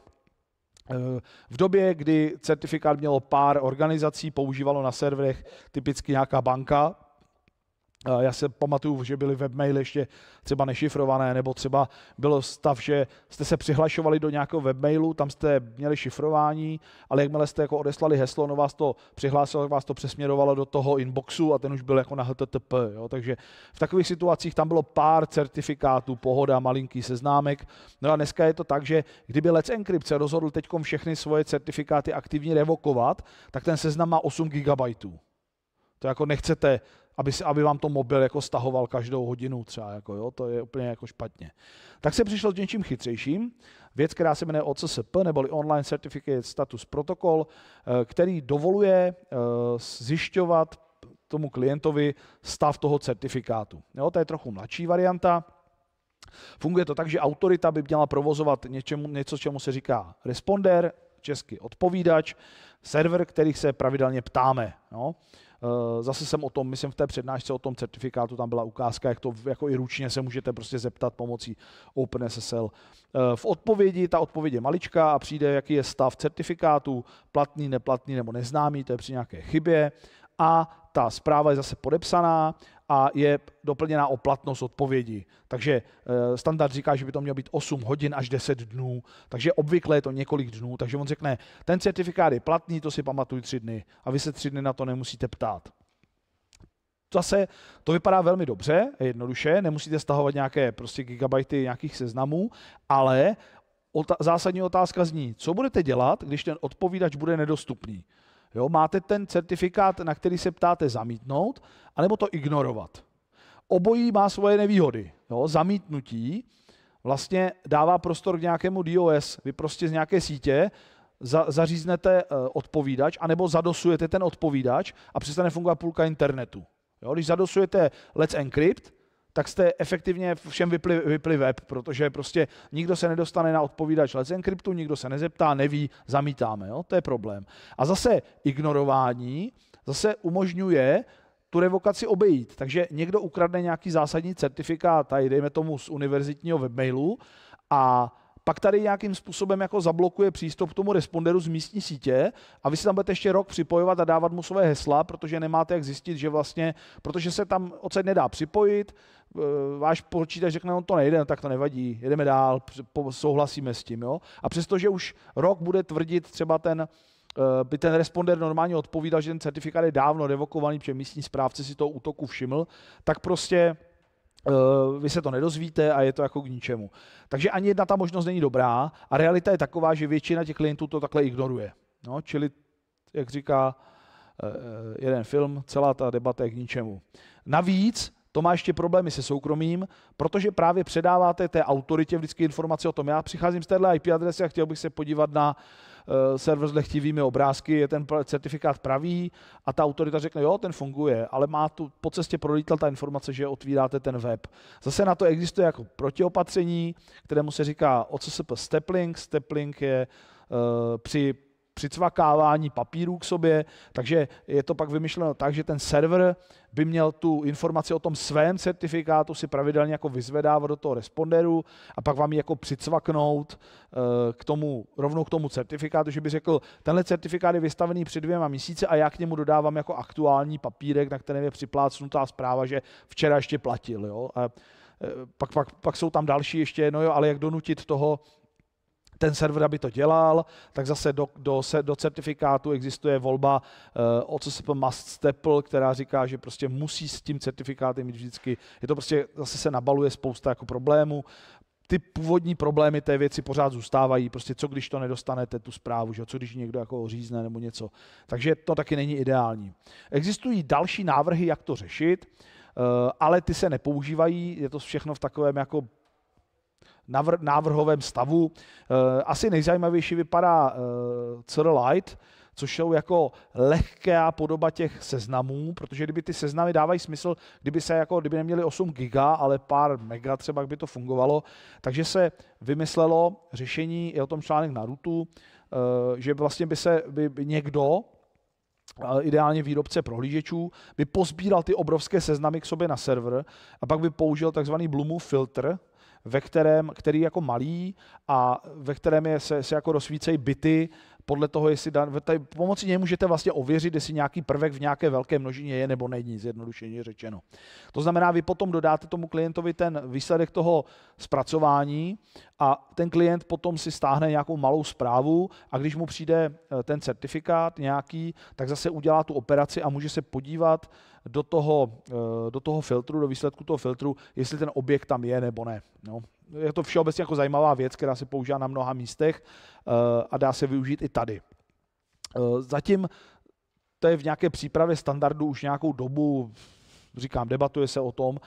Pak je tady ještě taková podobná aktivita, která se jmenuje Let's Revoke, kdy zase jako autorita sama vytvoří nějakou podobnou mapu certifikátů a vlastně buď je tlačí těm uživatelům, nebo vlastně si ti uživatelé to aktivně stahují.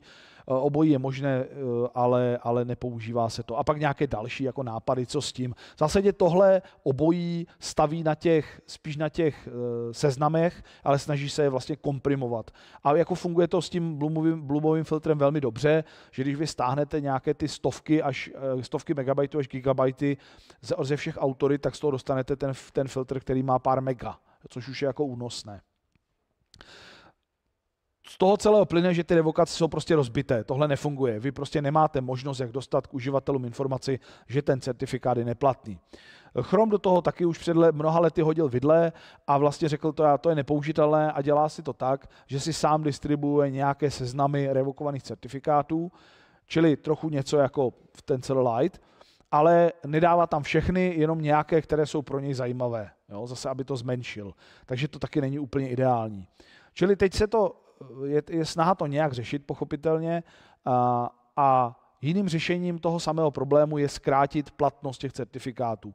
Pokud ty certifikáty nebudou platné příliš dlouho, tak vlastně to, že ten certifikát potřebujeme revokovat, není až tak velký problém, protože on po čase vytiká a už se stejně nebude přijímat ve všech klientech, zároveň ve všech najednou a je to jako v zásadě vyřešené.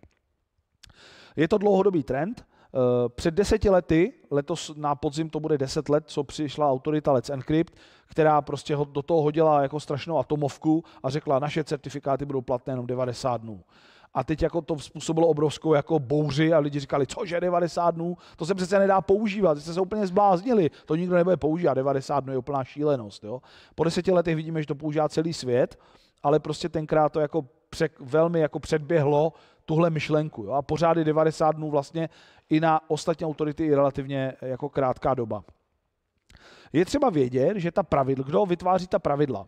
Vytváří je takzvané CAB Forum, což je Certification Authority Browser Forum, nebo zkráceně teda CAB nebo CA Browser, což je komunitní konzorcium různých organizací, které se angažují v tomhletom systému toho PKI.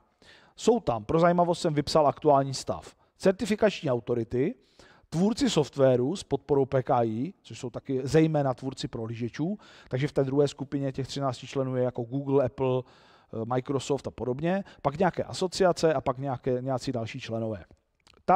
Ta organizace zhruba 20 let a snaží se udělat pořádek v té džungli, která byla na začátku. Ti členové se sdružují do nějakých pracovních skupin, ty hlavní jsou serverová pracovní skupina, ta vytváří základní pravidla pro ty certifikáty, potom je specializovaná skupina pro podepisování kódu a pak je speciální skupina pro podepisování elektronické pošty. A cílem je nastavit jednotná pravidla pro celé to prostředí, které je jako silně decentralizované vlastně, ale všechno je dobrovolnické v tomhle, není tam žádná jako já nevím, Evropský parlament, který by určoval prostě násilím nějaká pravidla. Co si tyhle skupiny jako domluví a na čem se shodnou, to tak prostě bude. Jo? A platí, že obvykle mají tvůrci prohlížečů silnější slovo, protože jich je míň a protože prostě na nich to záleží. Takže když oni řeknou, já to udělám takhle, tak to tak prostě bude a ty autority nemají jak vynutit nějaké svoje pravidlo. Jo? Naopak vynutit to celkem snadno můžou ty prohlížeče. Jak to bylo s tou platností v minulosti? Pravěk, aneb 10 a více let, se jmenuje tenhle slide, to bylo v době, kdy, a není to tak dávno, je to jenom o něco málo víc než 10 let, kdy nebylo nastaveno žádné omezení. Jo? A ještě v roce 2008 vystavovali autority klidně 10 i více leté certifikáty. Jo? Tohle je problém i proto, že se mění přístup k různým algoritmům. Algoritmy, které jsme ještě před, dejme tomu, 10 lety považovali za super bezpečné, tak dneska víme, že třeba jak výkon počítačů roste, takže jsme schopni je v nějakém čase prolomit, tak ty algoritmy upravujeme, ale prostě pořád tady bude certifikát, který bude platit ještě dalších 9 let, třeba od dneška, podle toho starého pravidla. A dneska to změníme, musíme mít hashovací funkci aspoň takhle silnou, no ale ještě 9 let budeme používat teda tu starou. Jo? Takže to se ukázalo jako neudržitelné a první omezení přišlo v roce 2012, kdy CAB Forum se dohodlo na platnosti 60 měsíců, to je 5 let. I to je z dnešního pohledu docela hodně. A je to vymyšleno tak, že prostě prohlížeče od určitého dne, kdy se to domluvilo v tom roce 12, tak nebudou přijímat certifikáty, které by měly delší platnost. Ale pozor, tyhle změny nejsou nikdy retroaktivní, čili zpětně účinné. Takže to platí pouze pro certifikáty vydané po tom datu. Čili ty 10leté nebo třeba 9,25leté certifikáty platí dál a pořád mají tu svoji platnost. To jenom prostě certifikáty vydané od, teď si vymyslím, 1. září 2012 může vydávat už autority jenom maximálně 60 měsíců. Kdyby vyrobila ta autorita 70 měsíců, tak vy to nepřijmete. Čili je tam jakoby potřeba splnit ty podmínky. Zároveň platí, že autority podle těch pravidel nesmějí antedatovat vydávání certifikátů. Prosím, já zase zastavím u slova antedatovat. Antedatovat je správně, protože ante znamená před. Ante portas, před branami. Antidatovat znamená protidatovat, to nedává u data smysl, jo? Takže ale všichni, celé Česko říká antidatovat, jo? Ale to blbost. Antidatovat je správně. Tak. A nesmí to dělat, protože je logické, že když teda po 1. září už nesmím vystavit certifikát na víc než 60 měsíců a už je říjen a někdo přijde, hele, já bych potřeboval ale fakt jako 90 měsíců a řeknu, tak dobře, jak tam napíšeme, že jsme to vydali 15. května, bude to dobrý.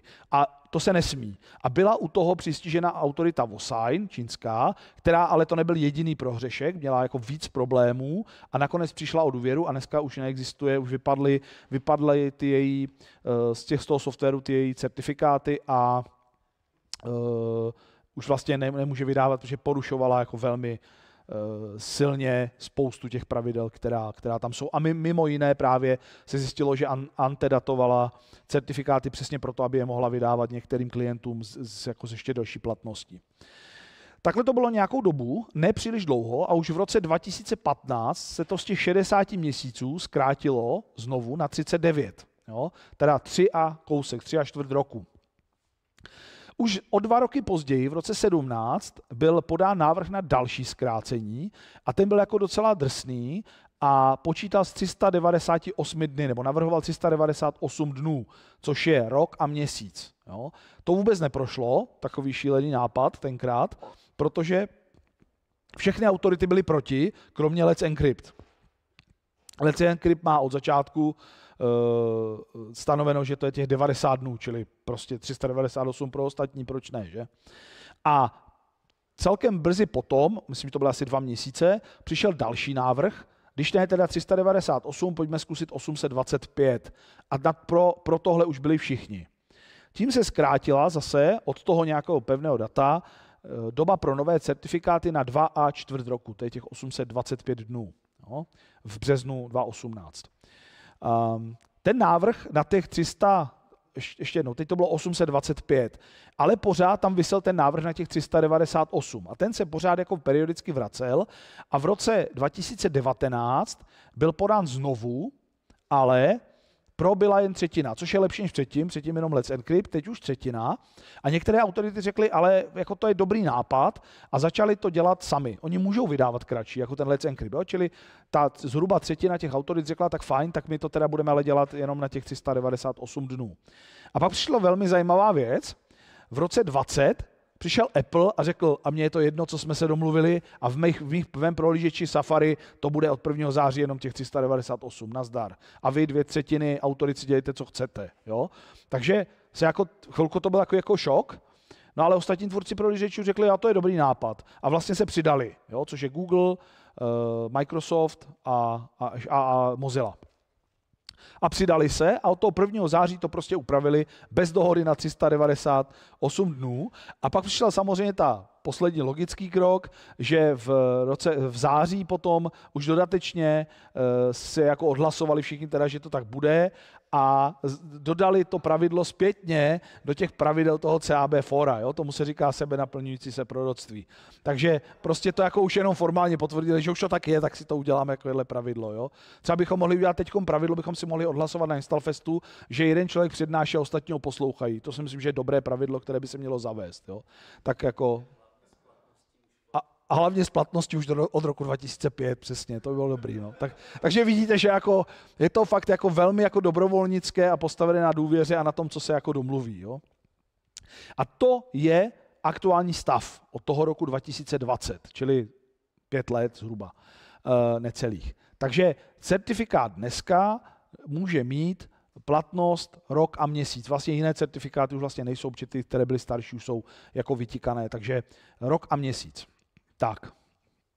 A tady jsme u toho. Přichází doba dalšího zkracování a kdo jako hlásá tu chuť, že by s tím chtěl jako teď zase už hnout, jo, teď to byl Apple, tak teď to bude Google, tak je to právě Google, který tím chce řešit ty velké problémy s těmi revokacemi a chce ulehčit databázím Certificate Transparency. Certificate Transparency je způsob, jak ohlídat to, co ty autority vystavují. A jsou to databáze organizované v nějakých hashových stromech, takže se s nimi nedá potom dodatečně jako nenápadně manipulovat. A každá autorita, která dneska vystavuje certifikát, tak zároveň ho musí strčit do té databáze Certificate Transparency. A teprve v tu chvíli je ten certifikát platný. Je to trochu něco jako registr smluv. Jo? Pokud nedáte do veřejného registru smluv smlouvu se státem, nevím, jak jsou ta pravidla, tak ta smlouva neplatí. Tady je to ale jako s těma smlouvami je to takové někdy všelijaké, víme, jak to je, jak jsou celé smlouvy začerněné a tak. Tady na to máme techniku a je to vymyšleno tak, že ta autorita musí tomu klientovi, zase aby se klienti neptali, tak dodá zároveň s tím certifikátem důkaz o tom, že to v tom tak zase takový mikrocertifikátek, že to v té databázi je. Zase je problém v tom, že ty servery rostou, ty databáze jsou ohromné, ty stromy jsou velké, ale je to jako vlastně a v tom stromě ten strom musí existovat, pokud v něm je aspoň jeden platný certifikát. Čili se dělá to, že po nějaké době, když ten strom někam naroste, tak se jako odsune stranou, už se do něj nepřidává a roste druhý strom.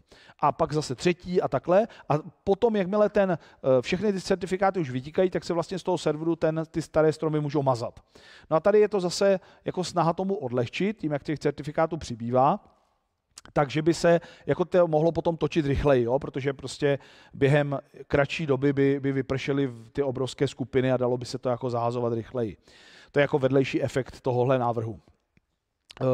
Zase o Certificate Transparency jsem přednášel, dá se to dohledat, jsou články o tom, je to jako, řekl bych, šikovná věc. A vy do nich můžete sami nahlížet pro svoje domény nebo pro jakékoliv jiné domény a dívat se, jaké certifikáty byly kdy vystaveny třeba pro InstallFest.cz a tak dále a co tam kdo dělal a jaké tam jsou další domény a podobně.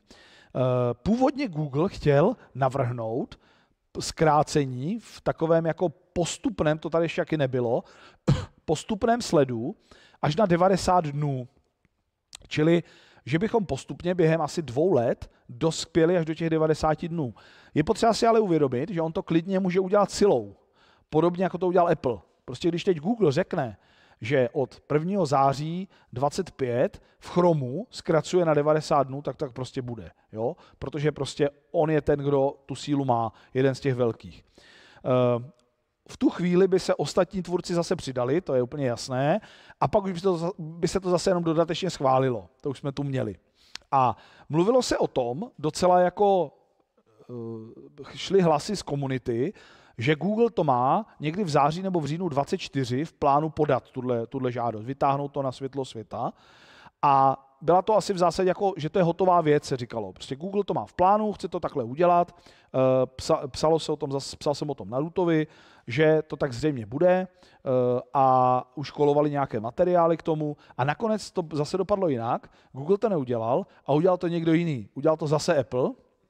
Otázka je, jestli se na tom domluvili nebo ne. A ten návrh podal Apple v tu dobu, kdy se mluvilo o tom, že to udělá Google, 9. října 24. A přidala se k němu rovnou autorita Sectigo, což bylo dřív Komodo, to je ještě pořád známější název. A ten návrh vypadá tak, že počítá s postupným zkracováním. Od letošního 15. září se platnost zkrátí na 200 dnů, od příštího 15. září na 100 dnů a už v dubnu 27, to je od teďka za 2 roky, by to bylo 45 dnů. Jo, takže ten návrh toho Apple je roztaženější víc v čase, než se mluvilo o tom původním návrhu od Google, který měl končit 90 dny, ale právě je přísnější, protože končí 45 dny. Což je změna, která by ovlivnila i ten Let's Encrypt, který má od začátku těch 90 dnů a celou dobu deklaruje, že to nikdy nebude prodlužovat. To byly odpovědi na ty tehdejší bouře před 10 lety. Oni říkali, protože lidi se ptali, budete nabízet delší? A oni řekli, určitě ne, možná někdy kratší, jo? Ale jako nechceme jít na těch 90 dnů. A svět se s tím smířil, tak za ty, a vlastně přešel na tu myšlenku, tak vlastně podle tohohle návrhu za 2 roky by se i tohle mělo zkrátit na polovinu.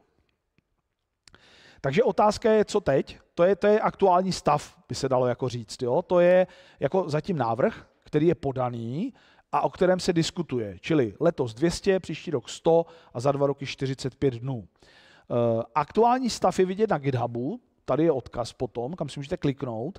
A ze začátku se tam jako debatovaly nějaké detaily a teď už nějakou delší dobu diskuze o tom návrhu neprobíhá. Jo, zatím to je jako, nebylo to ještě dáno k hlasování, je to návrh ale už se o tom nemluví a předpokládá se, že už v téhle podobě bude ten návrh někdy teďkom na jaře předložen k hlasování.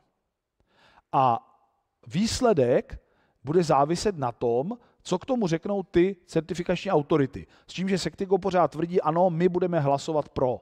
Jo, takže to taky může zahrát svoji roli, že jo? Když prostě někdo řekne, jako já si myslím, že to je dobrý nápad, tak ostatní to minimálně zvyklá. Jo? Ale to znamená, že zatím to ještě nebylo předloženo k hlasování, může to dopadnout jakkoliv. Je možné, že už letos zkrátíme na 200 dnů, ale zároveň tady je to, že tohle je hlasovací část, ale pořád platí, že to může kdokoliv z nich, z těch tvůrců prohlížečů, protlačit tou silou. Všichni toho, že se dohodnou předem. Jo? Vy chcete 200, vy taky, my taky, jdeme na to. A přestože se řekne, jako, že se vlastně nakonec ani nemusí hlasovat, anebo se hlasovat bude a stejně se to prosadí. Jo? Čili je to teď jako velmi, jako, může to dopadnout všelijak, předpokládá se, že by to mohlo dopadnout na těch 200 dnů letos. Ale jsou tu ti dobrovolníci aktivní, kteří mají dobrovolně zkráceno, to jsem říkal, že je Let's Encrypt, a ten je rozhodnut, že ještě nabídne kratší certifikáty. A to je, zkrátce, co je to teda Let's Encrypt, byl představen v roce 2014, od roku 2015 běžela beta, od dubna 16 je v ostrém provozu, ten začal k těm certifikátům přistupovat jinak a úplně otočil vlastně ten trh a ten svět a vůbec to, jak my jako správci přistupujeme k certifikátům. Před Let's Encrypt to bylo pro pár vybraných služeb. Dneska je Let's Encrypt téměř všude. Začal to dělat zdarma, to znamená, stačí mi doménu, ovládat server a jedeme. Automaticky, žádné volání nikam, faktury, platby kartou a jiné věci. Průhledně zase Let's Encrypt v tomhle byl napřed a zveřejňoval ty certifikáty dřív, než vstoupil v platnost ten Certificate Transparency pro všechny. Od začátku prostě všechny ty certifikáty byly veřejné a otevřeně. Oni všechen software, který vyvíjejí, je veřejně, je otevřený. Jediné, co tají, jsou ty privátní klíče na těch jejich serverech. Zároveň ten provoz stojí $3 miliony ročně, takže pokud třeba taková jako výzva kamarádská, komunitní, jestli pracujete v nějaké společnosti, která ve velkém využívá certifikáty, je fajn jim přispět. Přispívají jim takový velcí hráči jako Cloudflare a podobně, jim posílají peníze, protože ti v tom jako jedou ve velkém. Takže je to jako fajn. Jak to je s platností u Let's Encrypt? Od začátku mají teda těch 90 dnů, zároveň platí, že až v tom certifikátu můžete mít najednou až 100 doménových jmen u Let's Encrypt, takže si můžete objednat jeden velký certifikát, v kterém je jako víc jmen. Umí hvězdičkový certifikát, to znamená, můžete mít hvězdička.installfest.cz, ale neumí to přes ověření v HTTP, protože on má několik způsobů, jak ověří toho žadatele.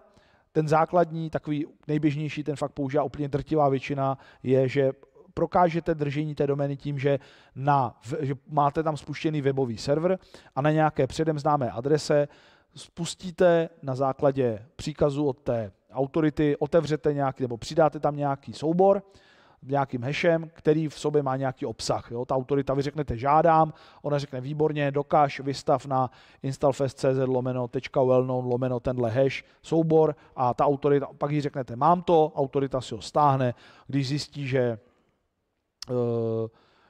to tam ten obsah byl, tak řekne fajn, podepisuju, tady máš certifikát. Pak je druhá varianta a to je ověření v DNS, která funguje podobně, ale pak musíte vlastně ten záznam dát do TXT záznamu v zóně, v DNS, což se hodí pro adresy, na kterých není webový server, případně prostě pro nějaká jiná nasazení a jenom v takové situaci, oni to považují za jako lepší ověření, tak tam umí vystavit ten wildcard. Jo, tam ještě totiž problém, že vlastně na tom webu nejste schopni dokázat, že držíte celou tu hvězdičku vlastně, jo? Protože, dejme tomu, pokud by to fungovalo i přes to HTTP, tak existují domény typu jako fit.čvut.cz, ale správce fitu má na sebe namířenou jednu doménu a nemůže požádat o hvězdička.čvut.cz, protože by tím pokryl všechny fakulty. Jo? Čili on musí dokázat, že jakoby ovládá tu doménu jako takovou, aby pro ní mohl mít ten hvězdičkový certifikát.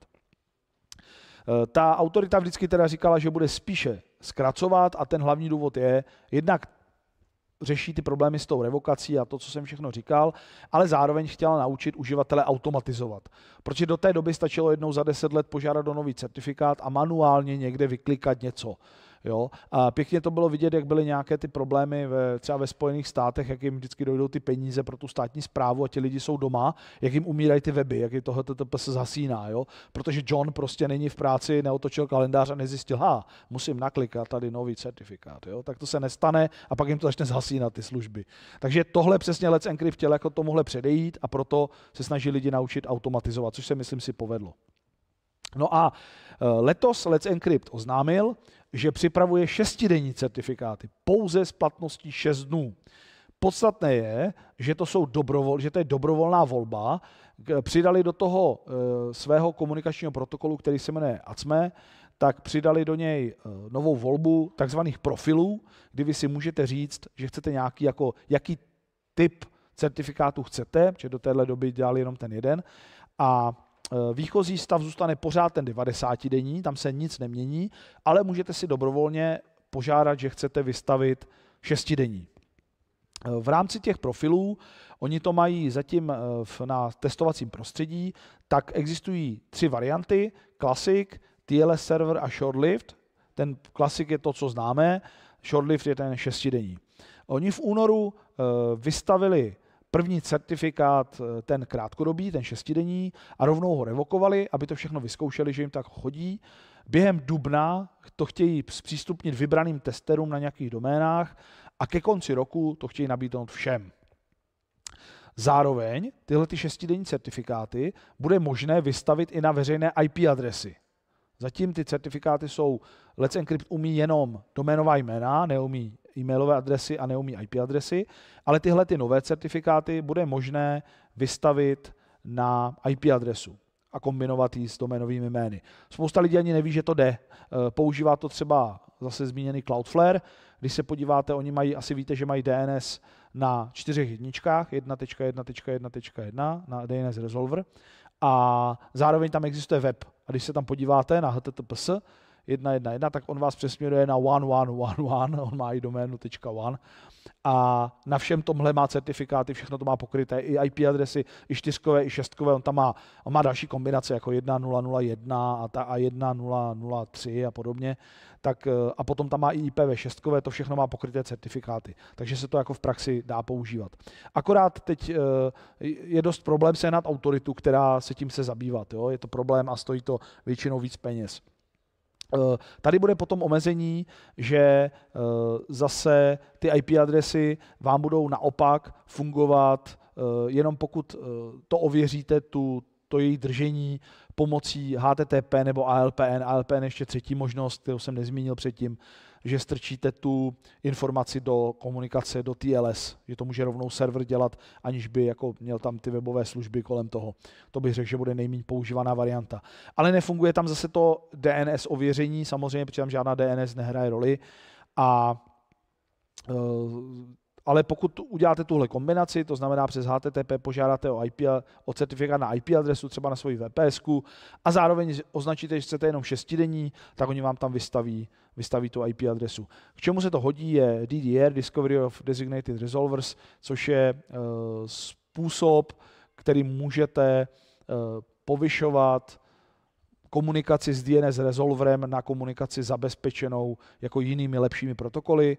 A jeden z požadavků toho standardu je, že před ten cílový server, na který jako upgradeujete, vy se normálním DNS se zeptáte, jestli není nějaká lepší možnost než to, co používáte. On vám řekne ano, přepni se sem, vy se tam přepnete a ten server vám musí dát certifikát, pokud použijete DNS over HTTPS, tak v tom certifikátu musí být i ty IP adresy, kterých jste se ptali prvé, tím dojde k tomu jakoby propojení, že vlastně víte, že komunikujete pořád se správným serverem, takže k tomuhle se to dá použít. Tady potom v tom jsou odkazy na jednotlivé články, které o všech těch věcech jsem jako napsal, takže se dá dohledat, co se děje, jak se postupně zkracovaly ty certifikáty, že bude zkrácena na rok, že Google mluvil právě o těch 90 dnech, to je tam uprostřed, změna zřejmě přijde brzy, nakonec teda to propálil Apple veřejně, a potom ty plány toho Let's Encryptu, že se připravují tady 6denní certifikáty a že v nich bude moct být IP adresa a že tam je ta podpora těch profilů. Zatím tyhle ty všechny věci oni mají jenom interně, dá se to vyzkoušet, protože se na to musí připravit tvůrci těch klientů, těch programů, kterými se generují ty certifikáty, tak oni to mají na tom svém testovacím prostředí, kterému říkají staging. Tam si to můžete jako vyzkoušet, oni vám tam vystaví opravdu certifikát, všechno se tváří dobře, akorát ty certifikáty jsou pro testovací účely a nejsou podepsané jako to správnou autoritou, těmi správnými klíči. Oni tam mají nějakou jako autoritu fake něco, peer, myslím si, jako hruška nebo něco takového a mají ten klíč na webu, takže se dá jako stáhnout, importovat, dá se s tím hrát. Vlastně všechno to jako funguje tak, jak by mělo, akorát prostě běžní uživatelé, běžní klienti tomu nedůvěřují, protože to není podepsané tím důvěryhodným klíčem. Takže už teď se to testuje, jak jsem říkal, během dubna už se to dostane k nějakým, jako na ty ostré servery, a budou to moct použít. Oni mají možnost jako whitelistovat, blacklistovat nějaké domény. I na začátku v tom roce 2015-16 tak vlastně bylo možné se zařadit do toho jejich beta programu a pak vám vlastně whitelistovali doménu, pro kterou jste si mohli požádat jako testovací skupina. Jsem v ní byl taky, takže jsem to zkoušel, psal jsem o tom a takže vlastně toho využívají, teď budou využívat taky, takže obecně to všichni budou mít zakázané a oni zřejmě jenom jako vyberou nějaké vzorek nějakých domén, kde jejich správci projeví zájem o to zapojení do toho, ti si budou moct zkoušet ty 6denní certifikáty a pak na konci letošního roku by to mělo být otevřeno všem.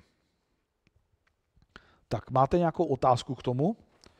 Já tady bude Ondra běhat. Jsi hodný, děkuji. Dobrý, v pohodě, to bude dobrý, děkuji. No, kde to skončí, je jako otázka, která jako asi není na mě, já nevím. Já nevím, jaký je jako přesně plán. Samozřejmě tím, jak by se to, kdybychom šli do extrému, aby se to zkracovat jako hodně a hodně, tak vlastně potom samozřejmě roste riziko, že ta autorita bude mít výpadek delší než několik minut a už může nastat jako problém, že jo, takže samozřejmě to je otázka. Pak je otázka, jestli vůbec budeme potřebovat certifikáty a autority, že jo? Protože pak se už jako rovnou můžeme někoho ptát, jestli někomu věříme. Může to být jako online celé, že jo? Protože princip těch certifikátů, stejně jako těch pasů a občanek je v tom, že to ověření uděláme jako offline spolu. Já nemusím volat na ministerstvo, jestli tě zná a popsat tě, jak vypadáš, aby mi tam nějaký úředník řekl, kdo seš. Že jo? Já mám o tom jednou doklad a my si ho tady offline kdykoliv vyřešíme, zkontrolujeme. Stejně tak ten certifikát funguje úplně stejně, že nikdo nevolá do autority. Ale jakmile by se to zkrátilo na třeba hodiny, tak prostě je otázka, jako jestli vůbec ten certifikát ještě jako dává jako velký smysl. Jo? Nevím, teď se mluví o tomhle, co bude dál, nevím a jako já to nemám jako ovlivnit a nemám to ve své moci. Já mám otázku ohledně toho, jako jste nastíňoval, že tam že to je jako dobrovolné nějaký konsorcium a že jsou tam převážně ty doménové autority, že to mají velký slovo ty klienti. Ano. Ale mě zajímá, jestli vlastně je nějaký, nechci říct jako tlak, ale nějaký doporučení od třeba jiných subjektů, nevím, jestli telkomy, nebo třeba kyberbezpečnostní služby, nebo různý jiný aktéři, kteří na to třeba mají nějaký takový či jiný zájem. No ti jsou případně součástí toho fóra, že? Tam je zhruba 100 organizací, čili to není opravdu tak, že tam jsou 2 autority a 4 tvůrci prohlížečů. Jo? To je jako celkem jako velká skupina. Třeba nezaznamenal jsem, že by to někdo chtěl řešit jako na úrovni třeba nějakých jako zákonů nebo nějak jako něčeho takového. Zatím o to jako nikdo žádným takovým způsobem jako na to netlačil. Taky by to bylo samozřejmě možné, jo? Ale myslím, že zatím s tím nebyl žádný problém, že by jsme to museli tímhle způsobem řešit jako v širším, s nějakou širší celospolečenskou debatou, protože ono to jako běžné uživatele vlastně jako netrápí. Jo? To je jako věc naše a potom věc těch autorit, ale běžného uživatele to asi nezajímá, ten potřebuje, aby to fungovalo. Samozřejmě, jakmile by to přestalo fungovat, tak asi by se jako někdo o to teprve začal zajímat, jako proč je to takhle a proč si to vyjednává nějaká úzká skupina, jak teď se vždycky říká, nikým nevolených zástupců. Jo? A tyhle věci by se asi začaly rojit, ale jako Moje maminka ví o tom, že existují zkrátky jako HTTPS a DNS a DHCP, ale to je tak všechno. A jenom to ví, protože se vždycky dívá, že jo? Takže to je prostě jako... ale jinak ji to vlastně technicky jako nezajímá, že jo? Běžné uživatele tahle věc. Máme ještě nějaký dotaz? Tak ještě uděláme nějaké třeba hlasování rychle. Jo? Mě by zajímalo, jo, já už skončím, ale mě by zajímalo, kdo z vás si myslí, že 90 dnů je rozumná hranice. Dobře. Kdo z vás si myslí, že by ta hranice měla být vyšší? Dobře. A kdo si myslí, že by měla být nižší? Docela dost. Jakože byste byli pro, aby povinně to bylo kratší, jo? 45 si myslíte, že to je dobrý nápad. Jo, tak fajn. 30 dnů, dobře. Jako jo, já...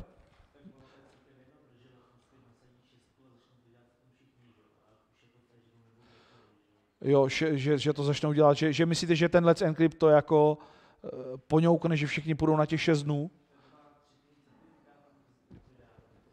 Jo, jasně, děkuju, když tak do mikrofonu radši. Jo, pardon. Jo. Tak Let's Encrypt vydává, já nevím, kolik třetinu certifikátu na světě, nebo kolik toho je už. No drtivou většinu, ale oni pořád zůstanou těch 90 dnů, no jasně, jo? ale tak jako z 90 dny taky začali, takže když přejdou na 6 a pak řeknou, že 90 nazdar, mezi tím se na to přizpůsobí svět, takže jako podle mě to půjde dolů. Jako samozřejmě ta možnost tu je, jo, to není jako ničím, prostě já si myslím, oni že si to je můžou v velká zásadě, pravděpodobnost teda. můžou ty autority a ti tvůrci prohlížečů dělat cokoliv, jo, to prostě tak je a pak jenom otázka, jestli se k tomu zvedne nějaká komunitní jako protiakce a bude se křičet, že to je špatně nebo něco takového, ale jako ano, tu možnost prostě mají, že jo, to je, stejně jako mají možnost to celé vypnout, jo, to prostě tak je. Jo, jenom jako mým cílem bylo jako vysvětlit, jak to bylo a jak to je a co možná bude dál. Jo? Tak to se mi snad povedlo. Dobře. Tak jo, děkuji za pozornost. Díky, že jste přišli. Díky.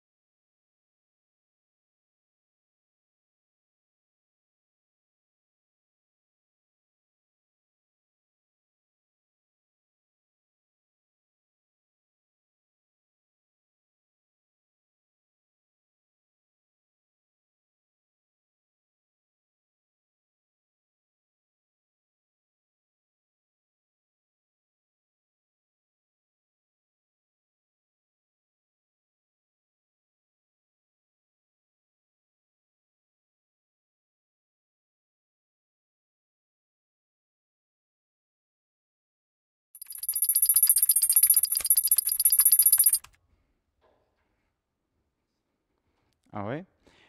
Díky, že jste dorazili a že jste vydrželi ještě takhle do pozdních hodin konference.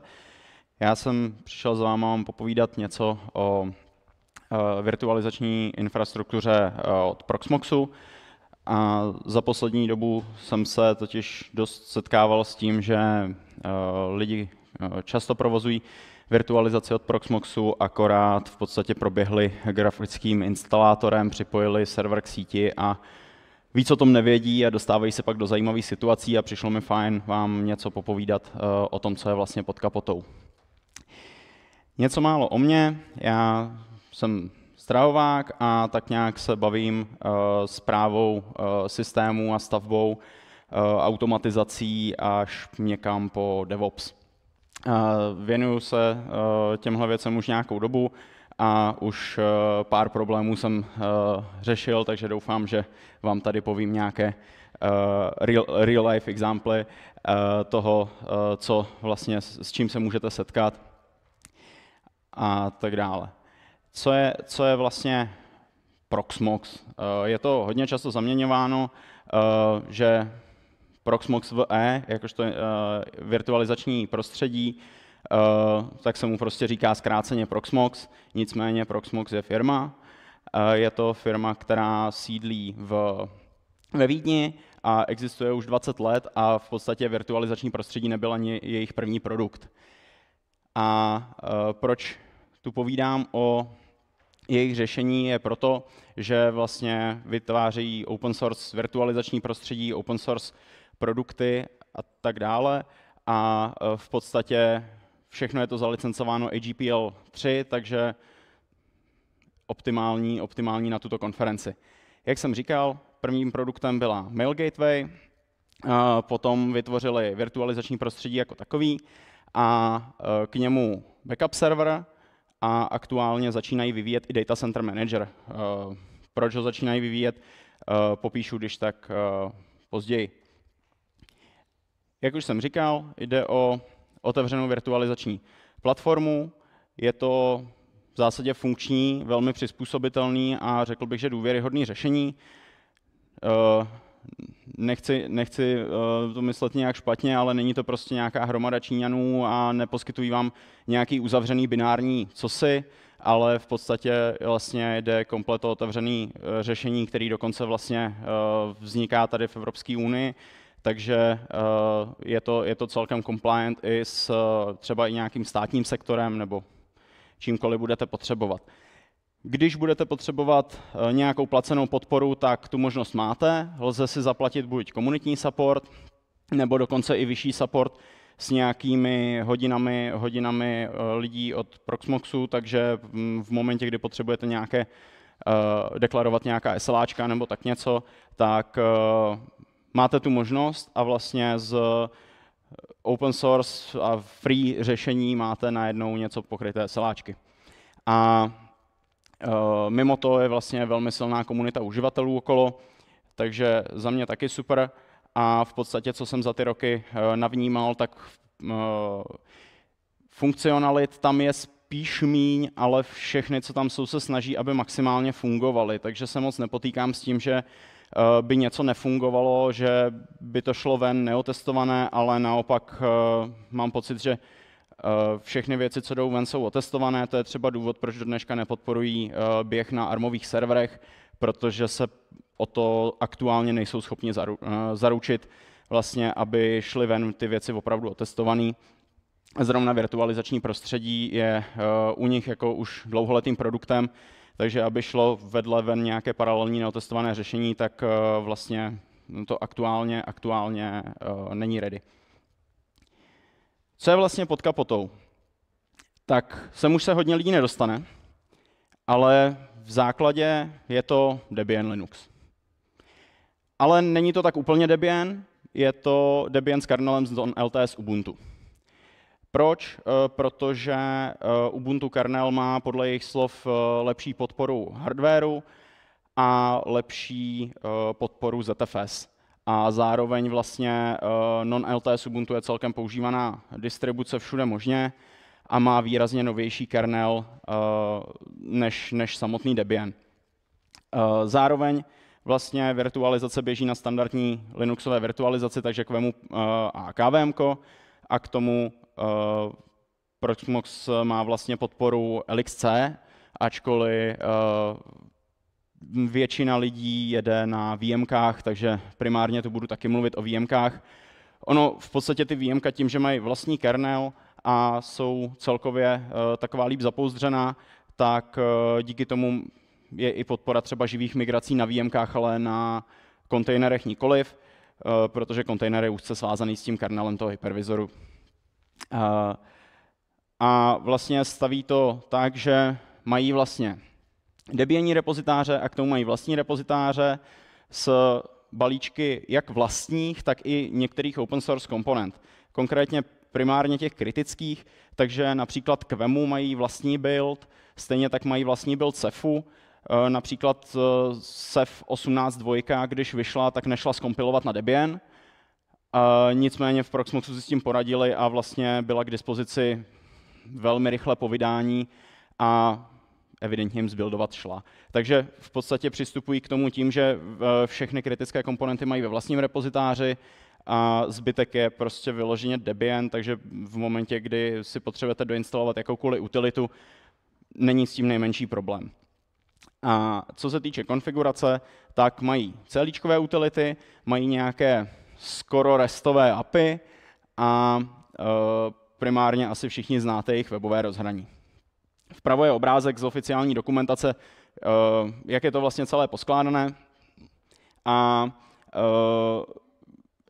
ještě co doplním, tak vlastně hodně staví na nějakých kernel features, takže například kernel same page merging pro nějakou deduplikaci ramky, pokud vás netrápí do takové míry bezpečnost, nemáte třeba nějaký public hosting, tak si můžete nějakým způsobem ušetřit ramku deduplikací vlastně huge pages VMek.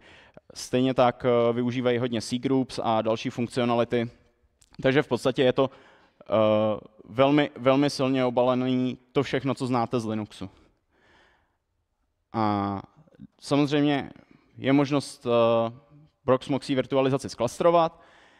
Cluster není nic jiného než Corosync Cluster Engine, takže řekněme další open source projekt a s tím se teda pojí i vyšší citlivost na latenci. Je velmi doporučováno stavět Proxmoxí cluster na lokální síti s latencí do 5 milisekund. V zásadě, pokud nejste schopni zajistit tu latenci do 5 milisekund, tak se vám může stát velmi často, že vám začnou padat nějaké nody do unknown stavu. V podstatě pak není nic lepšího, než celý ten jeden hypervizor restartovat. Samozřejmě pojí se to s výpadkem služeb, takže to není příjemné. A nicméně, pokud máte třeba problematickou síť, tak můžete nějakým způsobem vytvořit vícero cluster networks. Takže například setkal jsem se s tím, že jsme měli v nějaké kombinaci konkrétního hardwaru a dané sítě nějaké mikrovýpadky. Jednou, dvakrát denně se stalo, že prostě došlo k latenci třeba sekunda, ale jinak ty servery běžely ve stejném reku. Což samozřejmě ústilo v rozpadání klastru a nebylo nic jednoduššího, než vzít nějaký postarší switch, dát ho nad všechny ty servery, připojit to, ačkoliv třeba 100 megabitem, spojit to vlastně do jednoho switche a vytvořit další záložní network. Takže vlastně v momentě, kdy došlo k nějakému mikrovýpadku na té hlavní síti, tak v podstatě to dokázal bez problémů pokrýt ten záložní network a přestal se nám rozpadat klastr. Jejich vlastně řešení toho, jak ten klastr ovládají, tak přišli s tím, že si vytvoří vlastní file systém, nazvali ho PMXCFS, takže Proxmox Cluster File System, a v podstatě, když inicializujete cluster, tak se vám etc.pve změní na právě namountovaný tenhle file systém, a ten file systém sice je to POSIXový file systém, ale není tak stavěný, jak byste asi čekali. Je to v podstatě SQLite synchronizovaný skrz Corosync Cluster Engine kvůli nějaké, jak to říct, kvůli atomizaci operací a kvůli zajištění nějaké konzistence, takže v podstatě jako velmi silně to sedí celé na Corosyncu. Tudíž ten file system samozřejmě nebude moc rychlý, ale na pár konfiguračních souborů je to naprosto bezproblémové. A když spojíte ty servery v cluster, tak se stane to, že musíte všude zadat root heslo, což vyústí v to, že se ty servery spojí po SSH, navzájem si vymění klíče, takže každý server má pod rootem vlastně v authorized keys klíče všech ostatních uzlů klastru, což je z toho důvodu, že vlastně ta virtualizace díky tomu třeba si otevře SSH tunel a dělá přes ten SSH tunel živé migrace a tak dále, takže v podstatě jako hodně z těch operací je šifrovaných vlastně SSHčkem a vlastně využívají vlastně ten root SSH tunel na hodně operací tohohle charakteru. Díky tomu jsou vlastně schopni i toho, že vy přijdete na jakýkoliv node klastru a jste schopni například třeba upravit ZFS na jiném nodu. Díky tomu vlastně ten klastr je plně multimaster a v podstatě webové rozhraní, tak na webové rozhraní můžete přicházet z jakéhokoliv uzlu a není s tím žádný problém, můžete vlastně manažovat celý zbytek klastru. A co se týče vlastně správy těch výjimek jako takových, tak Proxmoxy virtualizace má ten výchozí přístup celkem jako zajímavý v momentě, kdy nemáte HA grupy, což vysvětlím později, a máte třeba 2 uzly klastru, tak když vám vypadne jeden uzel klastru, ačkoliv máte třeba sdílenou storage, tak on si jenom označí, že ty výjimka teď neběží. A nějak jako v zásadě neřeší. Takže pokud chcete vysokou dostupnost a pokud chcete například to, že máte 6uzlový klastr a když vám vypadne jeden uzel klastru, aby se přenesl load na druhý, případně před restartem, aby došlo k migraci výjimek, aby se ty výjimka nevyply a jenom si je Proxmox neoznačil za to, že teď neběží a že jsou stopnuté, protože běžely na uzlu, který teď jako není dostupný, tak potřebujete vytvořit takzvané HA grupy.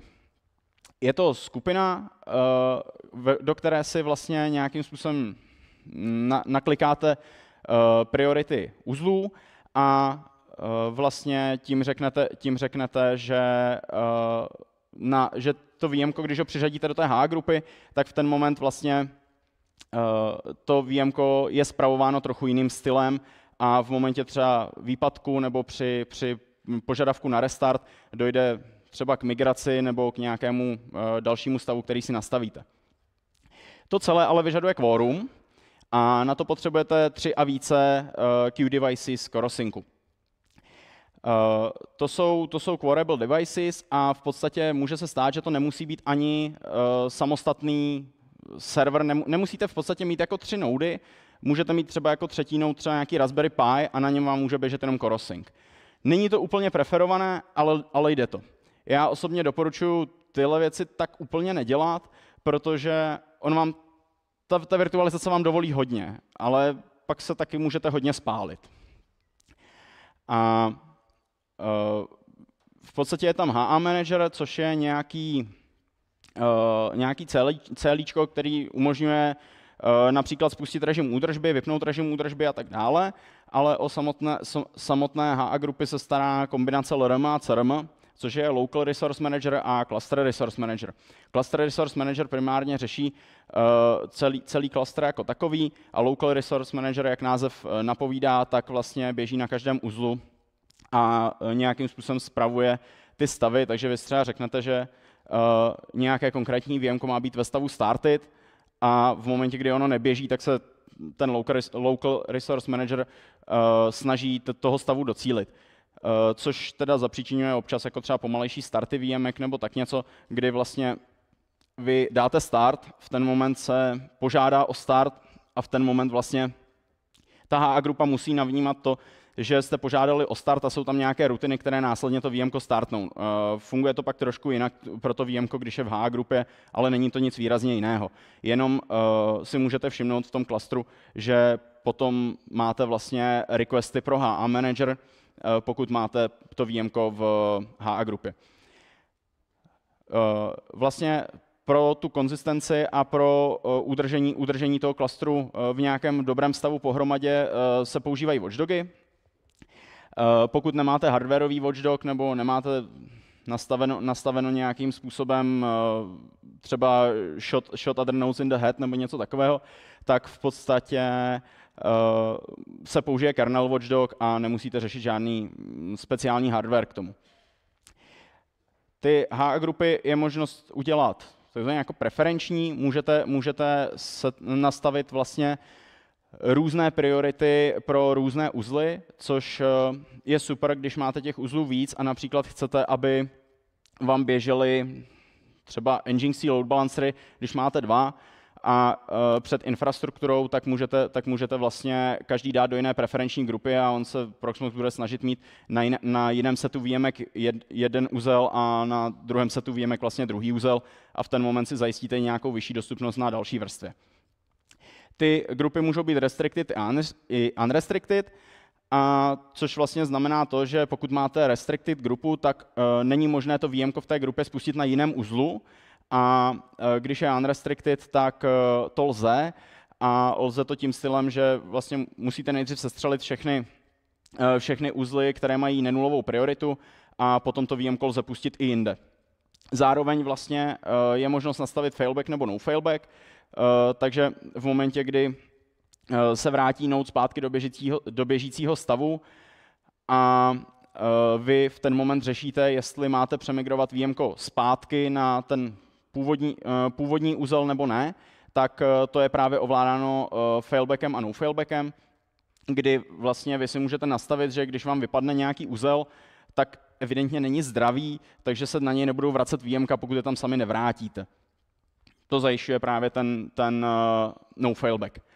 A můžete si omezit počet relokací a restartů, takže vlastně můžete omezit, kolikrát se to výjimko zkusí kde pustit, jestli se třeba zkusí 3krát nastartovat, nebo se zkusí jenom jednou nastartovat, když to neprojde, tak se zkusí udělat relokace, kolik těch relokací se zkusí, aby se vám vlastně celý ten klastr nezbláznil a v podstatě jste nepřišli ke klastru v nějakém divnom stavu a jenom se neskoušeli migrovat výjimka a neničilo to vlastně veškeré zdroje. A jak jsem říkal, nově je tam od posledních verzí virtualizace možnost režimu údržby. Nicméně není ten režim údržby ještě naklikatelný v UI. Od Proxmoxu 8.3 je tam vidět. Vidíte vlastně klíč u stroje, který je v režimu údržby, ale musíte jít do CLíčka a přes HA Manager pustit maintenance mode pro konkrétní uzel. K čemu je dobrý, jak název napovídá, když jdete dělat údržbu, a zajistí to, že vlastně se bezpečně začne ten klastr chovat, jako kdyby ten jeden úzel tam nebyl, takže odmigruje třeba výjimka, která na něm aktuálně běží, a vy pustíte režim údržby a za chvilku máte relativně prázdný hypervizor. Pokud máte třeba všechny výjimka v HA grupách, tak v ten moment můžete jako bez problému dělat údržbu. Co se týče storage, tak u storage máte celkem hodně možností, a nicméně ne každá storage podporuje všechno.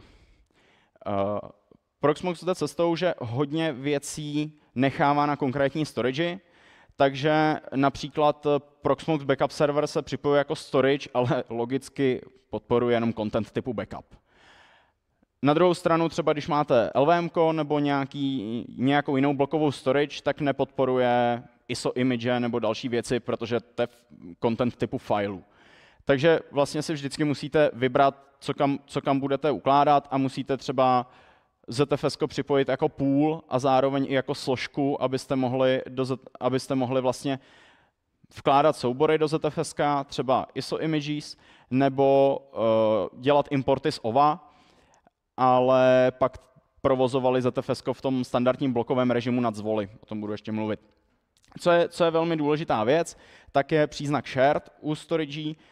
Neznamená to, že Proxmox sám našeruje tu storage na jiné uzly. Označuje to, jestli Proxmox má migrovat storage v momentě, kdy migruje výjimko. V podstatě vy tomu říkáte, jestli ta storage je dostupná na vícero uzlech, a pokud ano, tak na jakých. Tudíž, když vezmete například storage typu directory a označili byste ji jako shared, tak vám to Proxmox dovolí. Ale znamená to, že když on začne migrovat výjimko, tak on namigruje ten load, ale tu storage se nepokouší migrovat. Což je samozřejmě problém, pokud ta directory reálně není shareovaná. A kdy třeba může se hodit tenhle příznak i u těch storagí, které se na první pohled nejeví, že by měly být sharované nebo tak něco, tak se hodí například proto, když byl u Proxmoxu v jedné verzi drobný problém, že NFS v4 nešlo připojit napřímo z WebUI jako NFS, tak šlo připojit z liney, připojili jste si ho do nějakého menota na všechny nody do stejného místa a pak jste připojili storage typu directory a nasměrovali ji přesně na to NFS. To je důvod, proč vám to dovoluje u prakticky jakékoliv storage nastavit shared yes no. Ale neznamená to, že on sám ji našeruje. Je to typický problém, kdy potom vám dojde k výpadku hypervizoru, vy se snažíte nějakým způsobem namigrovat VMka nebo tak něco a dojde k tomu, že někdo označil tu storage jako shared a on vlastně se to nepokouší migrovat VMka, nebo storage VMka, ale jenom ramku, CPUčko a prostě ten runtime a v ten moment skončíte v nějakém fail stavu a VMko umře. Zároveň jména nejsou unikátní, ale doporučuji vám je mít unikátní. Protože v podstatě není problém, když máte storage typu local na každém stroji. Proxmox vám říká, na kterém stroji je konkrétní storage. Je ale trochu problém, když potom chcete migrovat storage, nebo VMko ze storage local na jednom hypervizoru na storage local na druhém hypervizoru, je to dost nepřehledný. A dokonce s tím byly i nějaké drobné problémy, ale jinak to jako jde. Jde pojmenovat více storage stejně, ale to blbej nápad. A podporuje QCOW, QEMU copy on write, copy on write soubory, takže pokud použijete třeba X4 a použijete VMK s typem storage QCOW, tak v ten moment vám to dovoluje dělat snapshoty. To je v podstatě jediná výjimka, kdy vlastně Proxmox nereliuje na vlastně funkcionalitách té dané storage. Například, když děláte snapshoty na storage typu ZFS, tak jsou to vyloženě ZFS snapshoty. Když je děláte na Cephu, jsou to vyloženě Ceph snapshoty. Stejně tak u LVMK. Ale v podstatě, když používáte fileovou storage, tak nemáte možnost snapshotů, pokud nepoužijete QCOW typ storage. Má to jednu nepříjemnou vlastnost, a to takovou, že v momentě, kdy používáte QCOW 2 a používáte plotnové disky, tak v momentě, kdy nějakým způsobem zvětšujete ty VMK, tak dochází potom případně k fragmentaci. Ta fragmentace se dost projevuje na I/O výkonu těch VMek a v podstatě to byl jediný důvod, kdy jsem v životě dělal defragmentaci X4. Ale jde to a má to mnoho výhod, akorát prostě já osobně se souborovým typům storage na Proxmoxu vyhýbám, protože je mnoho jiných zajímavých storage, které mají lepší výkon a chovají se lépe a jsou například v blokovém režimu.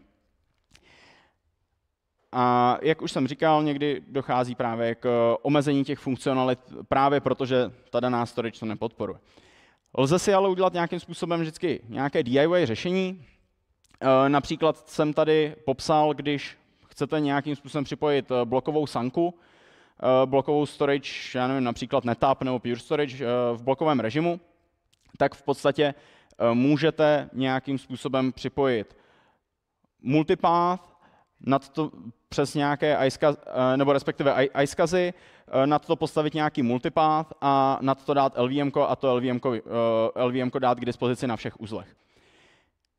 Je to z toho důvodu, že tím, že Proxmox využívá v podstatě QEMU pluginy, tak ne všechno umí sám, takže například nejste schopni připojit vlastně sanku tak, jak by se standardně připojovalo až do VMka, aniž byste do toho zasahovali tím stylem, kterým jsem popsal. No a ještě existuje jedna speciální storage, která je celkem nová, a to je typu iSCSy, E6E. No, tipněte si, proč asi existuje. Existuje přesně od toho momentu, kdy VMware byl koupen Broadcomem a začaly se dít velmi zajímavé věci. Například kolega na jednom projektu do dneška nemá přístup ke svým licencím vSphere v administraci, takže není schopný je třeba přehodit na jiný stroj.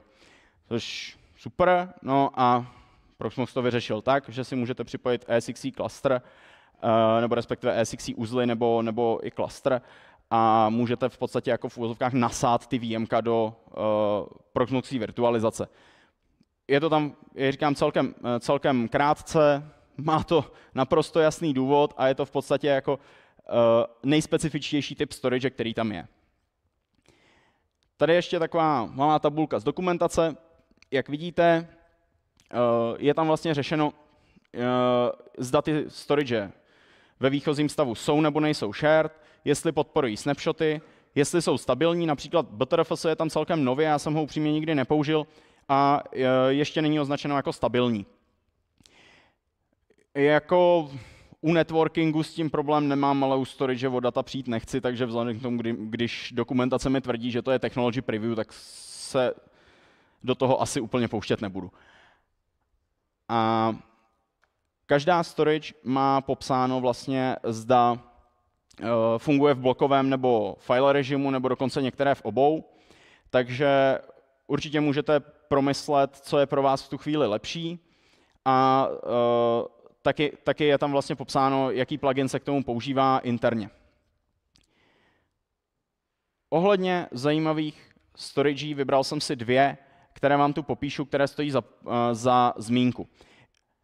Je to z toho důvodu, že když vezmete server a vytvoříte si na hardwarovém RAID řadiči nějaký pool z disků a potom to celé připojíte jako directory, a to není moc zajímavé a to většinou dopadá tak, že ten řadič po 10 letech přestane fungovat a řešíte ztrátu dat.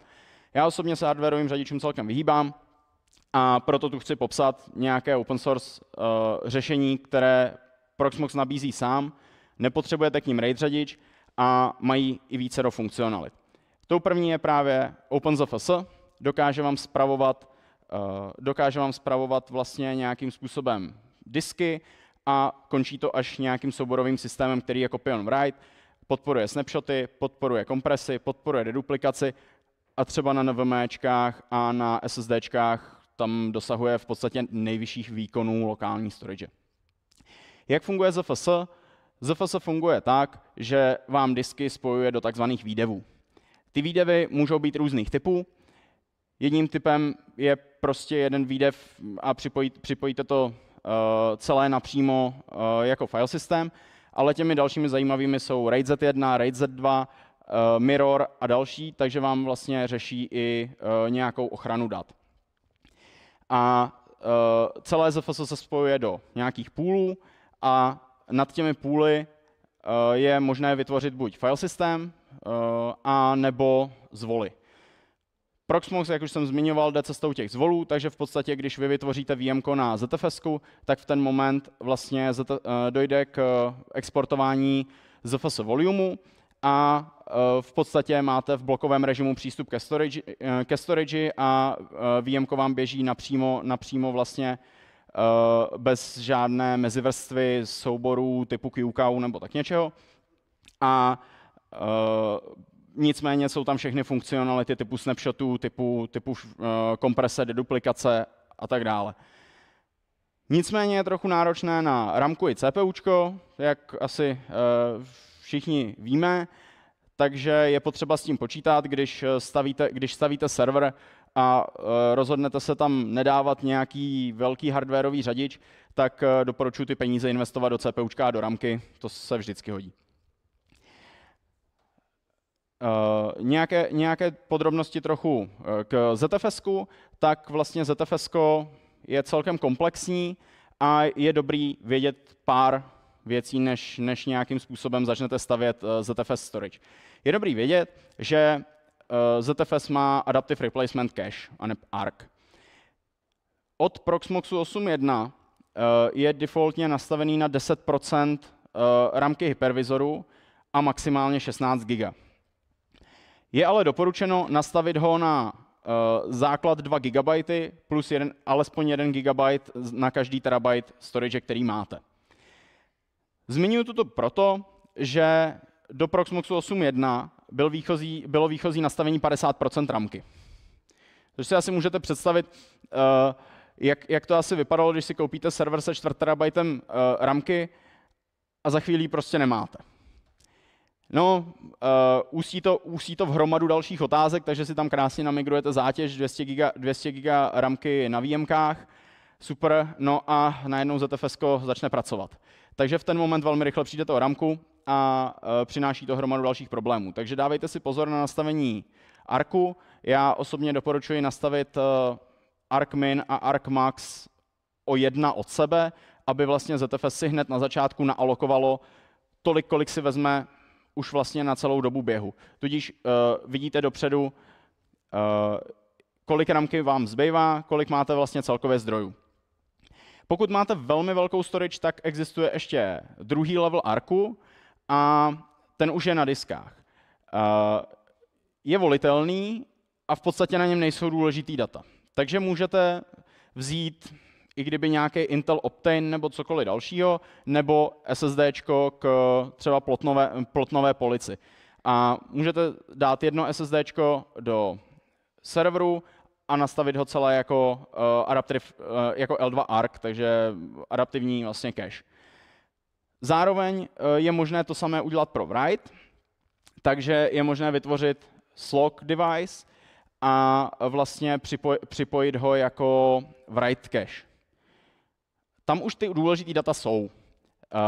Je dobré na to myslet. Vlastně write cache, pokud se ji rozhodnete používat, nemusí být tak velká, takže to můžou být 2 malá SSDčka. Je dobré je mít v mirroru, protože když přijdete o tu write cache, můžete přijít tuším o 10 sekund zápisu dat nebo něco takového, takže pozor na to. Dojde tam k problému a myslete na to, když si vytváříte slog device, že si určitě nevytvářejte jeden. U ZFS je taky dobré se podívat do dokumentace na A-shift, aneb alignment shift. Je to vlastně velikost bloku na disku. Dneska je tuším výchozí snad skoro všude 4 kg, tudíž 12. A protože je to vlastně A-shift je mocnina 2, takže výchozí je tuším 4 kg. Nicméně jsem zažil, že u ZFS na VMku je dobré ho tuším nastavit na 9 nebo tak něco, takže určitě se podívejte do dokumentace, podívejte se, co podporují vaše disky a jaký je vlastně nejlepší ten alignment shift. Hodně to hraje roli stran výkonu, protože když nastavíte špatný A-shift, tak interně ten disk bude mít trošku problém s tím poprat. Zároveň, když počítáte s přidáváním disků, počítejte s tím, že je dobré přidávat celé výdevy. A ty výdevy je optimální, když přidáváte o stejné velikosti, jako už tam jsou. Tudíž, když máte například 6 disků v RAID Z2, tak počítejte s tím, že když budete chtít přidávat disky, tak je optimální přidat zase dalších 6 disků v RAID Z2, aby byly stejné. Pokud přidáváte disky po jednom, myslím, že ZFS to v posledních verzích podporuje, ale není to úplně dobré. Zároveň počítejte s tím, že si musíte spočítat počet disků, má to docela dopad na výkon. Optimálně ZFS vlastně doporučuje mít mocninu 2 plus parita. Tudíž když máte třeba RAID Z2, což je obdoba RAID 6, tak v ten moment vlastně je dobré mít 6 disků nebo 10 disků, abyste měli vlastně 8 disků plus tu paritní část, ačkoliv ta parita je nějakým způsobem distribuovaná.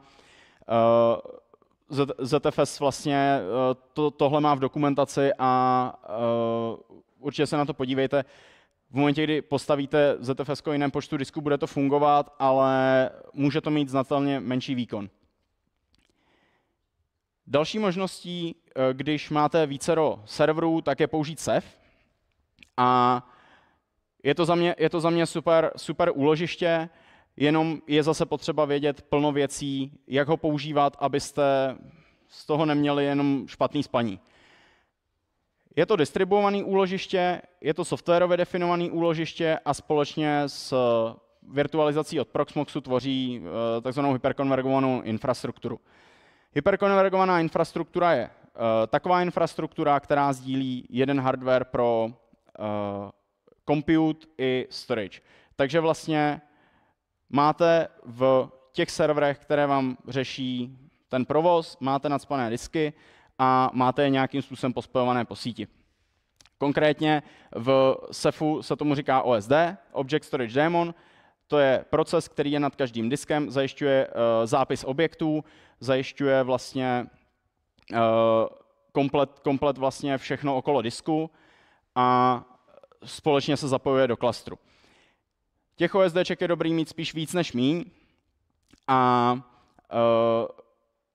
je to bez potřeby RAID řadičů a není ani doporučeno mít někde mezi tím RAID řadič. Takže ty disky je dobrý vždycky připojit napřímo do virtualizace a říct virtualizaci, ať vytvoří OSDčko na tom novém disku a přistupuje k němu prostě napřímo a zapojí ho do klastru. V ten moment začne rebalancing a postupně vám přibývá dostupné místo. Objekty se v téhle storage nějakým způsobem spojí do placement groups.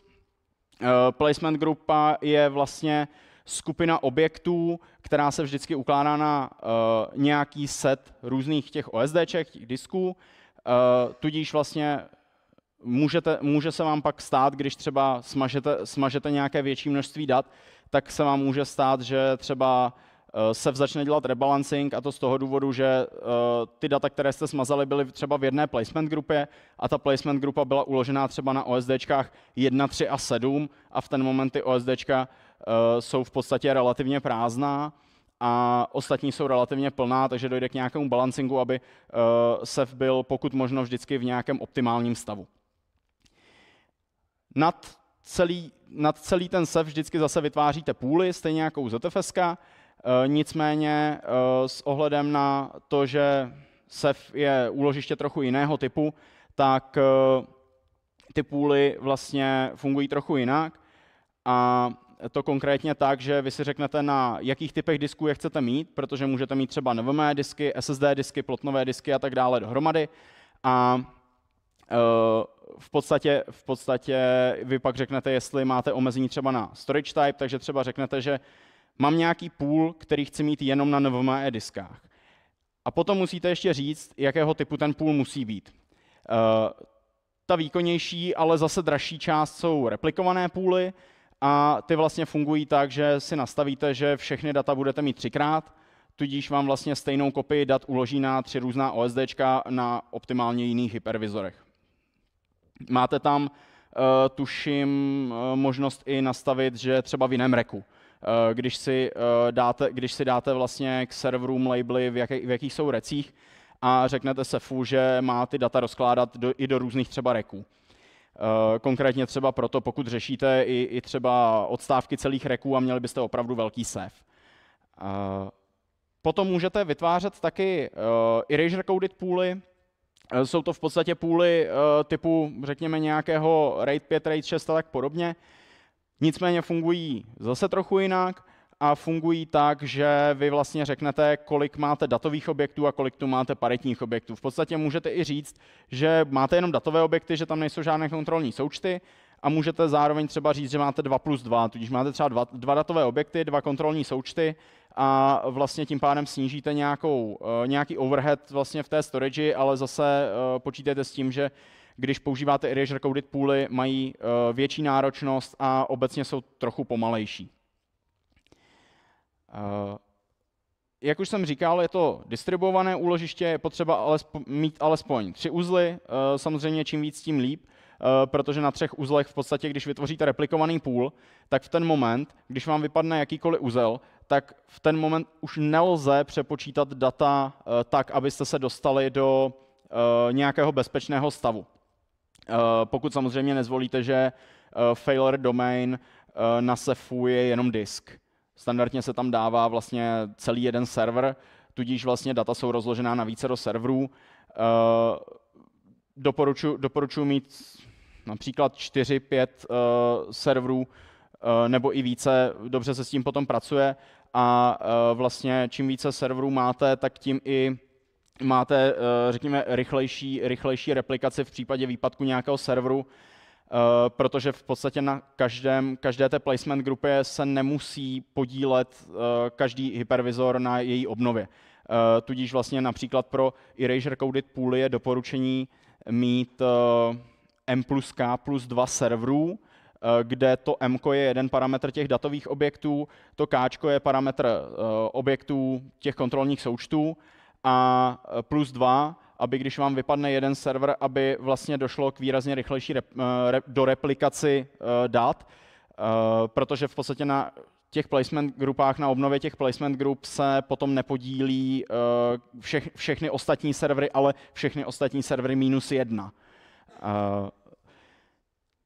Nicméně samozřejmě ta vysoká škálovatelnost, podpora komprese a podpora mnoho funkcionalit má i svou daň, a to je ta daň, že v podstatě na SEF jsou trochu pomalejší zápisy než třeba na lokální storage. Na to si určitě dejte pozor, protože když byste na tom SEFu měli třeba databázové stroje a měli nějaký signifikantní zápisy do těch databázových strojů, může to být pomalejší. Doporučuji potom postavit třeba vícehlavé databázové klastry a jenom zálohu mít na tom SEFu. Nicméně SEF je hodně, nebo je jako plný funkcionalit. Původní vývoj začal tak, že chtěli distribuovaný POSIXový file systém, což je SEFS. A SEFS vlastně se dá používat třeba právě na ty ISA nebo na něco takového.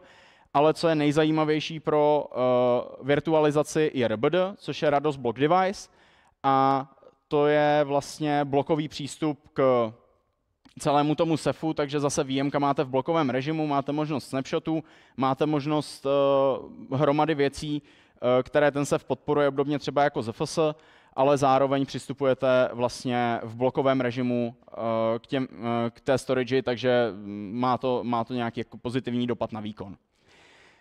Standardně v Proxmoxu není doinstalovaná Rados Gateway, ale je možné ji doinstalovat.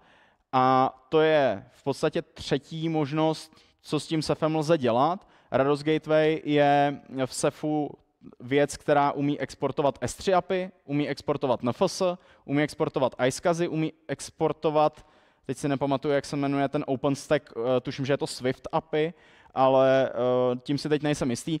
Každopádně podporuje mnoho dalších protokolů a za mě naprosto super funkcionalita, kde máte virtualizaci a ještě vám exportuje třeba S3.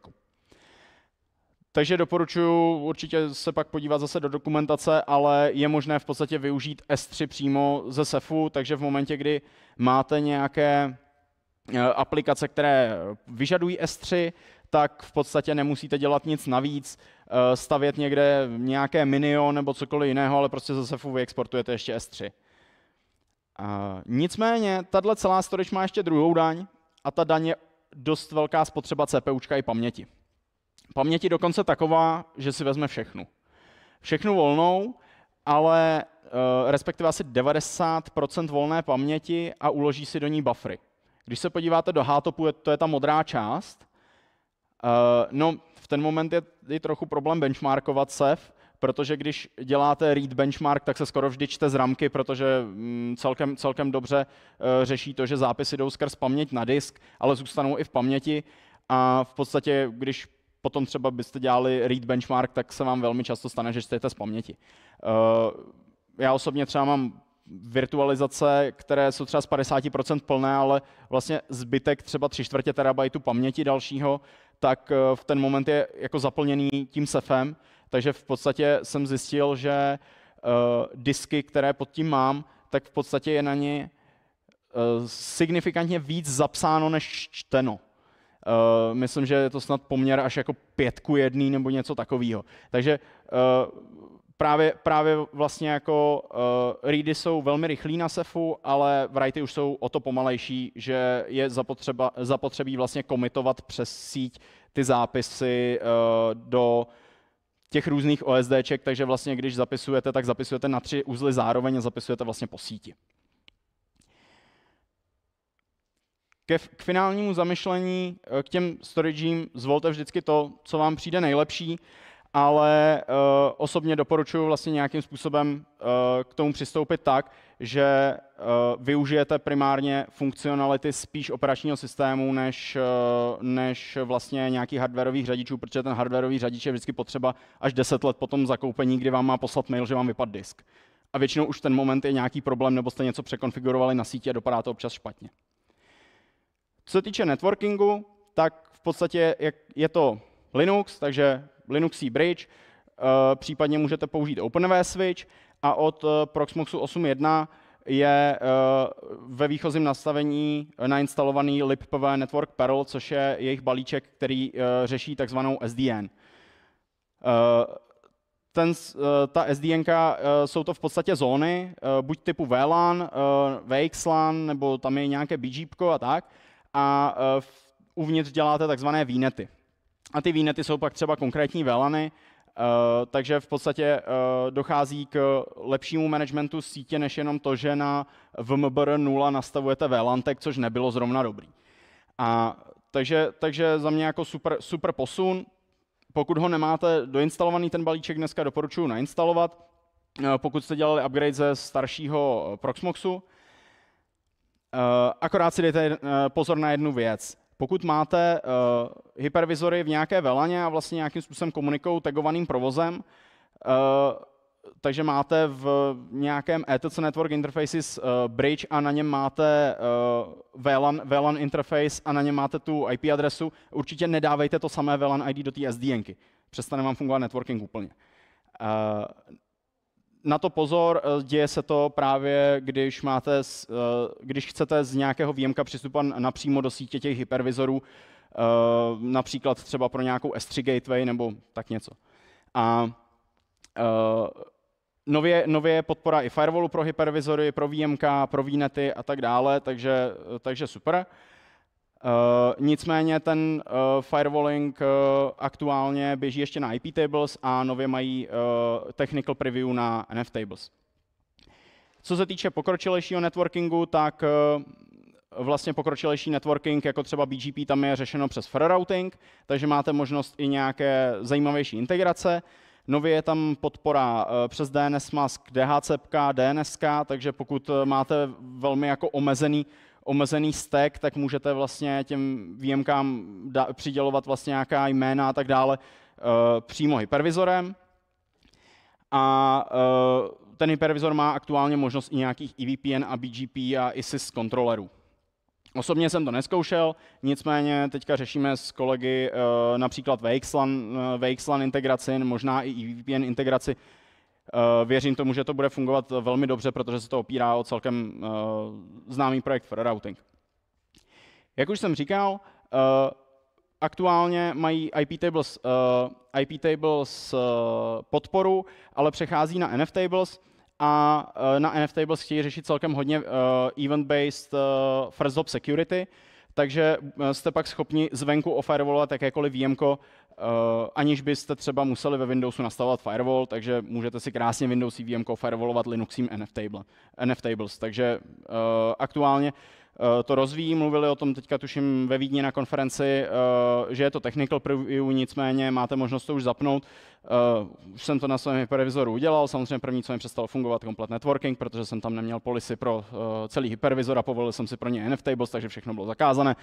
A musel jsem někam do iDracku a hnedka se připojovat přes konzole a zase si to povypínat, takže je s tím celkem zábava, doporučuji. Co se týká zálohování, tak zálohování vlastně může být řešeno Proxmox backup serverem, což je v podstatě asi nejlepší možnost. Je to v podstatě jediný formát, který v Proxmoxu umožňuje inkrementální zálohy. Doporučuji si postavit Proxmox backup server a zálohovat Proxmox backup serverem, nikoli interními zálohami, které jsou do vlastního VMA formátu, protože interní zálohy jsou vždycky plná záloha, což není úplně dobré pro tu zálohovací storage. To moc úplně neškáluje. A nicméně Proxmox backup server umí hodně škálovat, umí deduplikovat, vlastně ukládá po čunkách a ty čunky se snaží deduplikovat, takže deduplikace je tam velmi, velmi silná umí takzvaný backup fleecing, v podstatě zálohy tam fungují tak, že vy začnete odlévat zálohy do storage a až na konci té zálohy je ta záloha vlastně konzistentní k tomu času dokončení. Tudíž vlastně vy standardně, když zálohujete, tak v podstatě I.O., které jsou aktuálně na tom VMku, se propagují i do té zálohovací storage. Což je samozřejmě pomalý, když máte klaster plný NVMeček a v ten moment začnete zálohovat na server, který má třeba 2 plotnové disky. Tak Proxmox aktuálně umožňuje backup fleecing, že si můžete ty I.O. odlévat ještě na tu storage, kterou máte a používáte jako provozní a potom si to tam dosynchronizuje po tom, co v podstatě dokončí tu původní zálohu. Celé to lze šifrovat pomocí AES-256, takže si můžete například od dodavatele nechat vystavět jejich řešení nějakého Proxmox backup serveru a krásně jste schopni z té virtualizace tam bezpečně odlít zašifrovaná data. Proxmox backup server podporuje i write-only zálohování, takže vlastně vy jste schopni nastavit backup server na to, že agent, který k němu přistupuje, má pouze práva backup, audit a restore, ale nemá práva delete. Což je super například pro jako nějaká ransomware protection nebo tak něco. Proxmox backup server už si potom řeší nějaké retention policies, verifikace, synchronizaci do dalších storage a tak dále. A co je naprosto killing feature je ta, že pokud na tom VMku máte nějaký, řekněme, normální file systém, takže X4, BTRFS nebo něco podobného, tak jste schopni takzvaného file restoru. Takže podíváte se do záloh, máte vytvořenou zálohu a potřebujete přistoupit k jednomu souboru. Tak místo restore kliknete na file restore a on se vám okamžitě v tom web UI zobrazí prostě adresář z daného času. Takže například nedávno jsem řešil obnovu nějakého konfiguračního souboru, potom jsem pustil Ansible Playbook a zjistil jsem, že nebyl v úplně dobrém stavu a potřeboval jsem si vytáhnout tu původní verzi, kterou jsem lokálně upravil na tom daném serveru, tak jsem si prostě vytáhl YAML někde z etc naprosto bez problémů během pár sekund. A nějaké poznámky na závěr. RAM ani CPU výkonu není nikdy dost a to primárně, pokud používáte, jak už jsem říkal, například právě ZFS nebo SEF, v ten moment počítejte s tím, že vám to sežere docela dost dalšího výkonu. Osobně doporučuji se minimálně v těchto případech, ale i v dalších případech vyhnout swapu.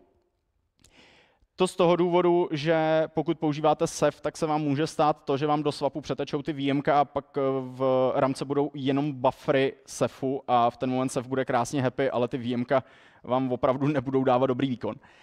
A dějou se i obdobné věci, ale nebo i jako jiné věci, ale osobně vlastně jsem za to, že radši si tam dejte do toho serveru trochu víc ramky a vyhněte se tomu swapu, protože jako to poslední, co chcete řešit, je, proč vám někde najednou uprostřed dne začne chybět výkon a pak jenom zjistíte, že se vám VMko odswapovalo. Může se to stát, dokonce už se mi to několikrát stalo.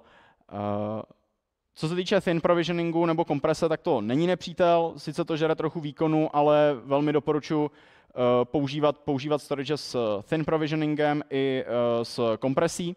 V ten moment jste schopni vlastně vytvořit VMko, které má třeba, nevím, terabajt úložiště, ale dokud ho nevyužijete, tak v ten moment na ZFSku je třeba krásně volno.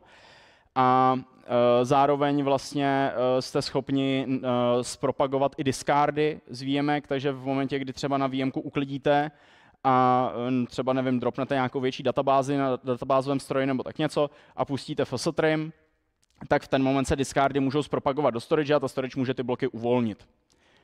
Doporučuju, je to opravdu dobré, když vám pak někde vybouchne nějaká databáze nebo tak něco, najednou vám zmizí několik terabajtů místa z disku a v ten moment, když uvolníte místo na disku, tak je dobré mít puštěné discardy, aby vlastně se uvolnilo opravdu místo i na disku té virtualizace.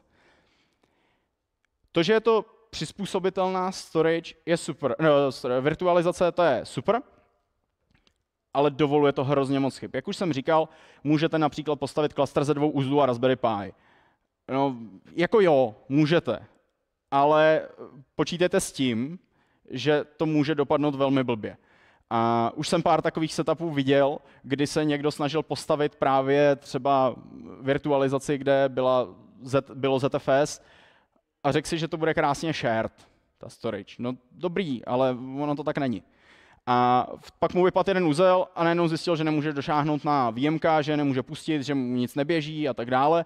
A ono to dovoluje docela dost chyb, takže dejte si pozor a čtěte manuál. A toť asi za mě. Máte nějaké dotazy?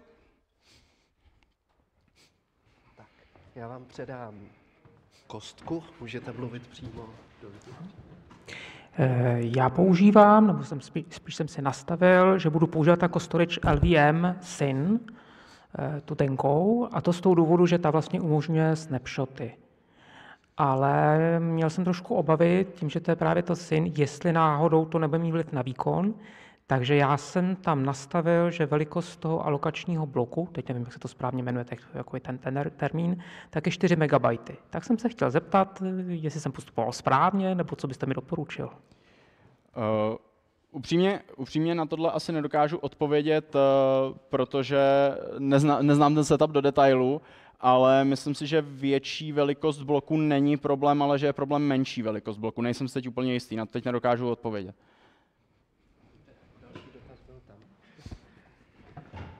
Já to teda zkusím hodit. Jo? Já bych měl jednoduchý dotaz, jestli ty interní zálohy v tom specifickém formátu VMA, nebo jak je přesně ten extension, jestli se dá taky vytáhnout soubor nebo ne? Vlastně file restore je možný jenom na backup serveru. Nicméně už jsem jednu takovou zálohu dostal do ruky a skončil jsem samozřejmě někde u toho, kdy jsem si ji rozbalil a podíval se do ní. A je to prostě bloková záloha. A file restore není možný z té virtualizace, ale řešil jsem ho ručně.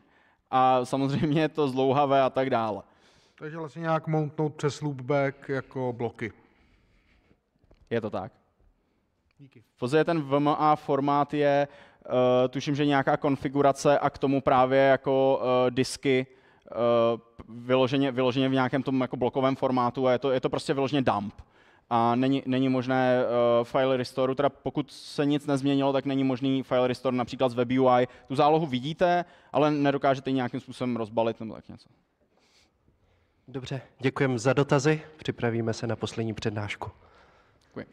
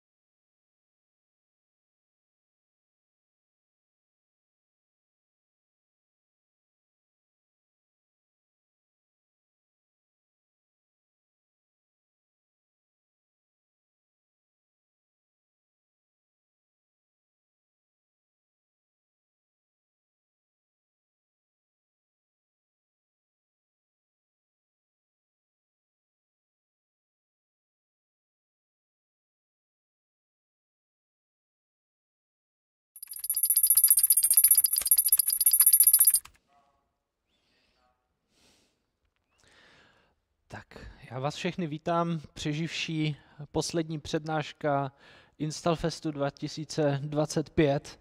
Fantastické, děkuji, že jste přišli.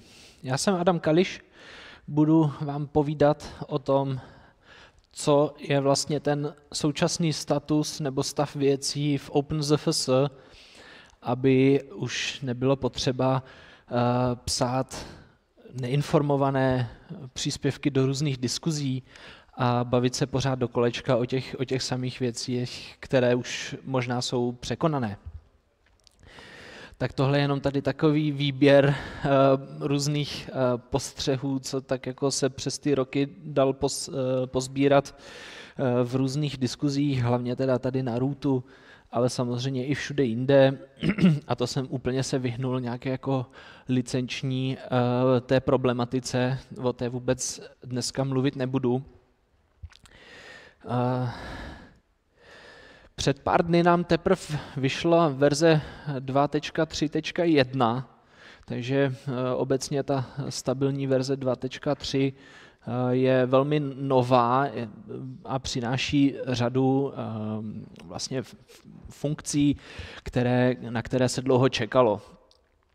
Jedna z nich je expanze paritních RAIDů, to znamená vlastně, že můžu přidat disk nebo vícero disků do klasického paritního RAIDu, který známe RAID 5, RAID 6, samozřejmě v případě ZFS, že jo, to je RAID Z1, RAID Z2, RAID Z3. Jo, takže tohle není možné, má to nějaké svoje omezení, protože na rozdíl od klasického MD RAIDu já vlastně nepřesouvám ty bloky, ale jenom jako mám jako nový ten formát toho vlastně k dispozici, takže vlastně až ty nově zapsané bloky to potom jako plně reflektují ten setup, jo? Takže to může nějak dočasně vést takovéhle rozšíření k nějakému jako neočekávanému výkonu nebo nezlepšení toho výkonu pro ty už zapsaná data. Takže to je jedna taková opravdu dlouho očekávaná věc. Ta 2.3 nám přinesla i efektivnější deduplikaci, kdy vlastně ty záznamy v té deduplikační tabulce se nám zmenšily, obecně se spousta věcí přestrukturovala. Já mám vlastně detailní popis potom ve zdrojích, takže kdo by se do toho chtěl ponořit, tady není na to úplně ten správný čas, ale dá se to potom načíst, je to přímo v prezentaci odkázané. Chtěl bych k tomu dodat jednu věc. Jako v diskuzích samozřejmě přišlo okamžitě, takže jako mám zapnout prostě deduplikaci všude. Ne, prosím vás, jako deduplikace je stále prostě jako věc, která se zapíná až prostě když opravdu vím, že to potřebuju, rozumím tomu, jako obecně každá z těch pokročilejších funkcí v ZFS je dobré prostě vědět, co dělám. Jo, takže prostě pokud jste jako deduplikaci nepotřebovali doposud, tak jako skoro určitě ji nebudete potřebovat ani do budoucna, takže je to jako hezké, že to tam je dostupné, ale drtivá většina z nás to asi úplně nevyužije. Kde to naopak může být zajímavé, je u nějakých zálohovacích serverů ve virtualizačních prostředích, kde právě třeba, jak kolega tady zmiňoval předtím, může být, že ty image jsou prostě velmi podobné a ta deduplikace tam dává prostě smysl, protože vlastně napříč nějakými obrazy disků ty změny nejsou tak velké a já vlastně nemusím ukládat všechny ty bloky znova, když se mi nezměnily. Jo. Otázka samozřejmě je, proč tam nedělat jako ZFS snapshoty a neřešit jako ty zálohy obecně jako chytřeji. Různá prostředí mají prostě různé výzvy. Tak v té 2.3 máme taky plnohodnotnou podporu Direct.io. To je vlastně dobré v momentě, kdy potřebuji nějakým způsobem obcházet ty cacheové, jako tu infrastrukturu cache v ZFS, nějaké databáze nebo nějaké prostě specializované aplikace tohle potřebují. zase je to spíš taková libůstka prostě pro konkrétní software, který to buď má naimplementovaný nebo nemá, teď to ZFS prostě plně podporuje. No, co je zajímavé taky v době, kdy máme prostě pracujeme internacionálně, jsou ta dlouhá jména, která tady zmiňuji, 1023 bajtů. To je dobré v momentě, kdy mám třeba více bajtové znaky, nějaké emoji a tak dále, tak vlastně my ty bajty spotřebovávám velmi rychle a když mi prostě nějaký uživatel přidá do jména souboru prostě nějaké jako obarvené emotikony a já nevím co všechno, tak právě tyhle bajty já jakoby vyžeru velmi rychle. Jo, takže v tomhle momentu vlastně s tím novým ZFS jsem schopný tohle nějakým způsobem lépe ošetřit a nedostávám se do úzkých.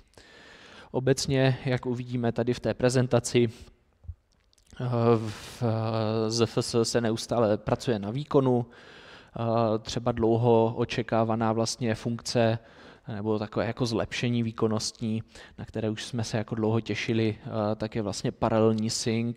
To znamená, že když vlastně zapisuju ty data v nějaké té transakční skupině, tak vlastně v ten moment to může realizovat jakoby vícero jobů v tom ZFS.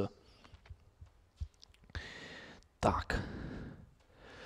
No a v posledních letech ta kadence vydávání těch nových verzí ZFS je zhruba jednou za jako 1,5 roku, je taková ta hlavní jakoby verze další.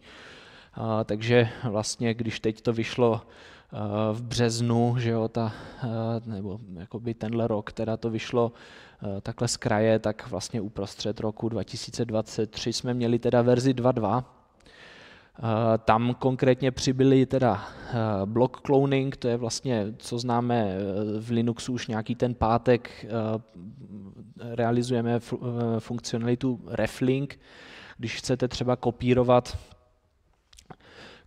nějaké soubory, ale má to být vlastně jenom odkaz jakoby na ty původní bloky na úrovni file systému, takže klasicky byl buď hard link, že jo, ale ten se nám prostě rychle jako rozsypal, a nebo právě teda teď jako nový ten přístup jsou ty reflinky, takže to je teď podporováno teda i v ZFS.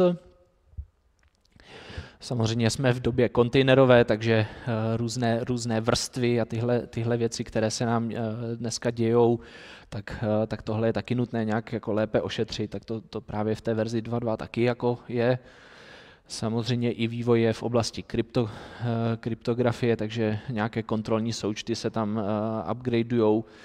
Můžeme využít algoritmus Blake 3, velmi rychlá záležitost, efektivní. Takže je to nějaká možnost, jak postoupit od toho Fletcher 4, který se používá standardně, k něčemu, co je trošičku jako odolnější.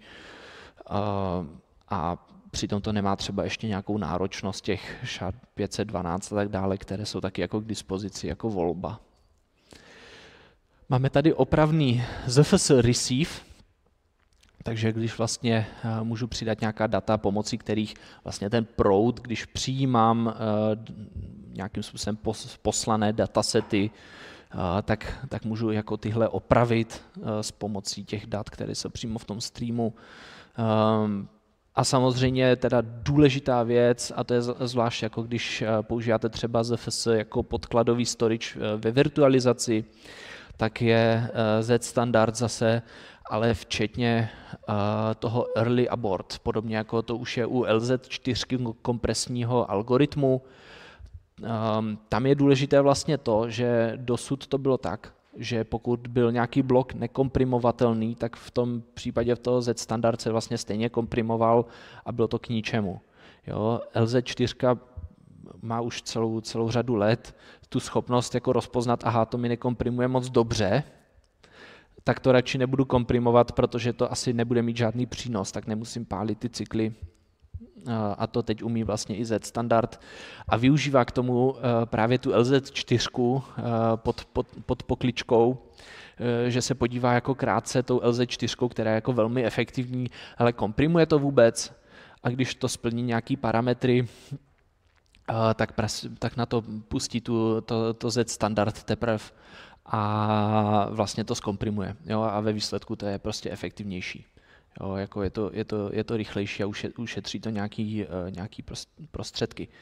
V té verzi 2.2 zase samozřejmě spousta výkonnostních updateů. Mám to potom ve zdrojích, kdyby vás to zajímalo úplně do posledního detailu. Zase rok a půl zpátky, tak verze 2.1 v roce 2021 a tam přibyl takzvaný distribuovaný spare RAID. Vlastně, že nějakým způsobem že využívám jakoby všechny disky a rozkládám vlastně jakoby ten spare rozkládám mezi ty disky. Jako nechávám si tam vlastně nějaké jako volné místo, abych to mohl přefungovat potom. Tohle je docela zajímavá věc v případě, že mám těch disků opravdu hodně, že mám prostě police z disky a tak dále, takže to zase není něco, co byste si úplně dali na váš domácí NAS, tam to smysl nemá, ale má to smysl právě u těch velkých SAN a NAS storageů, na kterých jako ZFS exceluje. Přesně, jsou tam nějaké zlepšení, co se týče kompatibility z poolu, vlastně specifikace, které featurey přesně potřebuju a tak dále, aby se vlastně s nás přecházelo s tím samým s poolem mezi verzemi ZFS a současně mezi třeba systémy, které ZFS implementují. To je dost zajímavé. Máme tady zlepšení a samozřejmě ZFS zase doba cloudová, potřebujeme monitoring na věci, všechno jako má obrovskou škálu, takže potřebujeme i ty metriky sbírat nějakým způsobem, abychom to byli schopni všechno zpracovat. Takže tady přibyla možnost posílání metrik do InfluxDB. Tak. A samozřejmě podpora hot pluginu RAM a CPU při virtualizaci, to je zase z téhle škatulky, že prostě přidám za běhu nějaké virtuálce víc ramky třeba tak, aby právě ta ramka byla i využitá. Jo, a samozřejmě zase spousta změn, co se týče výkonu. No a tady jako docházíme do roku 2020, kdy teda v ZFS nastal poměrně velký zlom, protože vlastně do té doby byl upstream ZFS v Illumosu, což je vlastně takový následovník Open Solarisu tehdejšího. Jo, a to už samozřejmě, tam bylo prostě asi 6 lidí, kteří měli ty commit práva a bylo to prostě strašně složité do toho jakoby něco dostat, držet nějakým způsobem tempo, synchronizovat ten stav toho OpenZFS projektu napříč, nebo té báze, té code báze a těch feature, tak to nějakým způsobem synchronizovat, že napříč všemi těmi systémy, kde je ZFS podporované, takže jako Linux, FreeBSD, ale i třeba NetBSD a právě třeba ten Illumos, že jo, takové ty různé pokusy nebo částečně takové beta verze, že jo, v OS X nebo respektive macOS a teď jako relativně nově i Windows.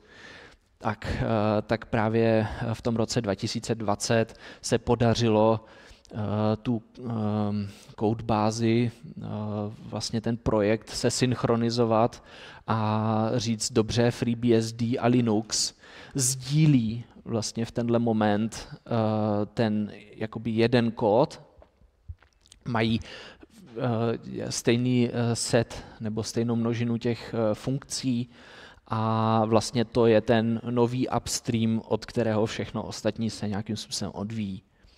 Jo, takže pro ten projekt to byl jako obrovský milník, protože to bylo prostě strašně těžké to do tohohle bodu vůbec dotáhnout, aby se dalo říct, dobře, tak teď jako máme nějaký robustní základ, máme nějaké testy, prostě jako všechno to okolo prostě bylo hodně náročné takhle dotáhnout daleko.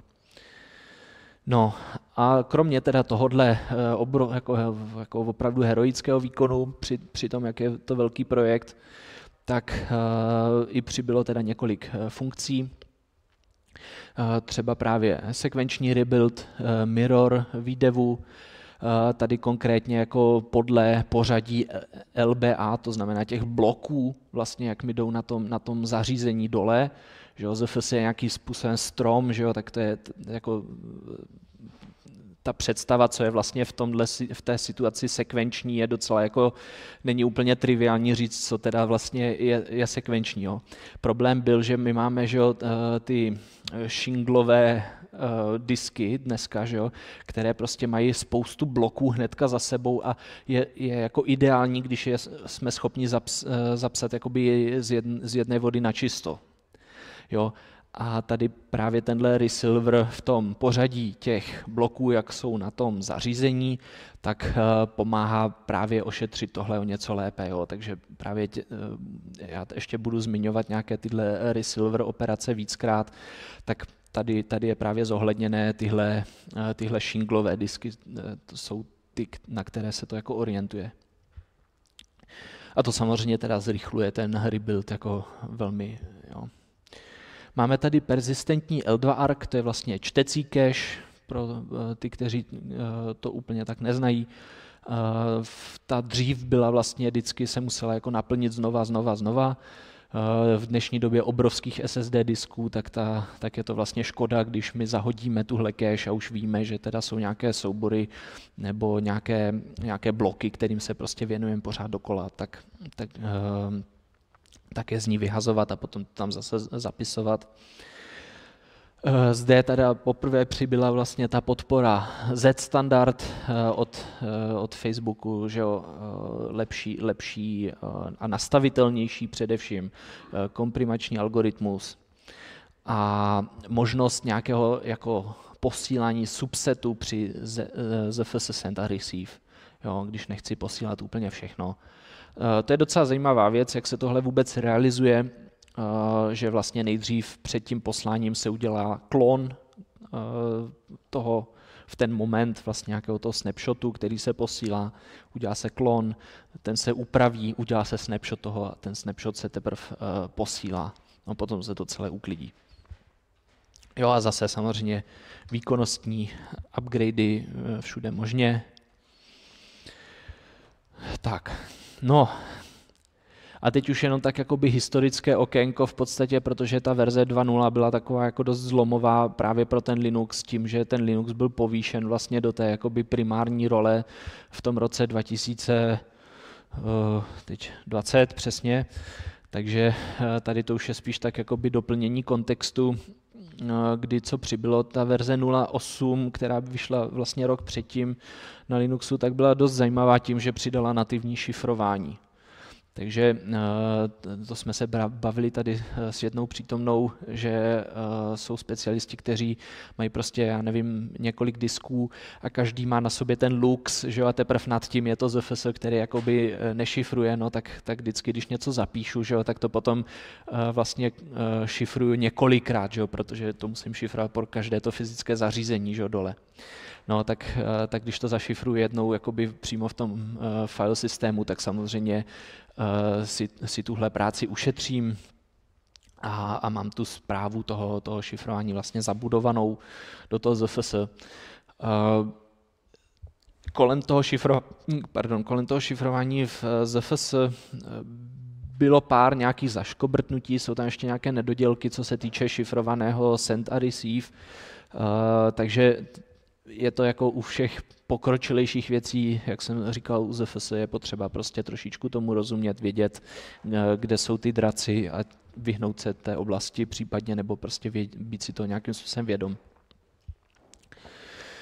Tak, třeba jako hodně lidí říká, jo, jako to prostě jakmile se jednou nastaví ten Z-pool, tak už se s ním skoro nedá nic dělat.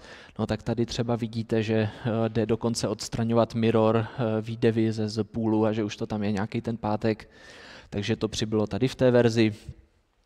Zase jo, třeba různé jdou dělat tady věci, checkpoint celého Z-poolu, to je v podstatě jako snapshot na úrovni toho celého Z-poolu. Přibyl tady v té verzi trim, tak to je právě kolega mluvil o těch discard operacích, že jo, v tom Proxmox VE, tak tady od téhle verze se to teda jako nějak užitečně propisuje. A vlastně když už jsme u té virtualizace, tak tady je třeba i ta inicializace půlu pro vynucení alokace místa. To je naopak, když ZFS vlastně používáte ve virtuálním stroji a chcete nějakým způsobem říct, tak teď jako zapíšu všechny ty data, protože potom právě ten thin provisioning nemusí jako později jít a hledat nějaké nesouvislé bloky toho úložiště, ale vlastně rovnou to mám z jedné vody na čisto nějak jako alokované hezky za sebou, takže je předpoklad, že to třeba bude mít o něco lepší výkon pro nějaké databáze a tak dále. A samozřejmě teda v té 0.8 přibylo docela dost věcí kolem nějaké programovatelnosti zprávy, přibyla podpora Pythonu 3 v těch nástrojích různých, přibyly tam nějaké knihovny, které vlastně umožňují programovat nějaké věci kolem ZFS v Pythonu. To jsou většinou teda věci, které se týčou teda ty zprávy. Tak. A byla tady teda jako taková formální podpora toho Direct.io, což byl jako, pokud to správně chápu, takový jako null op, nebo jakoby jenom to prostě nespadlo na ústa, ale to bylo jako dostatečné, aby aspoň ten software nějak fungoval asi nad tím. No a samozřejmě těch věcí teda bylo tehda celá řada, protože se to jako už jako čekalo, až se teda ten projekt jako skonsoliduje v té 2.0, že jo, v té verze, tak to jako všechno střádalo, tak se to tady jako dohánělo asi nějak. No a tady zase sekvenční scrub a resilver, že jo, prostě aby, když máte obrovské pole, tak aby, když ho procházíte a kontrolujete vlastně ty chyby, tak aby to nějak jako odsýpalo. Zase alokační třídy, to je docela zajímavá věc. Můžete mít pole, které je z rotačních disků a potom mít bokem nějaká SSDčka čistě na metadata. Jo, takže když potom vypisujete, já nevím, adresáře, tak potřebujete jenom vědět, co tam je za soubory a tak dále, tak vlastně nemusíte vůbec jako procházet ty rotační disky, ale berete si to z těch SSDček, což je úžasně rychle. Dokonce tam můžete říct, že třeba nějaké malé soubory, já nevím, do pár kilobajt, že se vlastně ukládají přímo tady s těmi metadaty, což je zase že potom hodně rychlé, protože to jde z těch SSDček.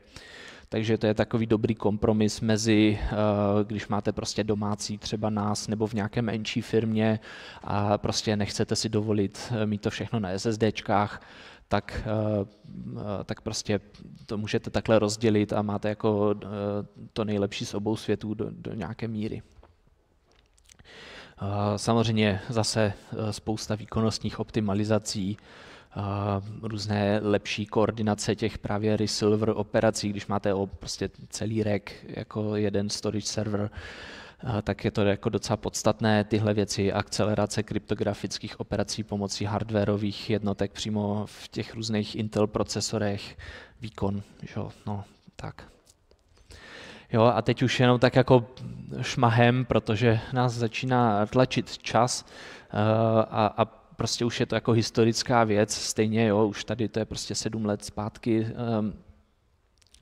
takže zase jo, přerušitelný, komprimovatelný ZFS send receive, to je jako zajímavé, že jo, protože vlastně třeba při záloze můžu říct, dobře, tak teď ještě do toho mi něco skočilo, potřebuji jako ten všechen výkon a potom zase pokračovat dál, tak to je jako dobrý, že jo, že to nemusím začínat od znova nebo něco.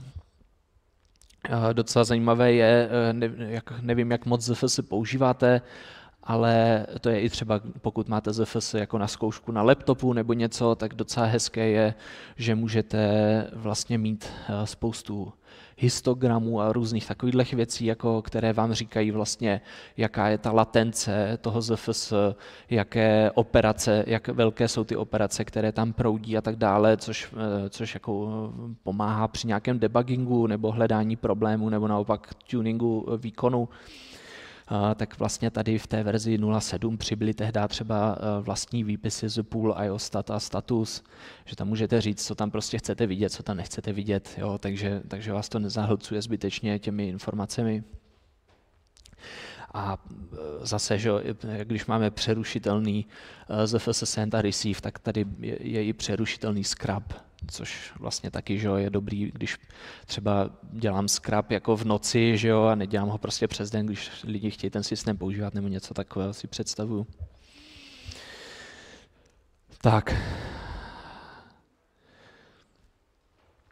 Tady v té 0.7 teda toho přibylo jako poměrně dost, že jo, různé zase třeba i taková jako drobnost, jo, komprimovatelná ARC cache, tak to je jako taky dobrý, že jo, protože když držím ty data furt komprimovaný v té ARC cache, tak vlastně se jich tam vejde mnohem víc.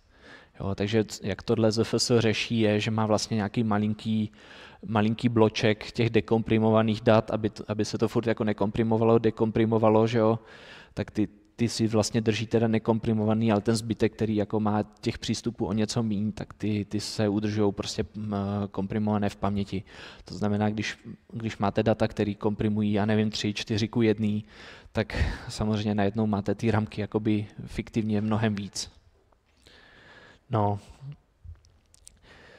Tady v té 0.6.5, to už je před 10 lety v podstatě, tak tady jsme vlastně se dostali do fáze, že je možné používat větší ty záznamy, větší než 128 KB, to je třeba dobré, pokud používáte ZFS na ukládání nějakých video, audio souborů,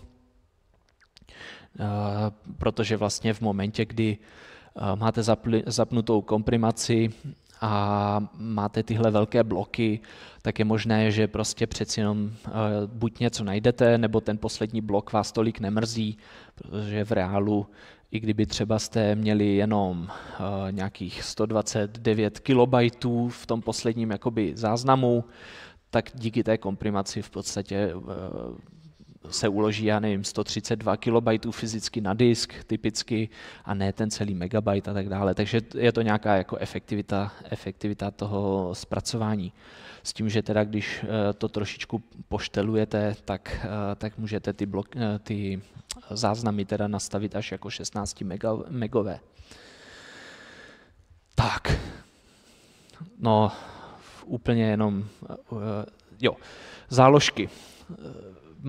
Málo známá funkce v ZFS, to je, když nechcete držet celé snapshoty, ale chcete tak nějak jako vědět, co bylo nebo nebylo v tom ZFS datasetu k nějakému konkrétnímu datu. Jo, v podstatě nebo v nějakém jako historicky. Protože vy pokud udržujete záložky, tak si ty data fyzicky nedržíte, jako ve snapshotu, ale víte, že jste k tomu bodu schopni dělat třeba inkrementální ZFS send a receive. Jo, jenom potom je to náročné, protože se teprve musí jako projít všechny data a podívat se, jestli to jakoby je novější transakce než. Takže je to jako náročné na IOPS, ale je to úspornější na data. Jo, tak to přibylo prostě před 10 lety, jo, a furt jako spousta lidí to nezná. Stejně tak třeba tady LZ4 komprimace metadat nebo vnořená data, což je vlastně ukládání, pokud máte jenom jakoby já nevím, prostě nějaký hello world, tak to se jako nemusí na to alokovat další blok, 4 KB typicky, ale dá se to uložit prostě rovnou v tom takzvaném block pointeru.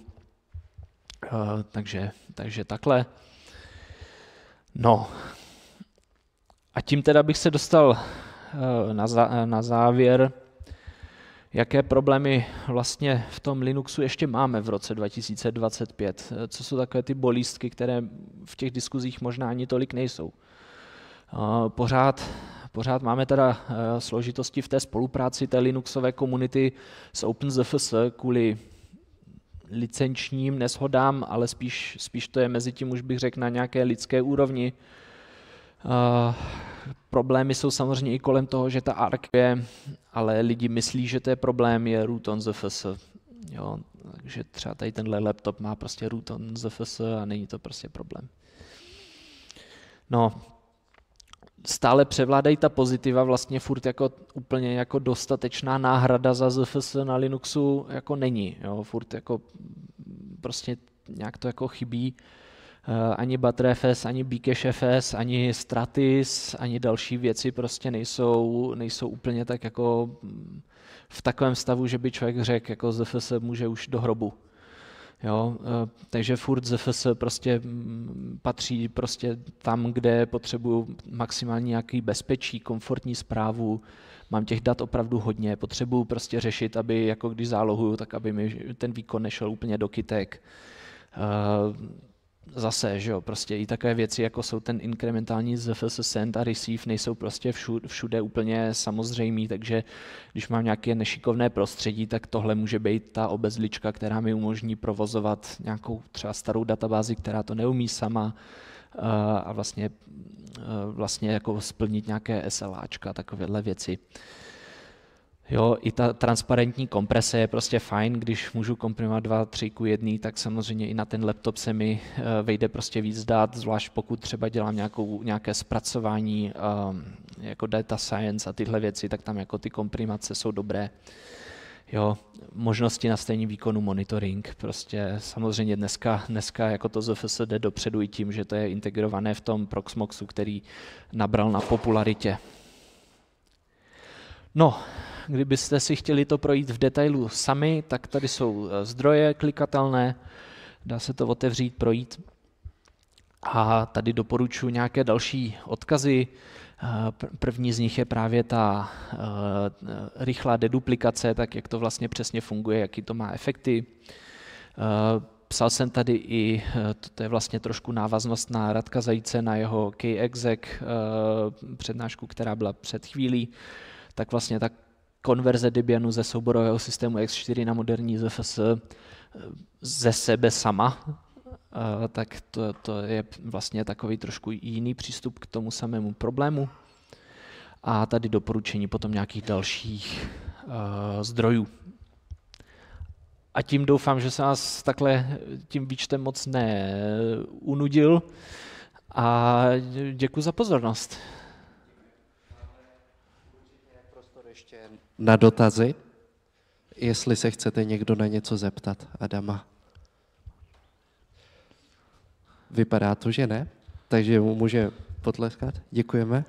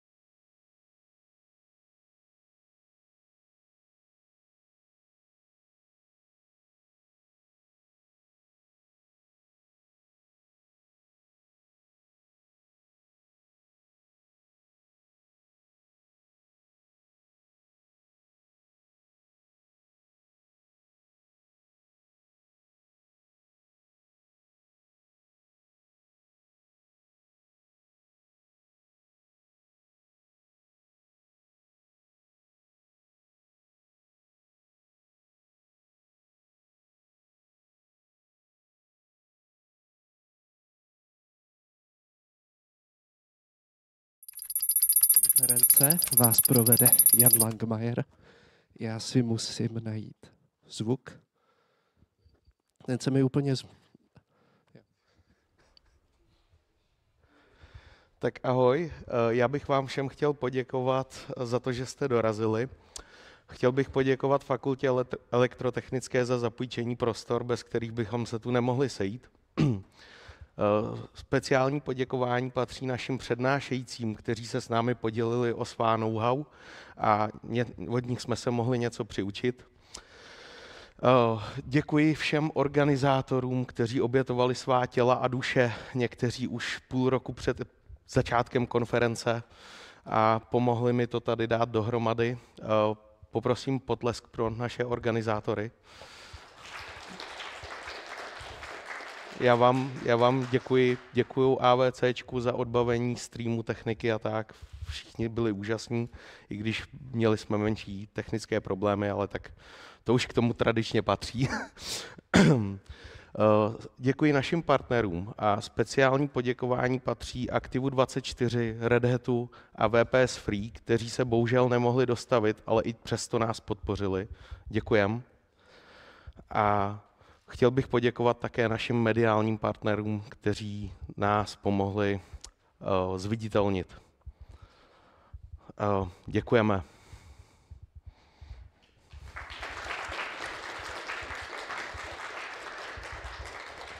Jo. A pokud byste na nás měli nějaké dotazy a připomínky, tak se tady můžeme chvíli klidně pobavit. A taky bych vás chtěl poprosit, pokud byste vyplnili naší zpětnou vazbu, kterou jsme teď dali dohromady. Ano, rádi bychom věděli o našich chybách a abychom se přiučili na příští rok. Doufám, že se tady sejdeme zase na příštím ročníku InstallFestu. Tak jo. Vyplňte nám prosím zpětnou vazbu a Kochy vám tady za to dá oběd. Máme tu nějaké zbytky.